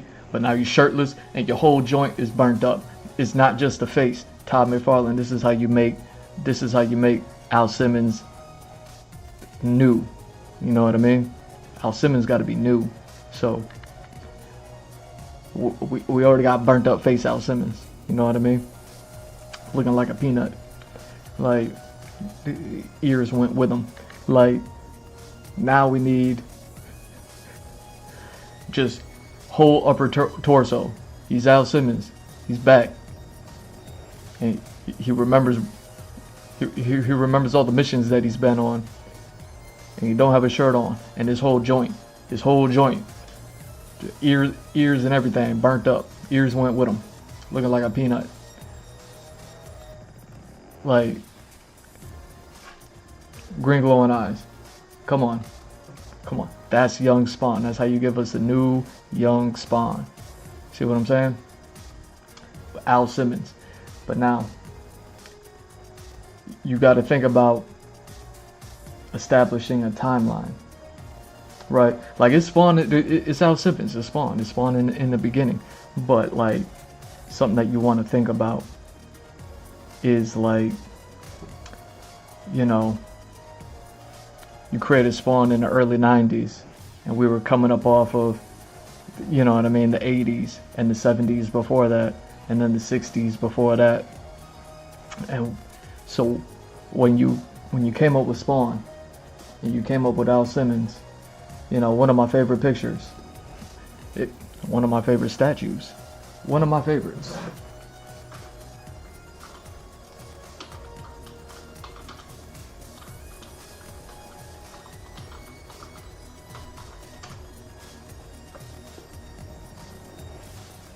Yo, let me see. Let me see if we got this.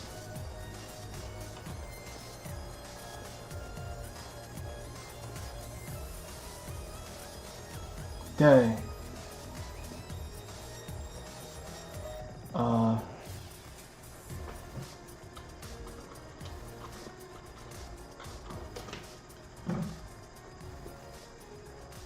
Damn, what were those called?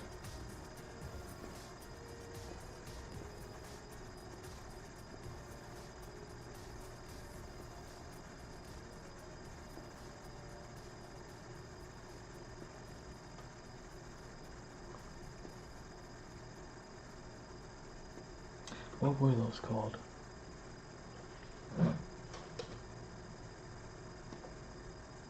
And I believe that one was the deluxe.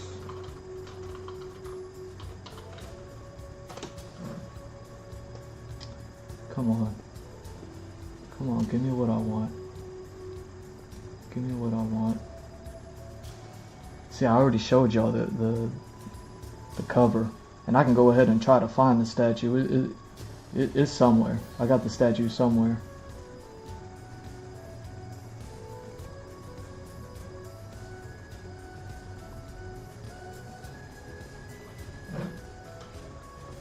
Dang. I can't believe this isn't giving me. This isn't giving me. It's giving me everything but what I'm looking for. Hold on. Look at my face for a second.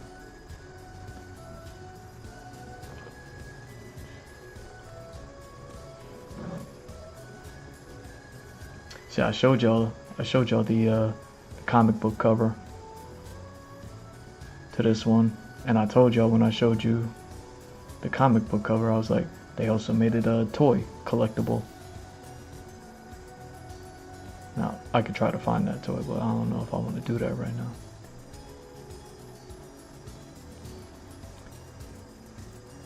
So what I'm looking for is the collectible, but just like a picture of it online. But it was something from like 20 years ago. So it's like, you know what I mean? Where I thought it would be easy to find. Give me a second here. Let me try to find this thing.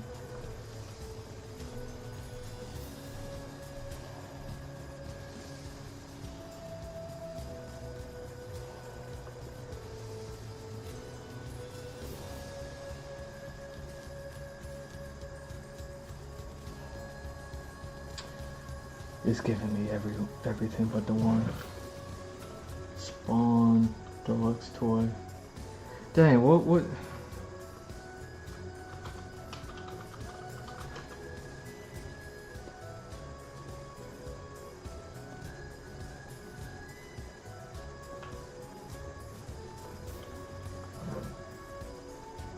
You know what I mean? It was one of the deluxe ones too, because it came with 2 figures. Because they had to have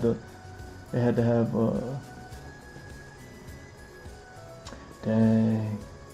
Spawn.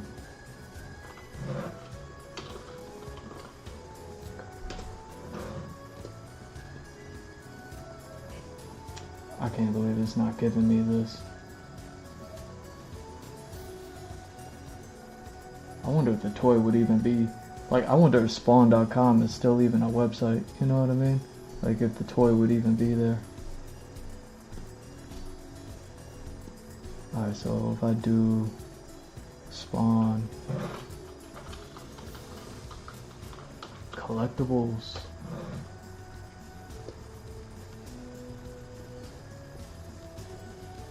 I mean, there was so many, you know what I mean? They had so many toys, so many collectibles, so many of all this and all that. You know what I mean? It makes sense that there's so many, but there was only like 1, maybe 2 that had Al Simmons in it. And it was a deluxe. So it wasn't even like a regular one. It was like, nah, this is the deluxe one that came with that set. So, you know what I mean? I don't know how special that is, but it's special. You know what I mean? Spawn, alright. Collectibles, deluxe.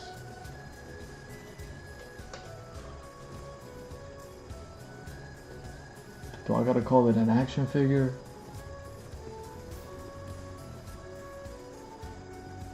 Because there wasn't much. Dang.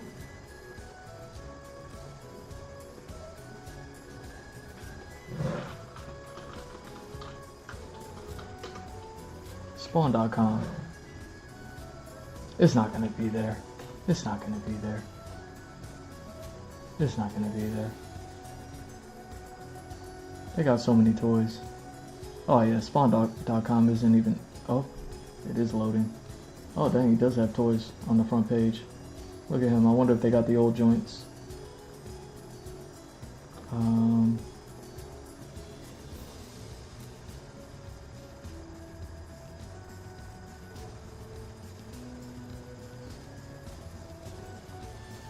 McFarlane cover recreations. So this was a cover recreation.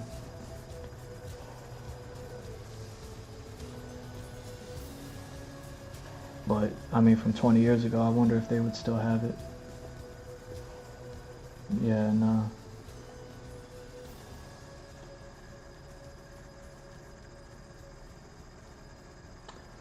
Yo, McFarlane's Toys is making Demon Slayer toys?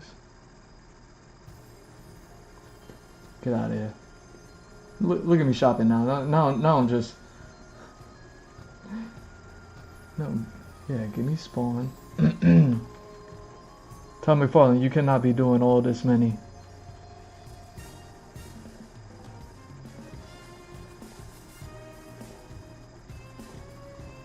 There we go. Oh, nice. And the logo is the one that I'm using right now. Speaking of, let's go ahead and get that back in there.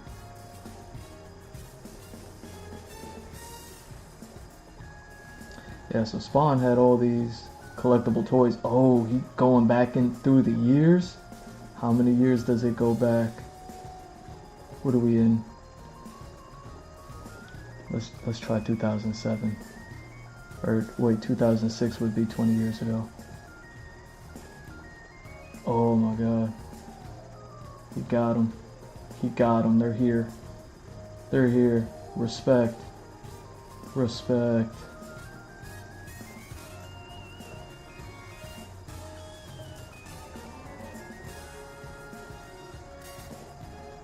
Alright, so 2006. I think it would have been one of the later ones. It wasn't off rip. It wasn't off rip. So 2008. Check it. I'm gonna find this thing.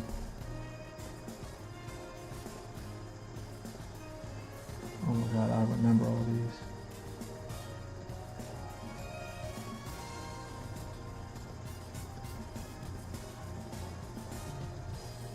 Dang, Pirate Spawn. Spawn the Redeemer. Oh, dang. It jumps from 2009 to 2015.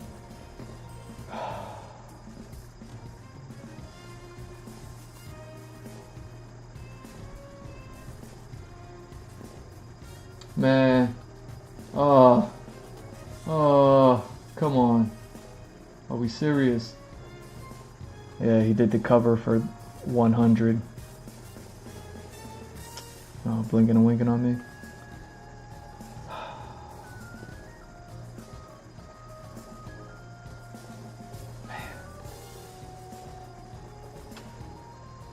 Yo, one of these days, straight to the moon. Yo, one of these days.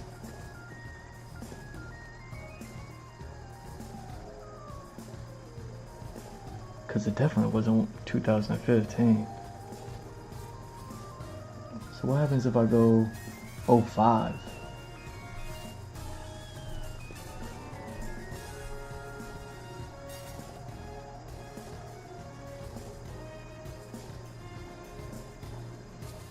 Yo, these are so raw. I remember these. My bad if I'm not showing you the spawn.com. He got toys, Spawn toys, scrolling all the way back. Decades. Oh dang, the joint was Cygor. You know what I mean? So you can check these out. But I'm looking for a very, very specific one.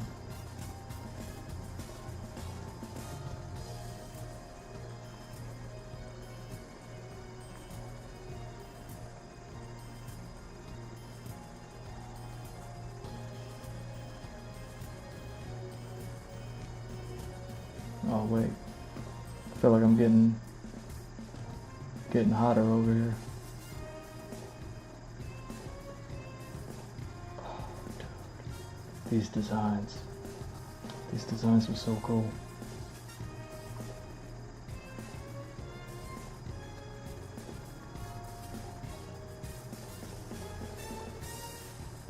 You know, I always thought McFarlane Toys were like, we're gonna use this as a stepping stone to start making like bigger, larger, more upscaled statues, because the quality that they were making at like action figure size is bananas. Had they like scaled it to, you know, 6 scale, quarter scale, which I thought they would have been doing by this point.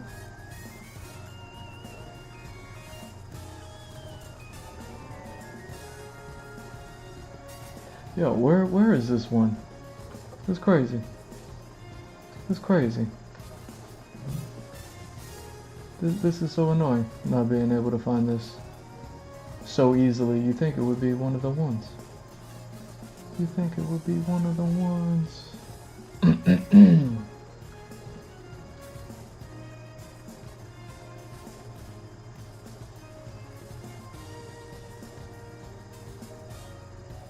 You know what?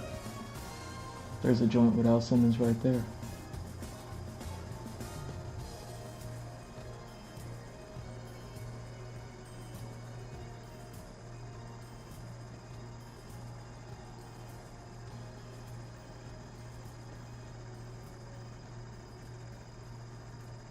Oh dang.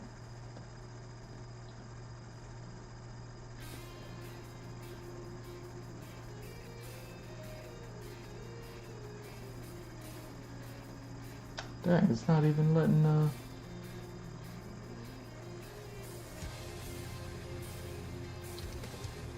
So I can't what? Click on this and open and open it up? Like these are just like the pictures that you get and that's it? Oh dang.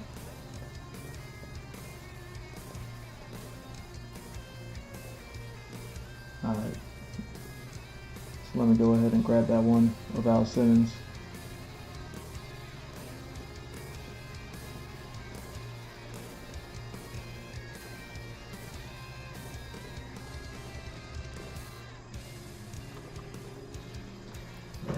I mean, it's not even doing it all that much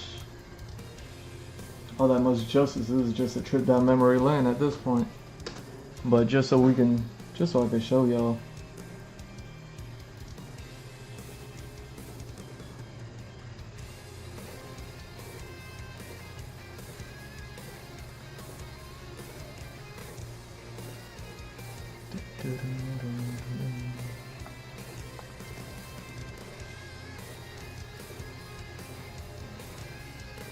Check out Al Simmons as a toy. It's a toy figure, but this isn't even the one. See what I mean? Like, Buddy was a crazy commando, but that is not the one that I'm looking for. That's crazy.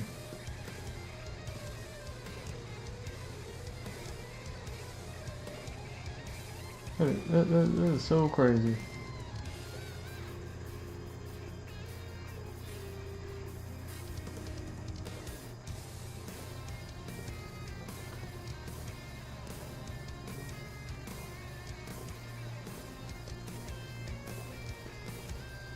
Yeah, one of these days I'm just gonna end up finding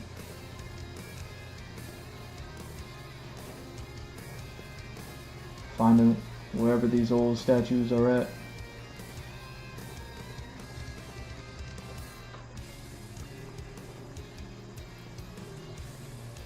And I'm be like, yo, check out this one. I showed you the cover. I tried finding the toy online. I can't find it online. I went to the website. It wasn't there.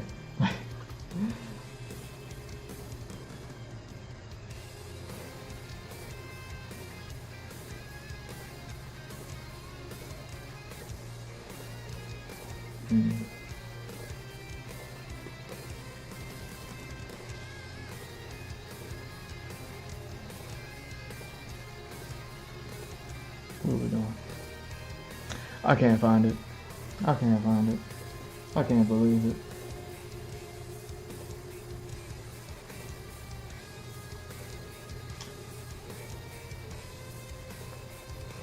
What a bummer. What a bummer. You type in everything. You type in everything in the search engine. And it's like, nope. Nope, not doing it. I'm not gonna give you that one. All this talk about Al Simmons and Spawn and telling the story of Spawn for the 4th time.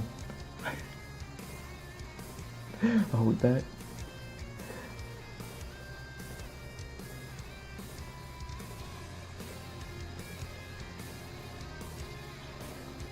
But like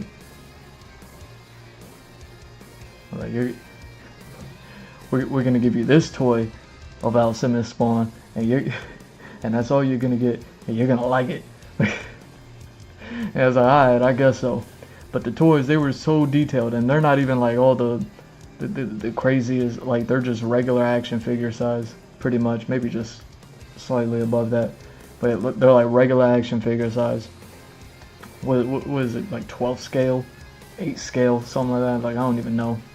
And it's like, yo, but they got one of them that's based off of the cover, where it's the deluxe edition of that batch. I guess he called it series of that series of toy line, and you know what I mean. He dropped like a series or 2 or 3 every year. Let me see.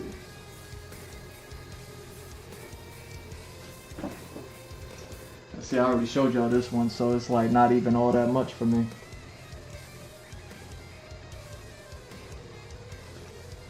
Here.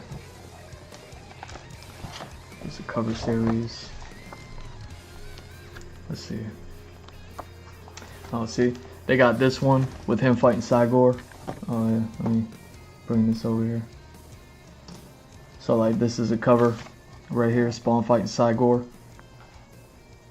You know what I mean? One of my favorites, just for no reason, just the same reason why I like Transformers and Optimus Primal and all that other stuff. Yo, after I put that post out yesterday, I was like, all right, let me go back and watch, you know, Transformers Optimus Primal again. Let me see if I, you know what I mean? Because that was a blind purchase, and then I was like, oh man, they didn't even give Cheetor all that many lines. You know, he had one line in the movie, Cheetor. I'm like, come on, man. As much as he talked in the cartoon, but either way, Cygor, Spawn. That was another one that they made. It was a deluxe edition because it was the 2 figures.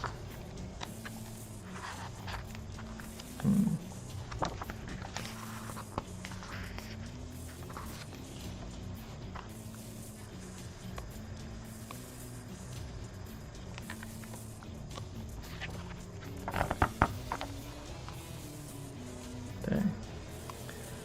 These covers go so hard.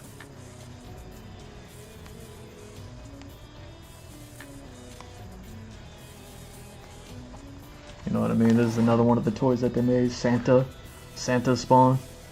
You know what I mean? That's tight.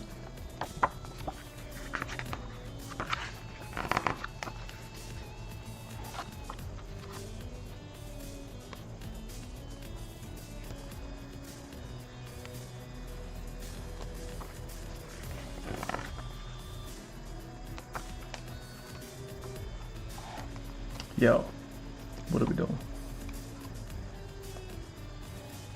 Can I find this? Now this is gonna be one of them things. It's like, yo, the cover never existed.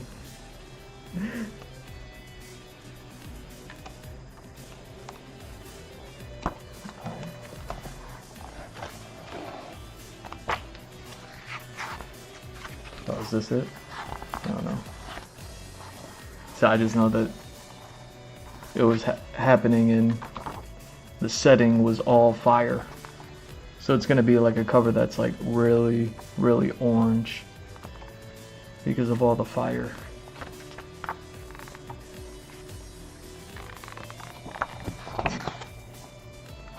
There we go.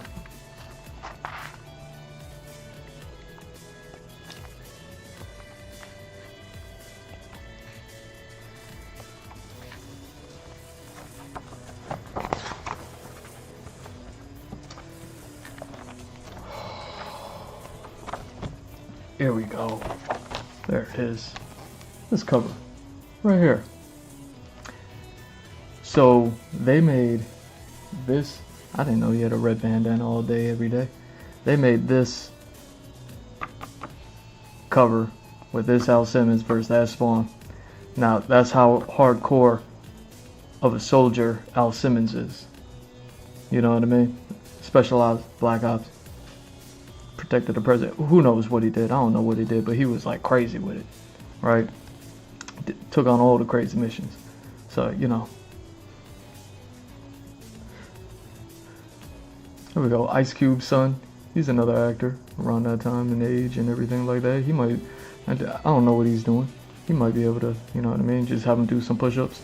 And then I was thinking about Ice Cube because I was thinking about Triple X. I was thinking about like an action star. I was like, oh yeah, Ice Cube did play Triple X. He was like, I don't play with my life, I'd rather play with yours. Like, no, one of the best lines ever. But yeah. Yeah.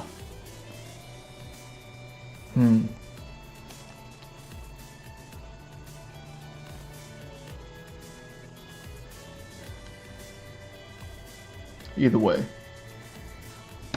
they got a toy of this one. So this is Al Simmons. I told you he got the do-rag bandana. You know what I mean? He if you're gonna make a current day, you're gonna make a current day spawn where he's Al Simmons, now he's Spawn. He's Al Simmons, now he's Spawn. See what I'm saying? You're gonna pull one of those.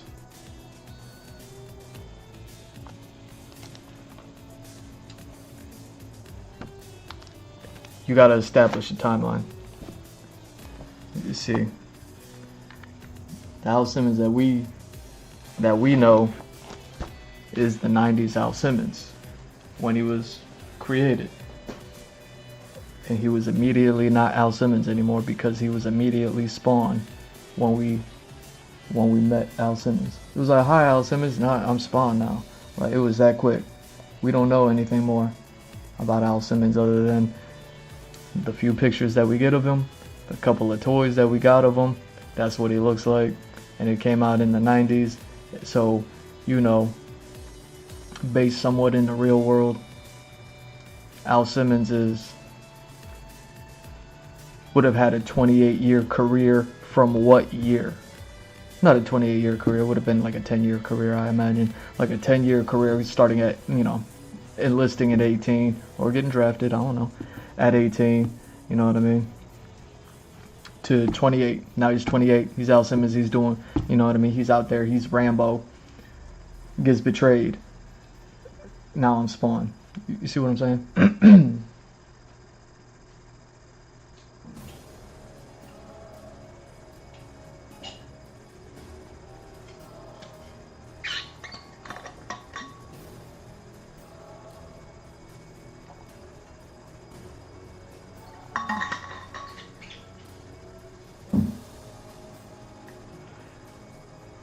Whoever played Dr. Dre, I mean, if he's not, you know what I mean, tea and crumpets and muffins and all that, then, you know, throw him in with the mix with Ice Cube's son.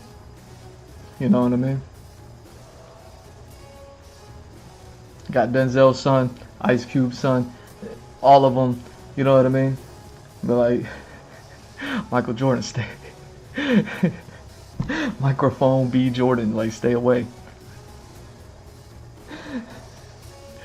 You see what I'm saying? You gotta establish a timeline for Al Simmons. As far as like, because New York, I believe it's New York. New York exists within the Spawn universe. That's like where he's from or whatever. So if it's gonna be in our world, and he's gonna be something like a New Yorker, and he's going to be an American soldier, well, typically he's from like pre-90s soldier era. But if you're going to retell the story with today's current standards, if we just dip back 28 years from today, it's 2026, so we talking 1998. If we're dipping back 28 years from today. Now, this is, you know what I mean? This is I'm media art animation creator, you know what I mean? I'm into entertainment and all that other stuff. I like my ad revenue. This is not one of those. Do not do that to me. I'm a green werewolf. Don't hold me. I am a American green werewolf in London. You know what I'm saying?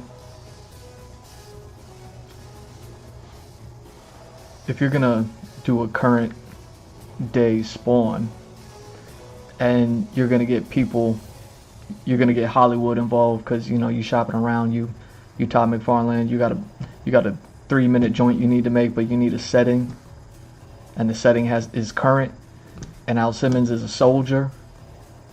Like, you're gonna have to take Al Simmons as we know him out of more or less the jungle. Now you may be thinking, like, not necessarily, but also kinda necessarily, taking him out of the jungle and into the desert. And now it's like, oh, okay. Like, Al Simmons as we know him, running around, jumping in trees, razor blades, all that stuff. Now it's different. You got to bring it to today's stuff. Because here's the thing. Here's the thing with Spawn. Like I said, one of my favorite covers is, or one of my favorite artists is Alex Ross. You know what I mean? Big names, top shelf name, right? Everybody loves Alex Ross. But the reason why I like him isn't because of how good he is, like his skill as an artist. I like how he humanizes the superheroes in his work. You know what I mean? He did that cover of Spawn, and it's a picture of Spawn in full regalia, but he still humanized him. You don't even see Spawn's face. You know what I mean? You don't get to see all the fish and chips going on his face. Like his face is all burnt up grits and popcorn. You know what I'm saying? Like, you don't see that. He's got the mask on, so you don't even see Al Simmons Spawn's face. Yet he still humanizes him. You know what I mean? How'd he do that? Well, one, that's because that's what Spawn is. That's where all those one-off, offshoot stories come from. They always come from the hardships of everyday people and what they deal with. And Spawn shows up because he's going there to do either a good thing or a bad thing to set that person right.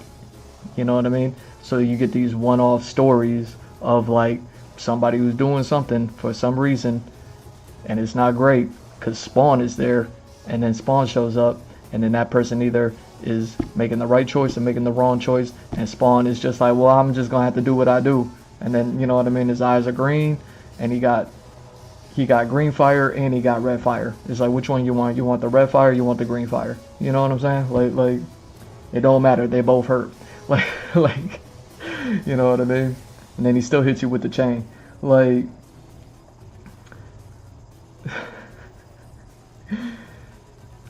he's like, I don't even need to bust my bazooka move on you.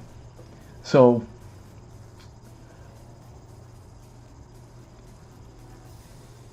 Spawn,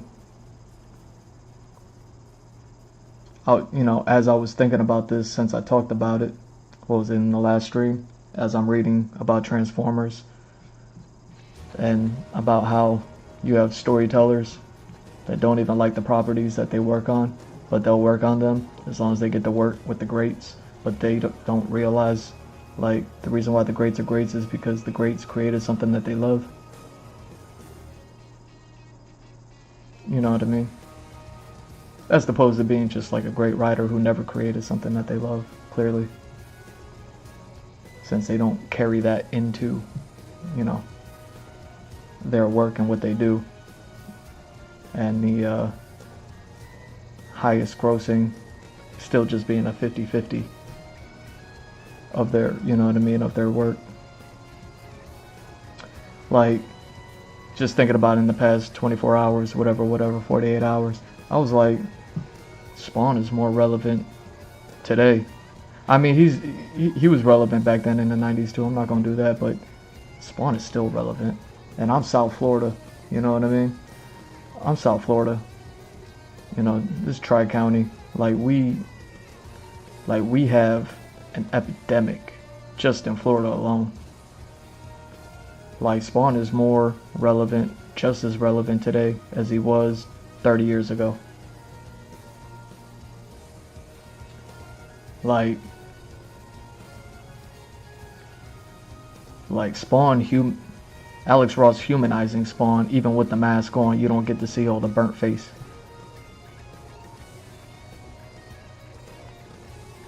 Like, that's what Spawn is there for. Like, he deals with not just like the good and the bad, like superhero, the good and the bad, and the kapow and the bamf and the oomph. Like, and it's not just a setting of heaven and heck, as as just settings for fluff. Those settings actually carry a balance within the story, and then the balance is always weighed by what people in Spawn's world do and the choices that they make. So Spawn in his entirety is just as relevant today as he was when he was created, 30 years ago in the 90s. In the 90s we had an epidemic.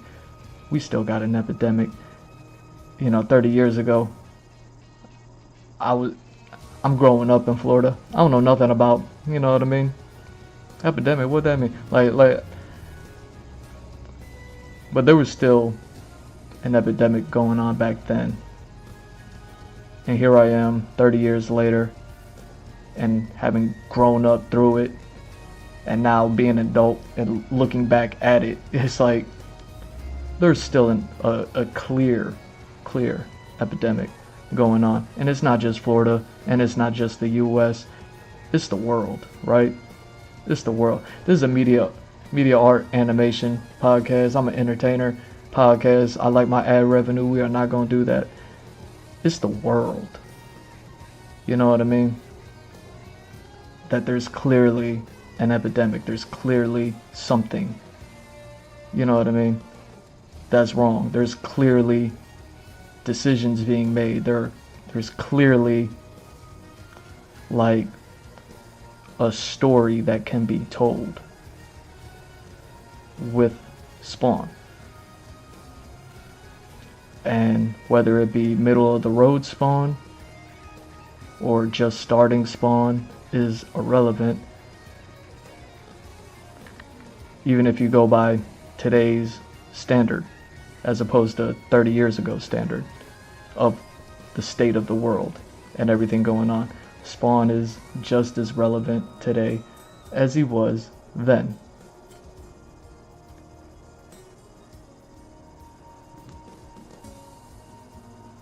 Those one-off stories are always one-off stories because they're just simple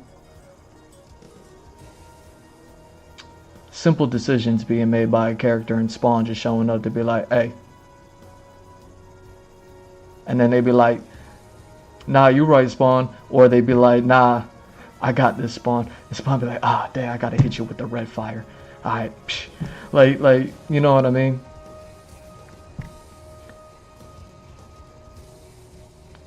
I mean, that could even be like when I'm talking about 3-minute story, pitch, Sin City, opening scene, Josh Hartnett, closing scene, Josh Hartnett. I mean, that could even be the dichotomy of like those two scenes being utilized within the film. You can do an opening 3-minute whole story act structure, titles, and then get into the movie that has nothing to do with the opening or the closing. And then you get into the movie. The movie is what it is, middle of the road Spawn, just starting Spawn. And the closing scene can be the opposite of, same situation, just like it's like Josh Hartnett doing his Hitman thing in the opening and the closing. You can have Spawn one-off shoot, opening, Spawn one-off shoot, closing, both quick, 3-minute joints, 1-minute joint, whatever that closing scene was. It was so quick. But that's what I mean. The closing one could afford to be quick because we already knew, Josh Hartnett's character from the beginning, and you'd be like, oh, I forgot about him. The movie was so good and so crazy, and it took me everywhere. Mickey Rourke. What's his name? Fifth Element, and you know what I mean. Like they had everything. And Elijah Wood. Dang, Elijah Wood and Josh Hartnett were both in the faculty, and they both in Sin City. Look at them. Anyway, like you could have the opening scene be the route where it's one of those one-off shoot, and then the person is just like, Nah, I got this, Spawn. Like, get out of here. We don't need you. And then Spawn gotta be like, man, I gotta hit you with the red fire. And then bow, title scene. And then go through the movie. Movie's crazy. Oh man, we forgot about the one offshoot story in the beginning. We thought that was just to hook us in. And then it's like, boom, closing scene, even quicker than 3 minutes. And it's like, nah, you know what, Spawn? You right. You right. You don't have to come out of the shadow with the green fire. Like, I got you. Like, and then you can have somebody making the decision not to do something bad. And then it's like, oh, on top of Spawn saving the day with whatever the story, the movie is gonna be, like somebody else made a good decision too that day. You know what I mean? Like, look at Spawn helping people. He don't even gotta hit them with the green fire. Like, that. Like, that's how those play in. But you could have the movie be whatever the movie's gonna be. And Spawn is still just as relevant today as he is, or as he was 30 years ago. But while the game is the same, the players have changed from 30 years ago. And it's like, if you're gonna modernize Spawn, if you're gonna modernize Al Simmons with his origin story happening modern, then he's about 28 years old and he's Al Simmons and he's been a soldier for the past 10 years and he's been doing all the crazy missions. Where do those missions take place? You see what I'm saying? What kind of soldier is he? Where is he coming from? And what's his background? So that way, anyone and everyone who is a soldier, knows a soldier, can be like, I know that person. I know Al Simmons. Or, I am Al Simmons. Or, you know what I mean? I want to be Al Simmons. And then it's like, I'm Al Simmons. Real quick. I'm Spawn. Like your buddy over here. You're Al Simmons. Wait, hold on. You're Al Simmons. You're Spawn. Check that out. You're Al Simmons. And now, oh dang, I got betrayed. Now you're a Spawn. You see what I'm saying? You see what I'm saying? Denzel Washington kid, Ice Cube kid, whoever played Dr. Dre if he's not Tea and Crumpet sitting on muffins. Like, you see what I'm saying? I'm Al Simmons. But I'm not in the jungle and I'm not wearing green. You can still give him the red headband. You know what I mean? The red headband that carries. That carries. You know what I mean? For the past 30 years. So, hold on, let me correct that.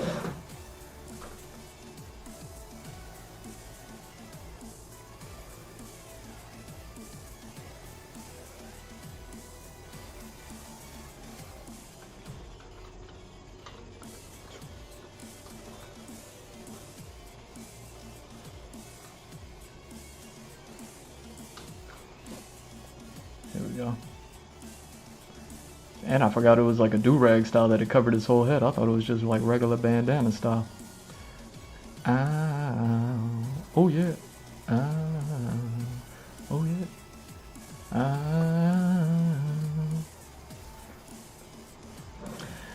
Do-rag style. Do-rag style. So look at him. Look at him. He's Al Simmons. Hold on.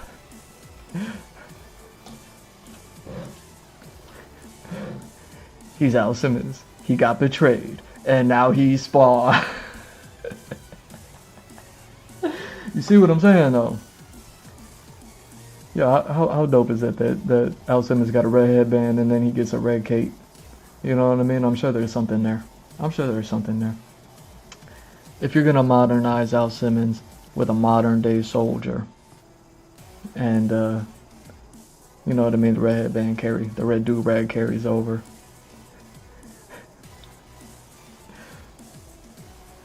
Like he's just as relevant. Like, what kind of stories can you tell? Because immediately, like, yeah, sure, you could think about just one movie, but you want to look to make 3, but you want to just get through the 1 first. And you don't want to tell nobody about 3 because you don't want to set that up without getting the first one out. But you want to set up 3.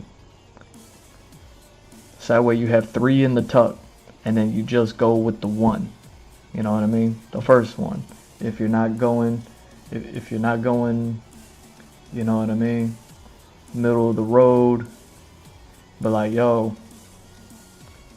I'm middle of the road Jamie Foxx, and I'm already Spawn, cause my face is crispy already, and here's my super suit mess. If you're not going that route, and you're going young Al Simmons route.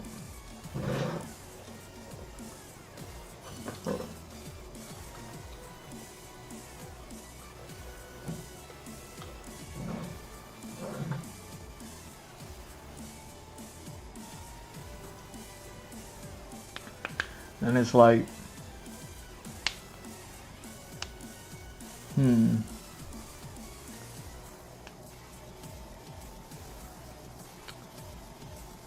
then the modern day world, with everything that's going on, I'm not even just talking like recently, but I am just talking like recently. You know what I mean? I like my ad revenue. We're not doing that. Like,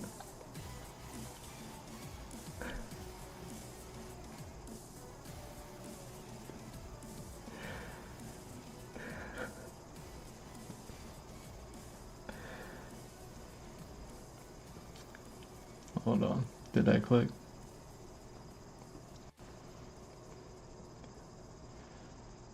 Like, there's enough going on with enough people making decisions that you could write a mean 1 movie. But there's enough going on. You could write a mean trilogy. And y'all know me. Still same OG. Ben low-key. Like, you know, G Mr. Joe on X, go follow me. I got an old tweet out there somewhere about Ninja Turtles. A 4-act story structure with the Ninja Turtle joints. Like, you can write 3 Spawn stories with everything that's going on in the world, address so much negativity that's in the world and people's decision makings in the world, whether it be local, like New York style, New York being a hub for the world, one of the greatest cities, right? And then you have branched out from there, all of the country, perhaps. So now Spawn, in the second movie, is taking on even a bigger foe, bigger monster. You know what I mean? Calamitous style. And we get to know the HE double hockey sticks aspect a little bit more. You can deep dive into that a little bit more. And, you know, even if everybody wants to call the second movie like the trilogy's Empire, where, you know, Spawn looking good and winning in the first movie in New York, and then Spawn losing in the second movie, fighting for the entire country. Maybe it's just too much, and then he has to learn to wrap his head around, like, oh, this is the whole world I need to help and cover, and something like that. So that way by the third movie, Jedi Return style, like, you have him tackling like the evil of the world with some Malebolgia, basically Malebolgia. I feel like, isn't Malebolgia like the biggest bad dude? Like, there's no one. I'm sure they probably tried to find somebody greater. Like, I know I read some of the comics, and I know that the comics got real crazy with it. You know what I mean? But I dipped out well before 300. You know what I mean? And I do mean to go ahead and get the get like all the collections. You know what I mean?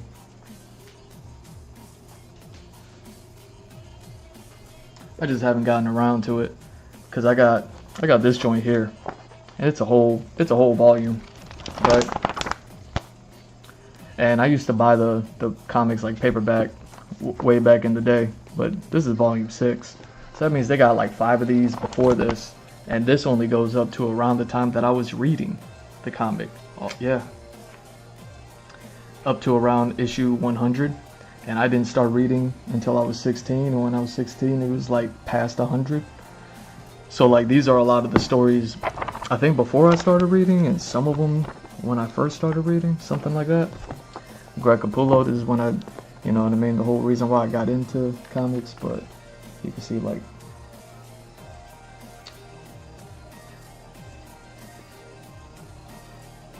you know what I mean, in here, Spawn Volume 6. So much goes on. So they got 5 of these before all of this.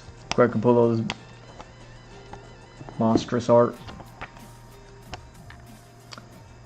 You know, got issue 100 in here. So it was before my time. You know. And then, see what I mean? Look at Spawn. Look at Spawn. See, you want to make the Rambo, but then you want to humanize the Rambo. You see what I'm saying? Now, Jamie Foxx, he can pull that off. Younger actors, I don't know. Even Michael B. Jordan, I don't know. I'm not saying Michael B. Jordan would do a bad job, but I'm just saying, like, I don't know. I don't know if they could be humanized to this degree with all the weight that this carries. You know what I mean? Alex Ross painting style, type style weight.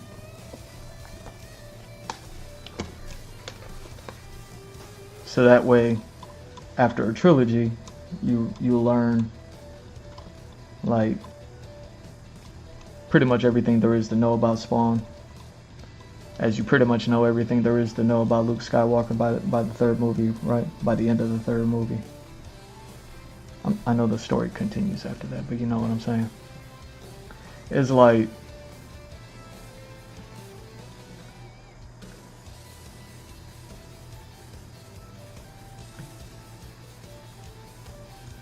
what have soldiers seen in the past 30 years? And then for one of them to get betrayed. And then they noisy neighbor. And then they get burnt up like a peanut. Come back looking like all the cheese and grits.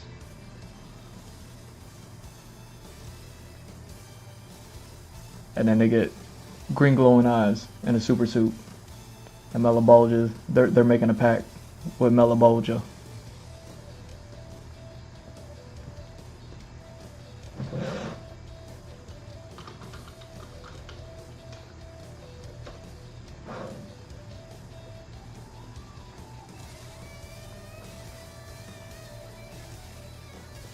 Oh yeah, so I already showed y'all Malebolgia.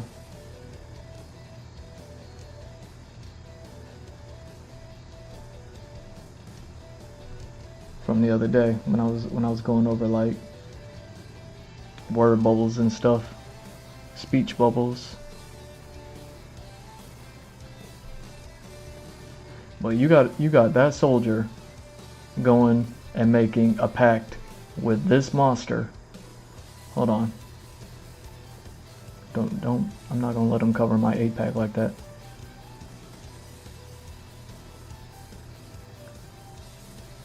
With this monster, you got Jim Carrey in all of the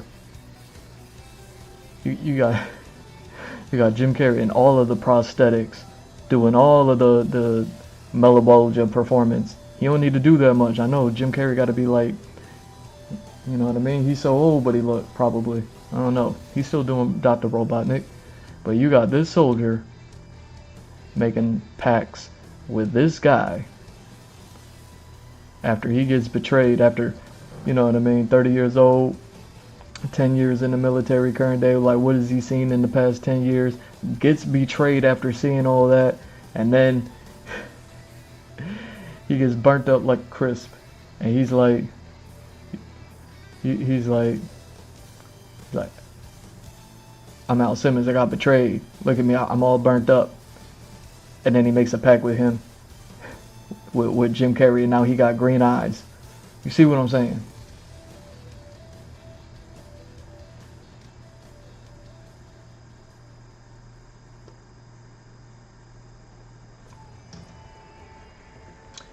You see what I'm saying? And then he's Ice Cube's son. He's like, I don't play with my life. I'd rather play with yours. Like, he would drop one of his dad lines in a movie. You see what I'm saying? But it's like, with everything that goes on in the world, current day, and everything that is increasingly becoming problematic, even things that weren't a problem 30 years ago, technically, even though they were a problem 30 years ago, the light on these things today, like, that's what is the all-time high. And you have a soldier who becomes a superhero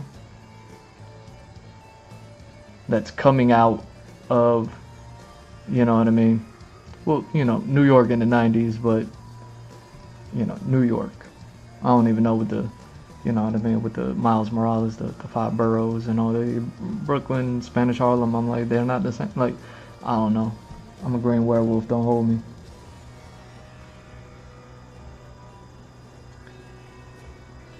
But it's like, that's the story you need to prepare to tell, to make it all of the Hollywood, all of the fans, and, you know what I mean, if you're trying to, like, just and then just walk the 4 bases, like, that's what you want to do. You could have young Spawn just taking on something in New York.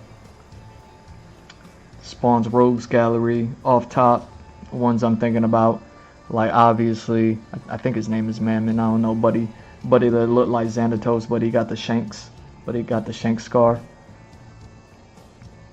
I think his name is Mammon. He always wearing a suit, looking tight. Like,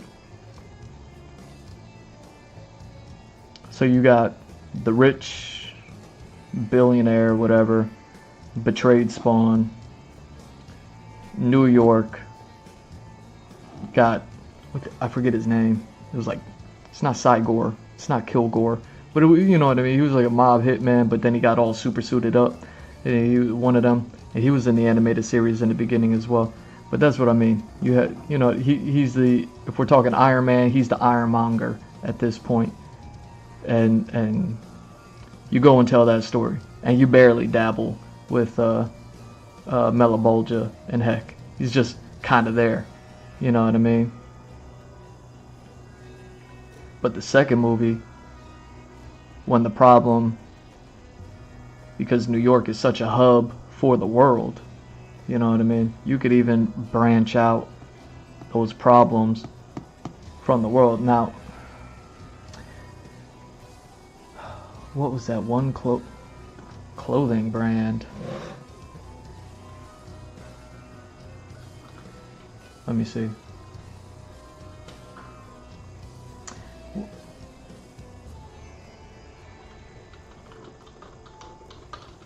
You know what I mean? I'm into fashion too.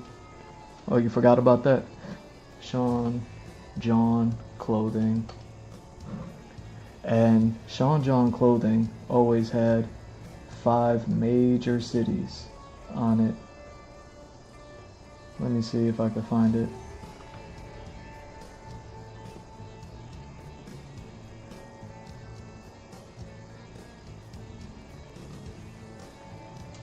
there they go. Check this out. Oh, web file. Get out of here. Alright, now, see, this is why I just stick to the yoink, you know what I'm saying? This is why I just stick to the yoink. I'm just gonna screen grab just the part right here. I'm not even gonna get the logo in there. So disrespectful. So disrespectful.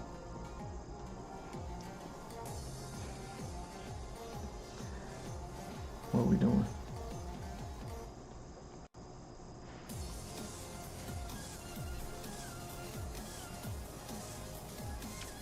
So check this out.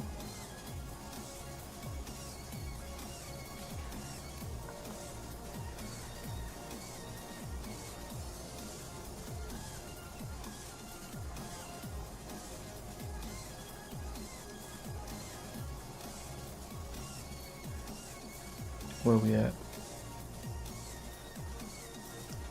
Look at that, New York is even the first one that's on there. So like, you got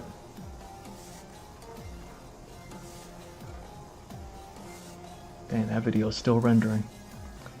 You got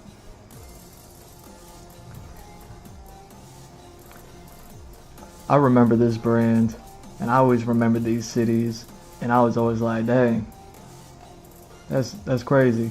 Now, if you have a Spawn movie, you have New York. That's the first movie. And now you got Spawn's second movie, bigger scale, Empire.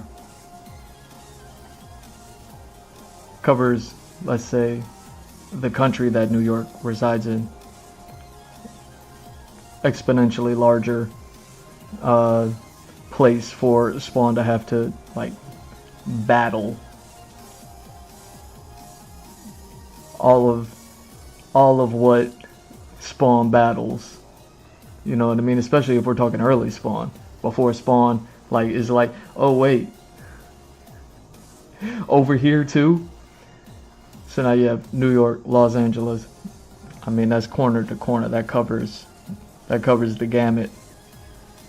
And you're dealing with all the problems that reside here. Everything from everything that we understand, street level, to everything that we kind of don't understand on a magnanimous level with, you know, Xanatos with the Shank Scar Man over there making deals with the devil, deals with Melabolgia, right? With everything that we got going on. And how does a soldier react to that? You know what I'm saying? With everything that we know about Spawn. And then, third movie, worldwide. Now we secured a city or a state. Now we secured a country. And now, it ain't over. It's like, when you're telling the story of Spawn, the whole world is at risk.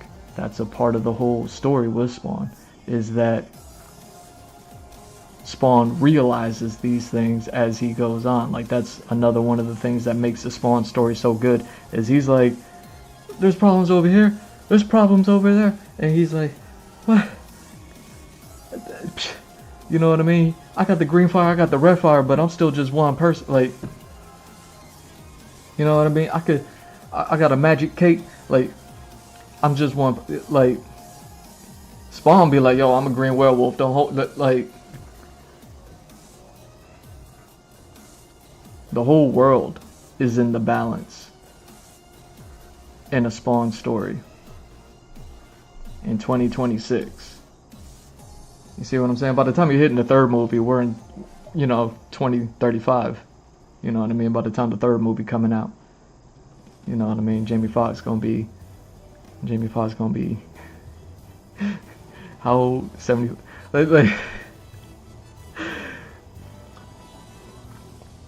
Like Ice Cube's son gonna be like how old? Like you see what I'm saying? Like by the time you get to the third movie, you're dealing with like the entire world at the balance. The story is already there as far as like the comic books, people's decisions, and the world being at stake, and the decisions that these people who seemingly like make deals with devils do and make. And you have, look at this, London, Tokyo, Paris. We got, like, come on. I mean, I don't even plan these things out. Like, you're hitting like major hubs of the world where there's a lot of things happening. It all starts in New York and then America, and then, you know what I mean, it's Spawn, he's an American comic, American superhero, but he deals with the heaven and heck, and then the world is at the balance, so you're dealing with the whole world, and some of the biggest places that, you know what I mean, like a Mammon, or whatever his name is, you know, Xanatos with the shank scar, man, you know, business suit looking tight, like where he would be also making deals outside of heck with Melabulja. He would like then go back to his office, you know what I mean, in some skyscraper in New York, and then he'll make a phone call to, you know, where London, probably, with everything that's going on. Tokyo, probably, I don't even know what's going on in Tokyo, you know what I mean, shout out to Tokyo. And then Paris, you know what I mean, with everything that's going on. Like, there's a lot happening in the world today. For a soldier with 10 years experience, modern time, betrayed, deal with the devil, came back, modern world, fighting off these issues. Got problems here, we got problems there, man, we got problems. The whole world, like, that's gonna be Spawn, you know what I mean? That's when Ice Cube's son drop a bar like, I don't play with my planet, I'd rather play with your, like, you know what I mean? And then Heaven and Heck be like, we're not even planets. He'd be like, you know what I mean? Like, oh wait, where did that go? Where did that go? What are you doing down there?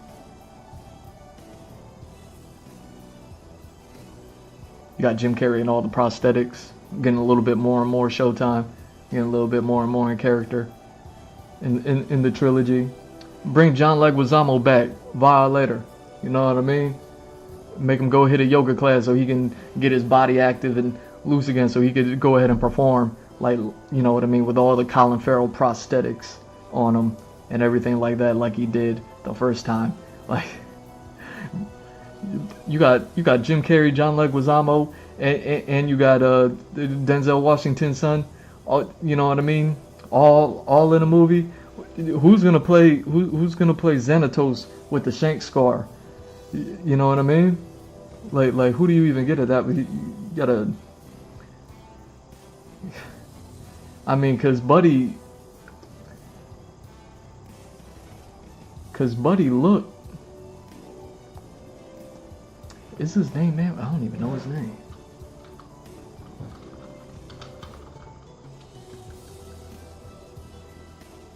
No, it's not Mammon. Oh, it is. Look at me.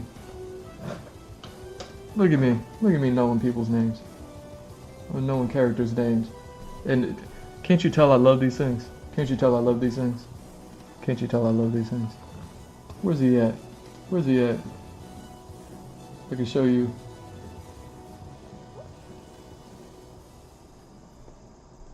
I can show you this guy real quick.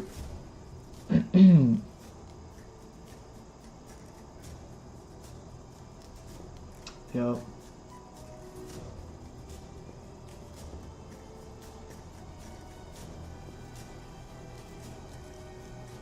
Alright, we're just gonna do it like that.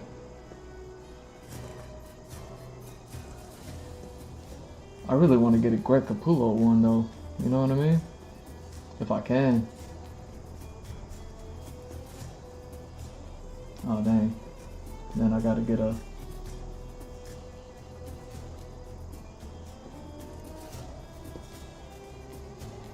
Hold on.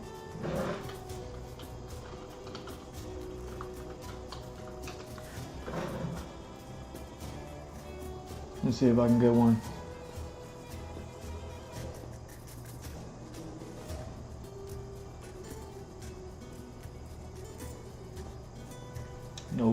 Nope. Dang. I forgot I gotta screenshot all these things. I can't find like a picture that's like gonna be quality enough that it's gonna be worth even showing.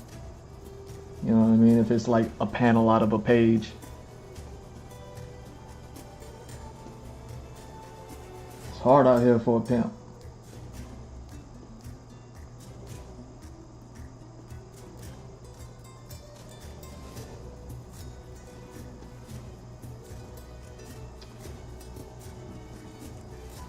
Okay.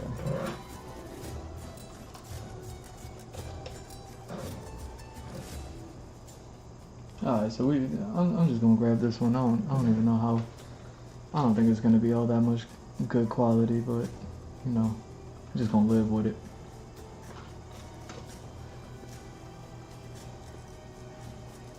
So like, and this is what I mean about if you have Jamie Foxx.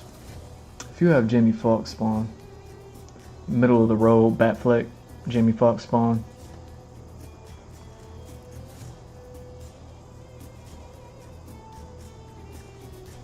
Oh yeah, I gotta do it like this.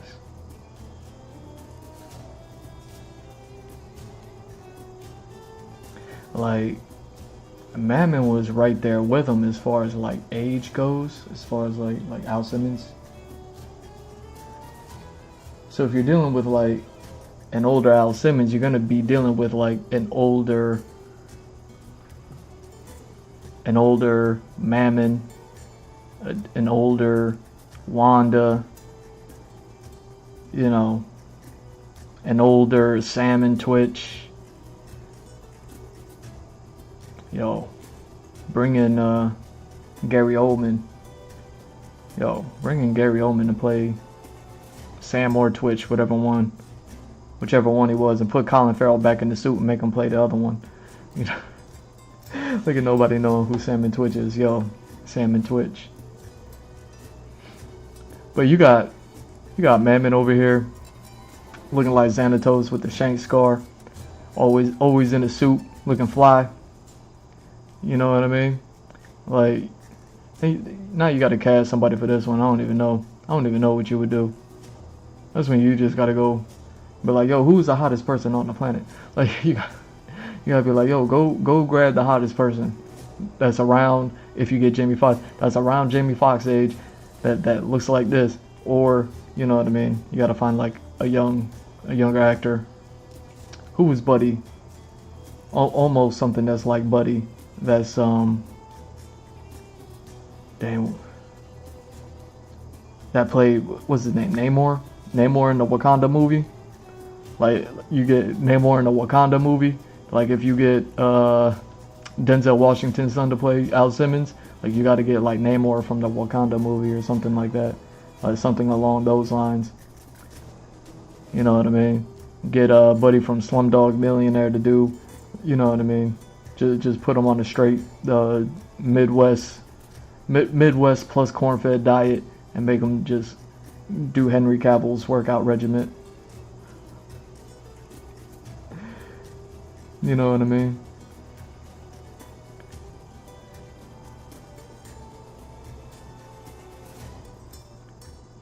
So then that way, because you got to get Xanatos Xanatos with the shank scar. You got to get Mammon in there, because Mammon's gonna be there in the beginning for the first movie in New York, and then the problems got to get bigger, and Mammon's gonna be making business deals with people all across America. While who knows what happens? A portal and Mammon trying to crawl out of, or Melabolgia, so many M-word names. Melabolgia trying to crawl out of a portal, you know, somewhere in the Midwest between New York and, you know what I mean, in Chicago, just so that way we could still keep it downtown style with Spawn and being like, I don't even know these streets. Like, how am I supposed to navigate through here? And it's like, magic cape, fly. Like, with your reason being one of the calamitous problems, your reason gets summoned, and you know what I mean. Now Spawn has to fight your reason, and you know what I mean. They're taking out all of Chicago or something like that, somewhere in the middle, because Xanatos with the Shane Scar made a deal with somebody in Los Angeles. I don't know how this works, man. Like. And then the third movie, Xanatos with the Shane Scar is still gonna be there, and he's like, dang, he was in the international trade. And I'm like, yeah, they put the terrorists on it. Be like, yeah, they put the terrorists on it.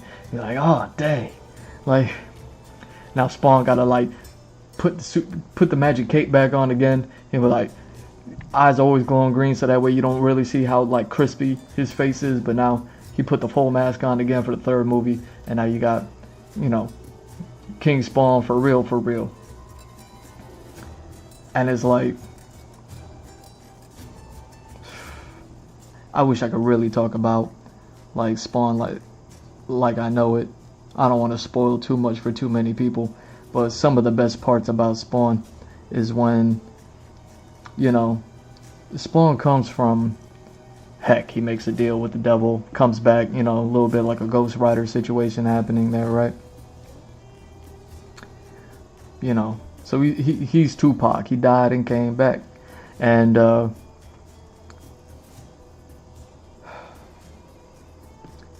some of the best stuff about Spawn, with everything that's going on today, like I said, he's more relevant than he's ever been. He's just as relevant as he's ever been. Like, some of the best stuff about Spawn. This is where you know what I mean. You're gonna have to like kind of Goose Fraba some people when you make this pitch. Some of the best story elements that come out of Spawn is when Spawn, because he's an agent of Malebolgia, and he's a general for Malebolgia's army, and he's him from the U.S. military. He got betrayed. Now you look like a burnt peanut. Like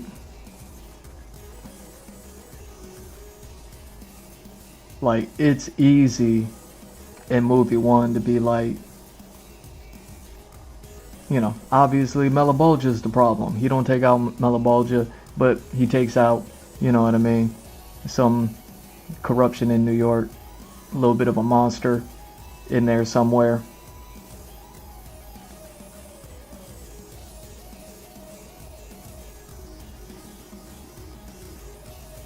Not so early on, Spawn discovers like, oh, heck is in a war with heaven, and Spawn goes to heaven, as Spawn. Like he's like, yo, I'm Spawn. Like he's not Al Simmons. He's like, no, I'm Spawn, but I'm going to heaven. Like Spawn goes to heaven, and then he discovers like, because heaven's also in a war with heck, just as much as heck is in a war with heaven. Like Spawn discovers like, oh, heaven kind of messed up too. Heaven is just like heck, like, because heaven is also at war, and they're also trying to do the same thing that heck is doing. It was just that he was an agent of heck, so you know what I mean. He grew up with the sensibilities of like, heaven was this great thing, and then he's like, yo, I'm Spawn, but I'm going to heaven, and I'm coming, Angela. Like, you know what I mean? He turned into Red Fox. He grabbed on to his heart. It's not working no more because he's Spawned for a long time now. And he's like, yo, I'm coming, Angela. Angela's one of the heaven warriors type style stuff, which goes to say what I'm talking about as far as like heaven being at a war, has warriors. That's what Angela is and stands for.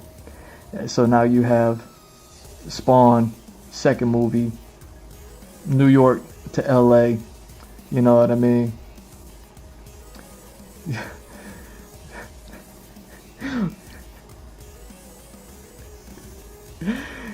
You got Spawn be like, Yo, that's when you get the Angela character, and that's when you get the Redeemer character. All of Heaven's warriors, you know what I mean. Then Spawn gotta fight them and his empire, and the biggest twist is that Spawn finds out like, oh man, heaven is just like heck. It is no different. It's the same thing as that they doing down there. You doing that up here, like, and then Spawn has to discover that as well. One of the best things about the Spawn thing is like, he's like, as below, so is above. Like Spawn is just like, now he's, you know what I mean. Now Spawn is a thinking man. Now Spawn is a thinking man. Whether it's middle of the road Spawn, Jamie Foxx, or it's young Spawn actor carrying this out in the second movie. You end the movie, you know what I mean, opener, closer. Now Spawn is a thinking man. Post credits, you got thinking man Spawn. He's just like, like, you know what I mean, like he got a brain freeze. He like, me don't know what to do. Like Al Simmons is just like, ain't nobody got time for this. Spawn making one of those realizations is one of the best story beats that ever happened. Spoiler alert. Like, you know what I mean, 300 issues went out of print however many years ago, you know what I mean. Spoiler alert.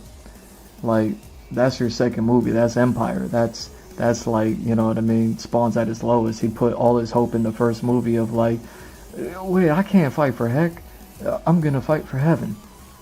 And then in movie 2, he fights heaven to fight for heaven, just to find out, wait, heaven is doing the same thing that heck is doing. And then you got Melabolgia, like, you know what I mean, pulling off like a Bowser laugh, like pulling off one of those things in his Jim Carrey though in prosthetic makeup, you know what I mean, with John Leguizamo standing right next to him with all the penguin prosthetics going on with the face paint, you know what I mean, going, you know, drinking Faygo soda, like, as the Violator. Like, and now we go into the third movie, and it's worldwide scale because Xanatos with the shank scar, he's not stopping. He's not stopping. He's not doing anything. You know what I mean? Like he's just, he's on the phone like, L.A., what are we doing? Paris, what are we doing? Tokyo, what are we doing? London. You know what I mean? Don't be a girl named London, and also I meet a girl named Britain, and I'm a green American werewolf in London. I'm just like, you know what I'm saying? Like, it's the same thing. Like, London, what are we doing? Like, third movie, worldwide scale, Spawn, thinking man. He's just like, ain't nowhere to go, ain't nowhere to hide, ain't nowhere to go. Can't nobody do nothing. I just got green fire, red fire. I mean, I got the magic cape, and I can pull out all the magic weapons in the world, and I can fly, and I could turn into a wolf, and I could turn into bats, and you know what I mean. I could take my mask off, and I could look like, you know what I mean, look like all the burnt grits in the world. Like Spawn just third movie just like nope. Heck amasses forces, heaven amasses forces, and Spawn is nope. I'm not doing this. Nope, we are not doing that. Spawn sitting there like, yo, I like my ad revenue. This is not that. I like my ad revenue. Like, Spawn is sitting there third movie thinking hardcore.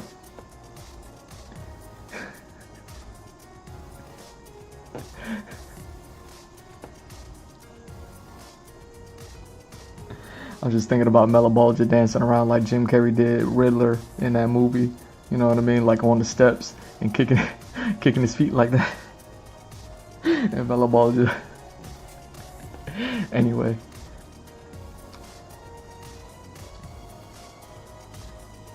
And then that's got to be what Spawn got to do. What Spawn got to do, and now the whole world is at risk. You know what I mean? With all of the stylistics of heaven and heck, as we know them in this country, in America. You know what I mean? For the most part.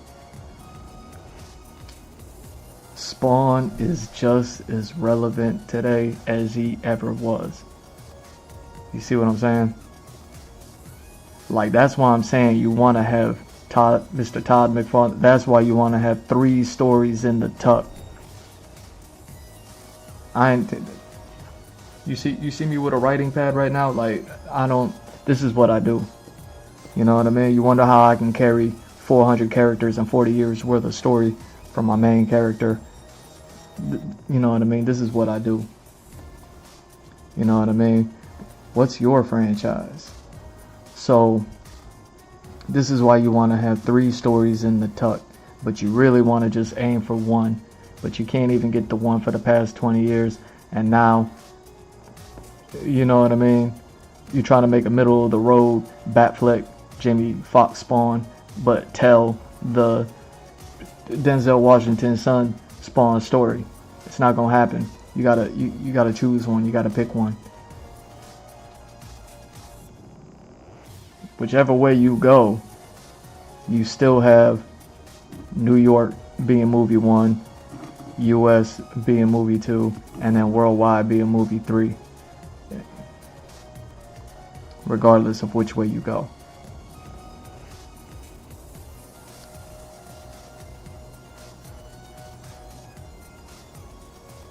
And the stories that you tell are going to be the ones that are going to be relevant to today. You know what I mean?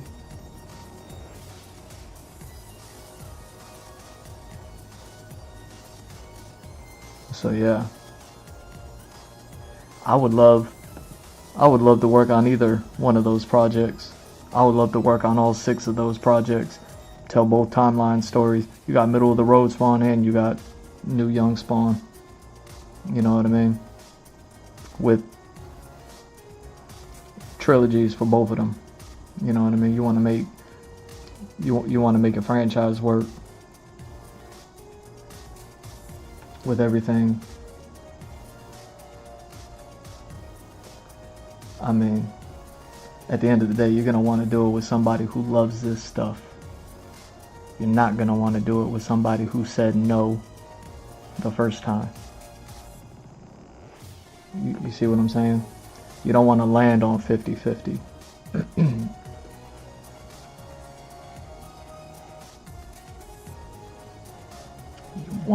You want 100. You want to...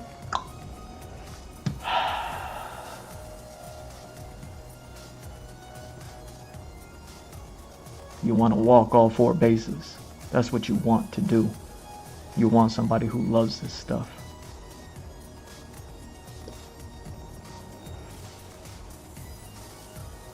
I got stories like this. Ninja Turtles, go check out my X post, Jimmy John X. You know what I mean? Go follow, just do it. Don't even think about it. Jump in my DMs if you can't find my account. Let me know I'm shadow banned. Be like, hey man, you shadow banned. We can't find you, not nowhere. all those X posts you doing, they going nowhere.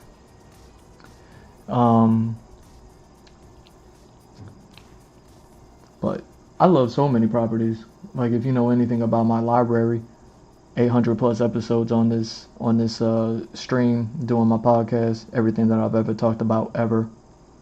You know what I mean? Like, I got all of it on lock. I got something in the tuck for all of it. You know what I mean? But yeah, that was it was blasphemous for me to have read that yesterday. It put me in a state where I was like, I can't even get up and start streaming when I learned that. And I was like, well, that's why the Transformers landed on 50-50, highest grossing Transformers 35%, 55%. You don't want that. You don't want that. That's a 45%. We landed on 50-50 and you hit 45. Like, you don't want that.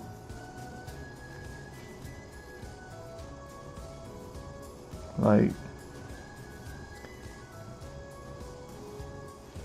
man, that video is still rendering. I came on here to do concept artwork.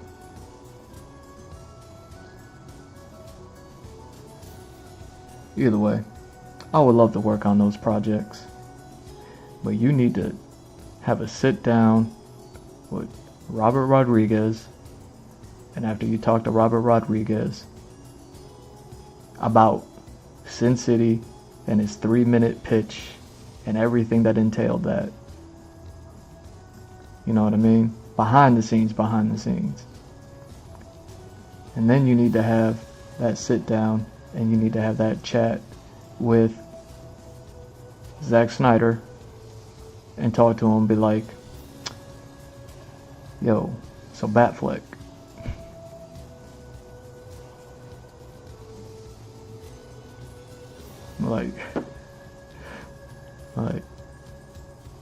like get everything about Batfleck behind the scenes, like everything, top to bottom. You need to have those two conversations if you're really gonna stick with Jamie Foxx. You know what I mean? But you're not gonna be able to do Jamie Foxx becoming Spawn. Just mathematically, it doesn't make sense. You're not gonna bat 100 while trying to pull wool over people's eyes. I'm sorry. You're gonna have to tell a middle of the road Spawn story. Where in the road is he? Well, you could still hit, you know, New York, America, worldwide. You know, state, continent, planet trilogy with either one. You know what I mean? Middle of the road Spawn still could be somewhere early. It's just, you know, he already fought a few people. And we already have the Microphone Jai White movie to be like, yeah, that was the origin. You know what I mean? You want to know the origin? Just go check out that one. I'm sure it's still a good movie, man. The way John Leguizamo pulled off Violator, yo.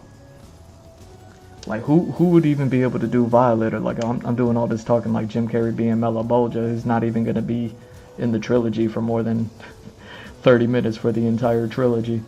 Like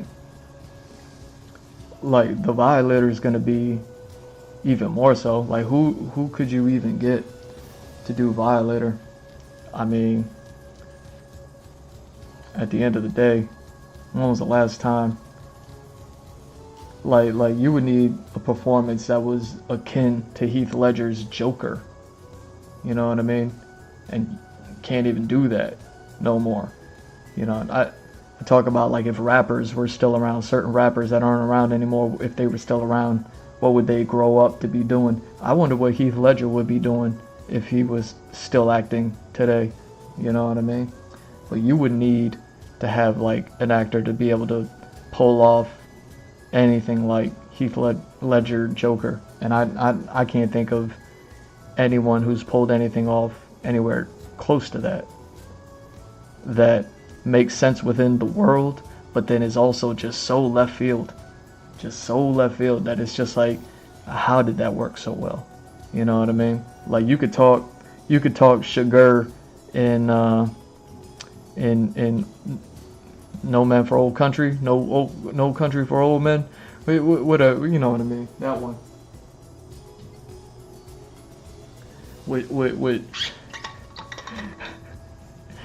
With Tupac Shakur in there. And you could talk about his villainous character, but that's nothing like the Violator. You know what I mean? Like, you would need somebody who can perform that's on the level of, like, Colin Farrell, all the prosthetics performance, John Leguizamo, all the prosthetics performance, in an age when we don't even have like really performative actors out there no more, with especially with prosthetics. You see what I'm saying? You know, they're gonna be like, "Oh, CG it." I mean, you trying to bat 100. Like the only time you want to CG it is when it's like action, not talking, not dialogue. And the Violator is best at dialogue. Like that's his thing. You're gonna need an actor with like all of the prosthetics, and then I don't even know who you could get to do that. Was it Danny DeVito? Like who can you get to do that? You know what I mean? You're gonna get Jonah Hill to hack it up. Like who? Like who are you gonna get to do that? Like,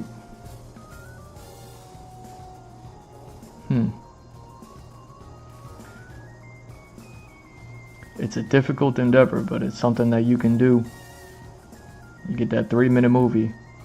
You get the graphical style down. You get what a finished look Spawn looks like. You know what I mean? You get yourself a movie. Now, mind you, I know this is trash because you watched me do all this stuff in real time and spend the minimal amount of time photoshopping. But you get yourself a graphical style that speaks. It says like, we want it to look like the comic book, but we want it to look live action. You know what I mean? I think Robert Rodriguez pulled off bringing the Sin City comic book to life better than Zack Snyder pulled off bringing 300 to life. And those are both Frank Miller comic books or graphic novels. You know what I mean? But Zack Snyder also went on to bring Watchmen to life, and he did that so good. You know what I mean? So bringing a comic book to life, bringing a comic book to live action isn't all that easy, because Zack Snyder did it with 300. Not that 300 looked bad as a movie, looked great as a movie. You know what I mean? I probably own it. I don't know. You know what I mean? Like, who doesn't know, like, this is Sparta? Like, everyone knows that. Who doesn't know all the 8-packs in that movie? You know what I mean? Half of them sprayed on. I don't spray mine on. You know what I mean? Like, Zack Snyder brought 300 to life. Looked great as a movie, but didn't look like the comic book at all. Frank Miller style. Zack Snyder brought Watchmen to life. Looked great. And it was incredibly, you know what I mean, like on par for panel. You know what I mean? Remove the whole squid, you know, whatever Dr. Manhattan bomb thing that he did, a little switcheroo there. But it goes to show how the same guy can bring a comic book to life one way, and how the same guy can bring the comic book life another way. But then at the same time, how a comic book artist can have one of his comic books brought to life by one director and have it work out, and then have another one of his comic books brought to life by another director. And not that it was a bad result, but it didn't look anything like the comic.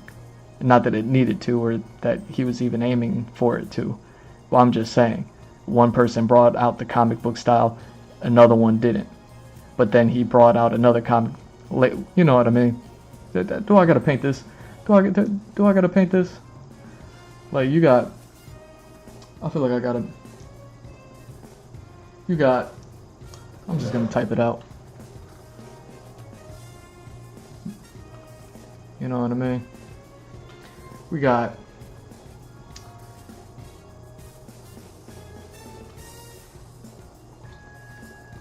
Frank Miller. Let's start with Frank Miller. He's the GOAT, right? Frank Miller. Now Frank Miller went on to make Sin City as a comic book.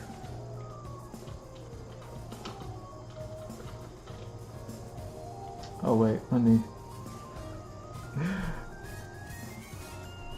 get my beautiful Photoshop work out of the way.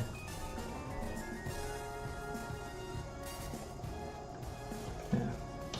Xanatos out of there. Let's get my 8-pack back in there. Alright. So, Frank Miller went on to make Sin City.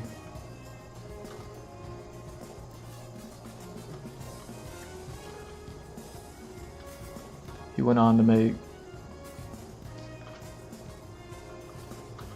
300.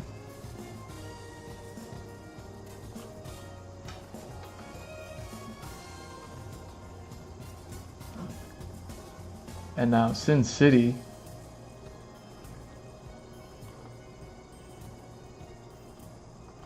inspired Robert Rodriguez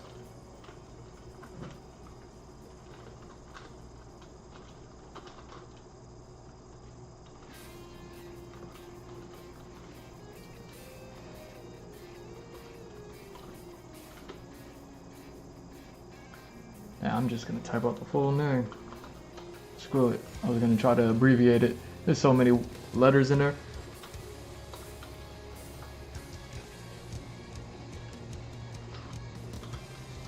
I don't even know how to spell it.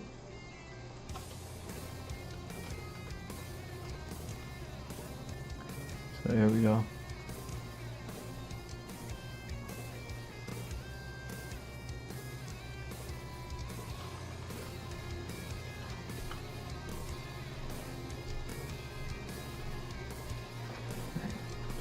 Frank Miller also did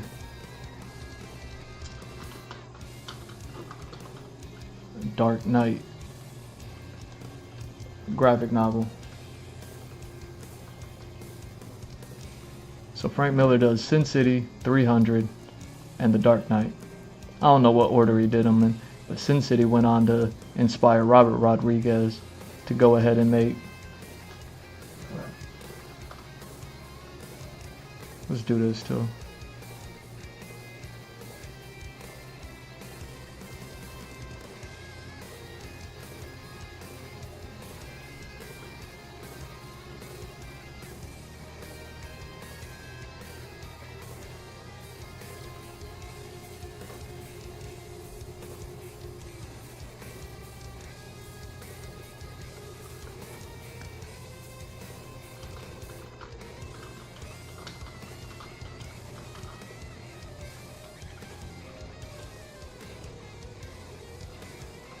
There we go.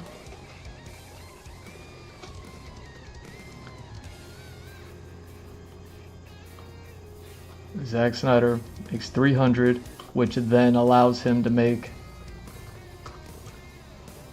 Alan Moore's Watchmen.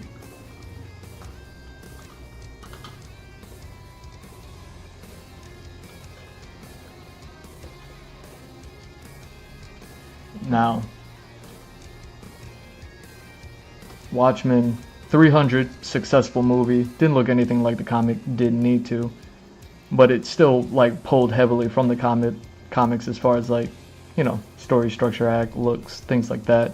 But yeah, it didn't look anything like the comic. Frank Miller had a really heavy shaded style. I remember, I don't even own it to this day, but I remember I read it in a library. I didn't even read it. I read it at a Books A Million or something like that, one of the bookstores. I was in there, and that's when I found 300. I was just kind of like perusing because I was always into books. That's when I got the Boondocks books before the Boondocks was a cartoon. And I came across a 300 graphic novel, and then that's when I learned, like, I read the 300 story, but I wasn't into it because I didn't know Frank Miller. I didn't know 300. I didn't know it was just a graphic, you know, or it was just a comic book, and I don't even know if I had read a comic book or went into a comic book store at that point. Like, I don't even know if I was 16 years old. And but I remember reading 300 and it just being heavy with ink. And that's what I mean when I say, like, 300 the movie doesn't look bad, but it doesn't look anything like the comic book. There's a lot of heavy shading, almost like Mike Mignola style shading that goes on in the 300 graphic novel, and it's old artwork too, so it doesn't even, like, like live up to today's standards. It's kind of, you know what I mean? It's a little wild. Probably why I didn't buy it.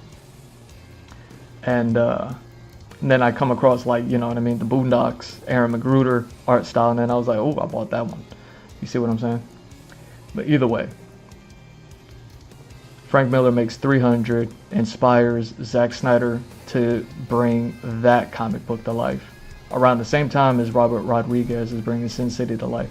Now, Robert Rodriguez brought that comic book to life. Like, he brought the graphical style, and he was like, nah, it's my intention as the director to do it this way.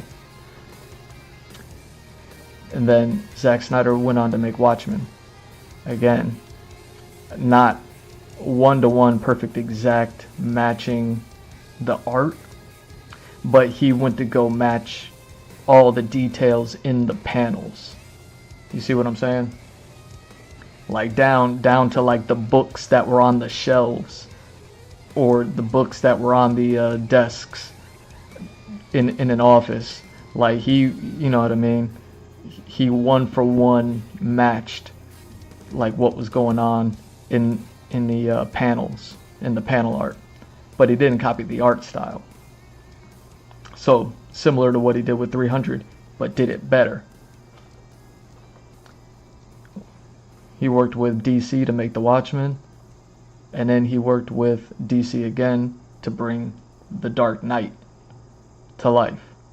And then that's where we get, you know what I mean, the Batman vs Superman stuff. But then obviously it's kind of like washed out a bit with, you know, post Nolan Batman, and jumping directly into like middle of the road Batman with Batfleck, you know what I mean, but jumping directly into versus Superman, you know what I mean. So it wasn't a Batman and Superman have history fight. It was a, like it is in the comic book, it's a Batman and Superman don't have history fight, and told the story that way, where the story is a little bit backwards, you know what I mean, but still pulled from the comic book, and was able to make, I still say Batfleck is the best Batman, you know what I mean. No shade to Pattinson, or Battinson, you know what I mean. Well, I think Pattinson did a great job. I'm gonna watch the sequel, you know what I'm saying. But yeah. And The Dark Knight was another one of Frank Miller's.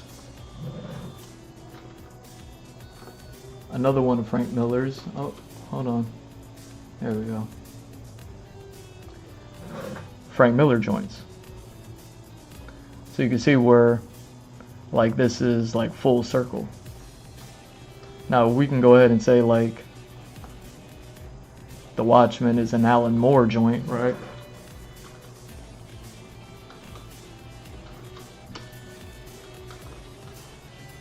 I don't even know if that's how you spell Alan Moore. But at the end of the day, good luck trying to talk to Alan Moore about anything, ever. You know what I mean? Like, good luck. So, that's what I mean when I say you need to talk.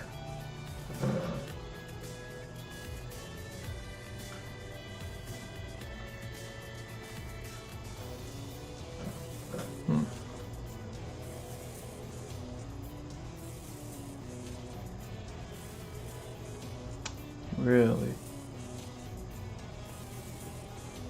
Give me that. There we go.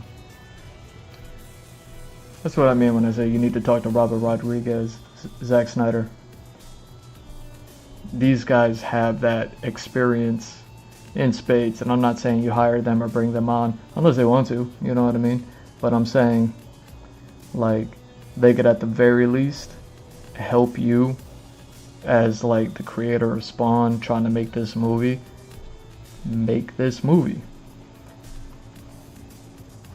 Talk to them after you finish talking to them about all this stuff. You know what I mean? Have some whiskeys. Have Rodriguez cook you some pork OP Beal or something. You know what I mean?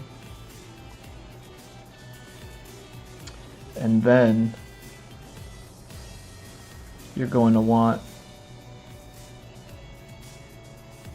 to put together your own graphical style. And once you get an artist to put together, render the graphical style that you're looking for, that you want, that I imagine would somehow, a little bit in some sort of way, match the comic book art style, you know. But then at the same time also be translated into live action, whether it be as literal as Sin City is, or it be as figurative as The Watchmen was, you know, depending on what details that you're gonna want, like, shown, like visually shown, so that way once you have the look down, now you go ahead and film whoever you're gonna film, whoever you see playing Spawn. You know what I mean? But that's how you do it. Then you go ahead and you get your director, shoot your shots, get the post, make it all look like the comic book. You got 3 minutes, and now you just, I don't know what you do. You're better at business than I am. Like, you go, just spam it out to the world. Get Steven Spielberg on it. Get everybody licking their chops and being like, oh man, I wish I may, I wish I might. And that everyone that said no to you for the past 20 years ago, off the table. All of them off the table. Even that one, they all said no. You see what I'm saying?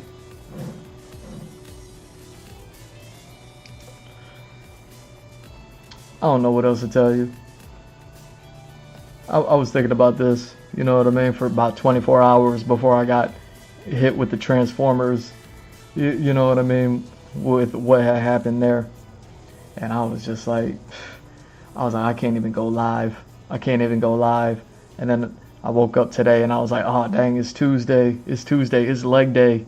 But then also I gotta go do my Patreon private live stream tomorrow on Wednesday, Mr. Drew on Patreon. And you know what I mean, join the commission tier, get invited to, you know what I mean, the private live stream where I go over concept art with wild stuff, man. So I was just like, alright, well, I can't not stream on Monday and not stream on Tuesday. You see what I'm saying? But I got flabbergasted on Monday. I was just like, you know what I mean? Like I turned into Spawn to thinking, man, I couldn't do it. And then today I was just like, alright, I guess I'm gonna draw some pictures. And then I couldn't, because I was sitting there reeling from Transformers.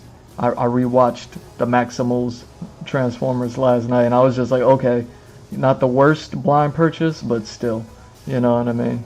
I was just like, having to skip through like half of it, you know what I mean? And then Cheetor doesn't even have any lines. How dare you? He got one line. He got one line in the whole movie. It's an alright line, but still, come on, man. Like, how you going Terry Crews Cheetor like that and just give him one line? Probably didn't even get paid for that one either. And I'm over here, I can't believe it. So, either way. With that part said, I want to thank y'all for stopping by. Thank you for watching. I'm Mr. Drew. It's at Mr. Drew on all socials. Follow, like, subscribe, all that good stuff. gmrdrew.art, the website link is in the bio. Check it out. Links to everywhere there. Merch stores. Buy all the merch. Patreon. Buy all the Patreon live stream, private live stream going tomorrow. I've been working on the craziest stuff with as far as like creating the visual representations of the storytelling, and also continuing the map progress, the map that I started last year that I need, you know. I kind of hit a wall with it, and I was like, oh, I need to do a whole bunch of things to try to figure this out. I'm doing all those things on Patreon, so if you're interested in like the maps that I put together, then you know what I mean, I'm putting it together over there, while, you know what I mean, I'm still just working on the old maps characters and wrapping those up, you know what I mean, here on these live streams. So go ahead, join the commission tier, get a commission. I would love to paint anything, everything for you. And yeah, annual commissions every year, and you know, plenty of options. You got to go watch that video, go watch the landing page video on the YouTube, whatever it is, to break down how it all works on Patreon. And then yeah, what else do I got? The Blue Wings, yo, shout out to the Blue Wings, 50% off. Kettlebell functional fitness, safe for work. Trying to, I did it for you. I did it for you. I don't know what you want. I don't know what else you want me to do. See what I'm saying? Like, I can't make it no cheaper for you. So check that out. Love y'all. Peace. Yo, man, I ain't even turned on the sussy lights. I ain't even turned on the sussy lights. Yeah, I was just rolling with it. I was just rolling with it today.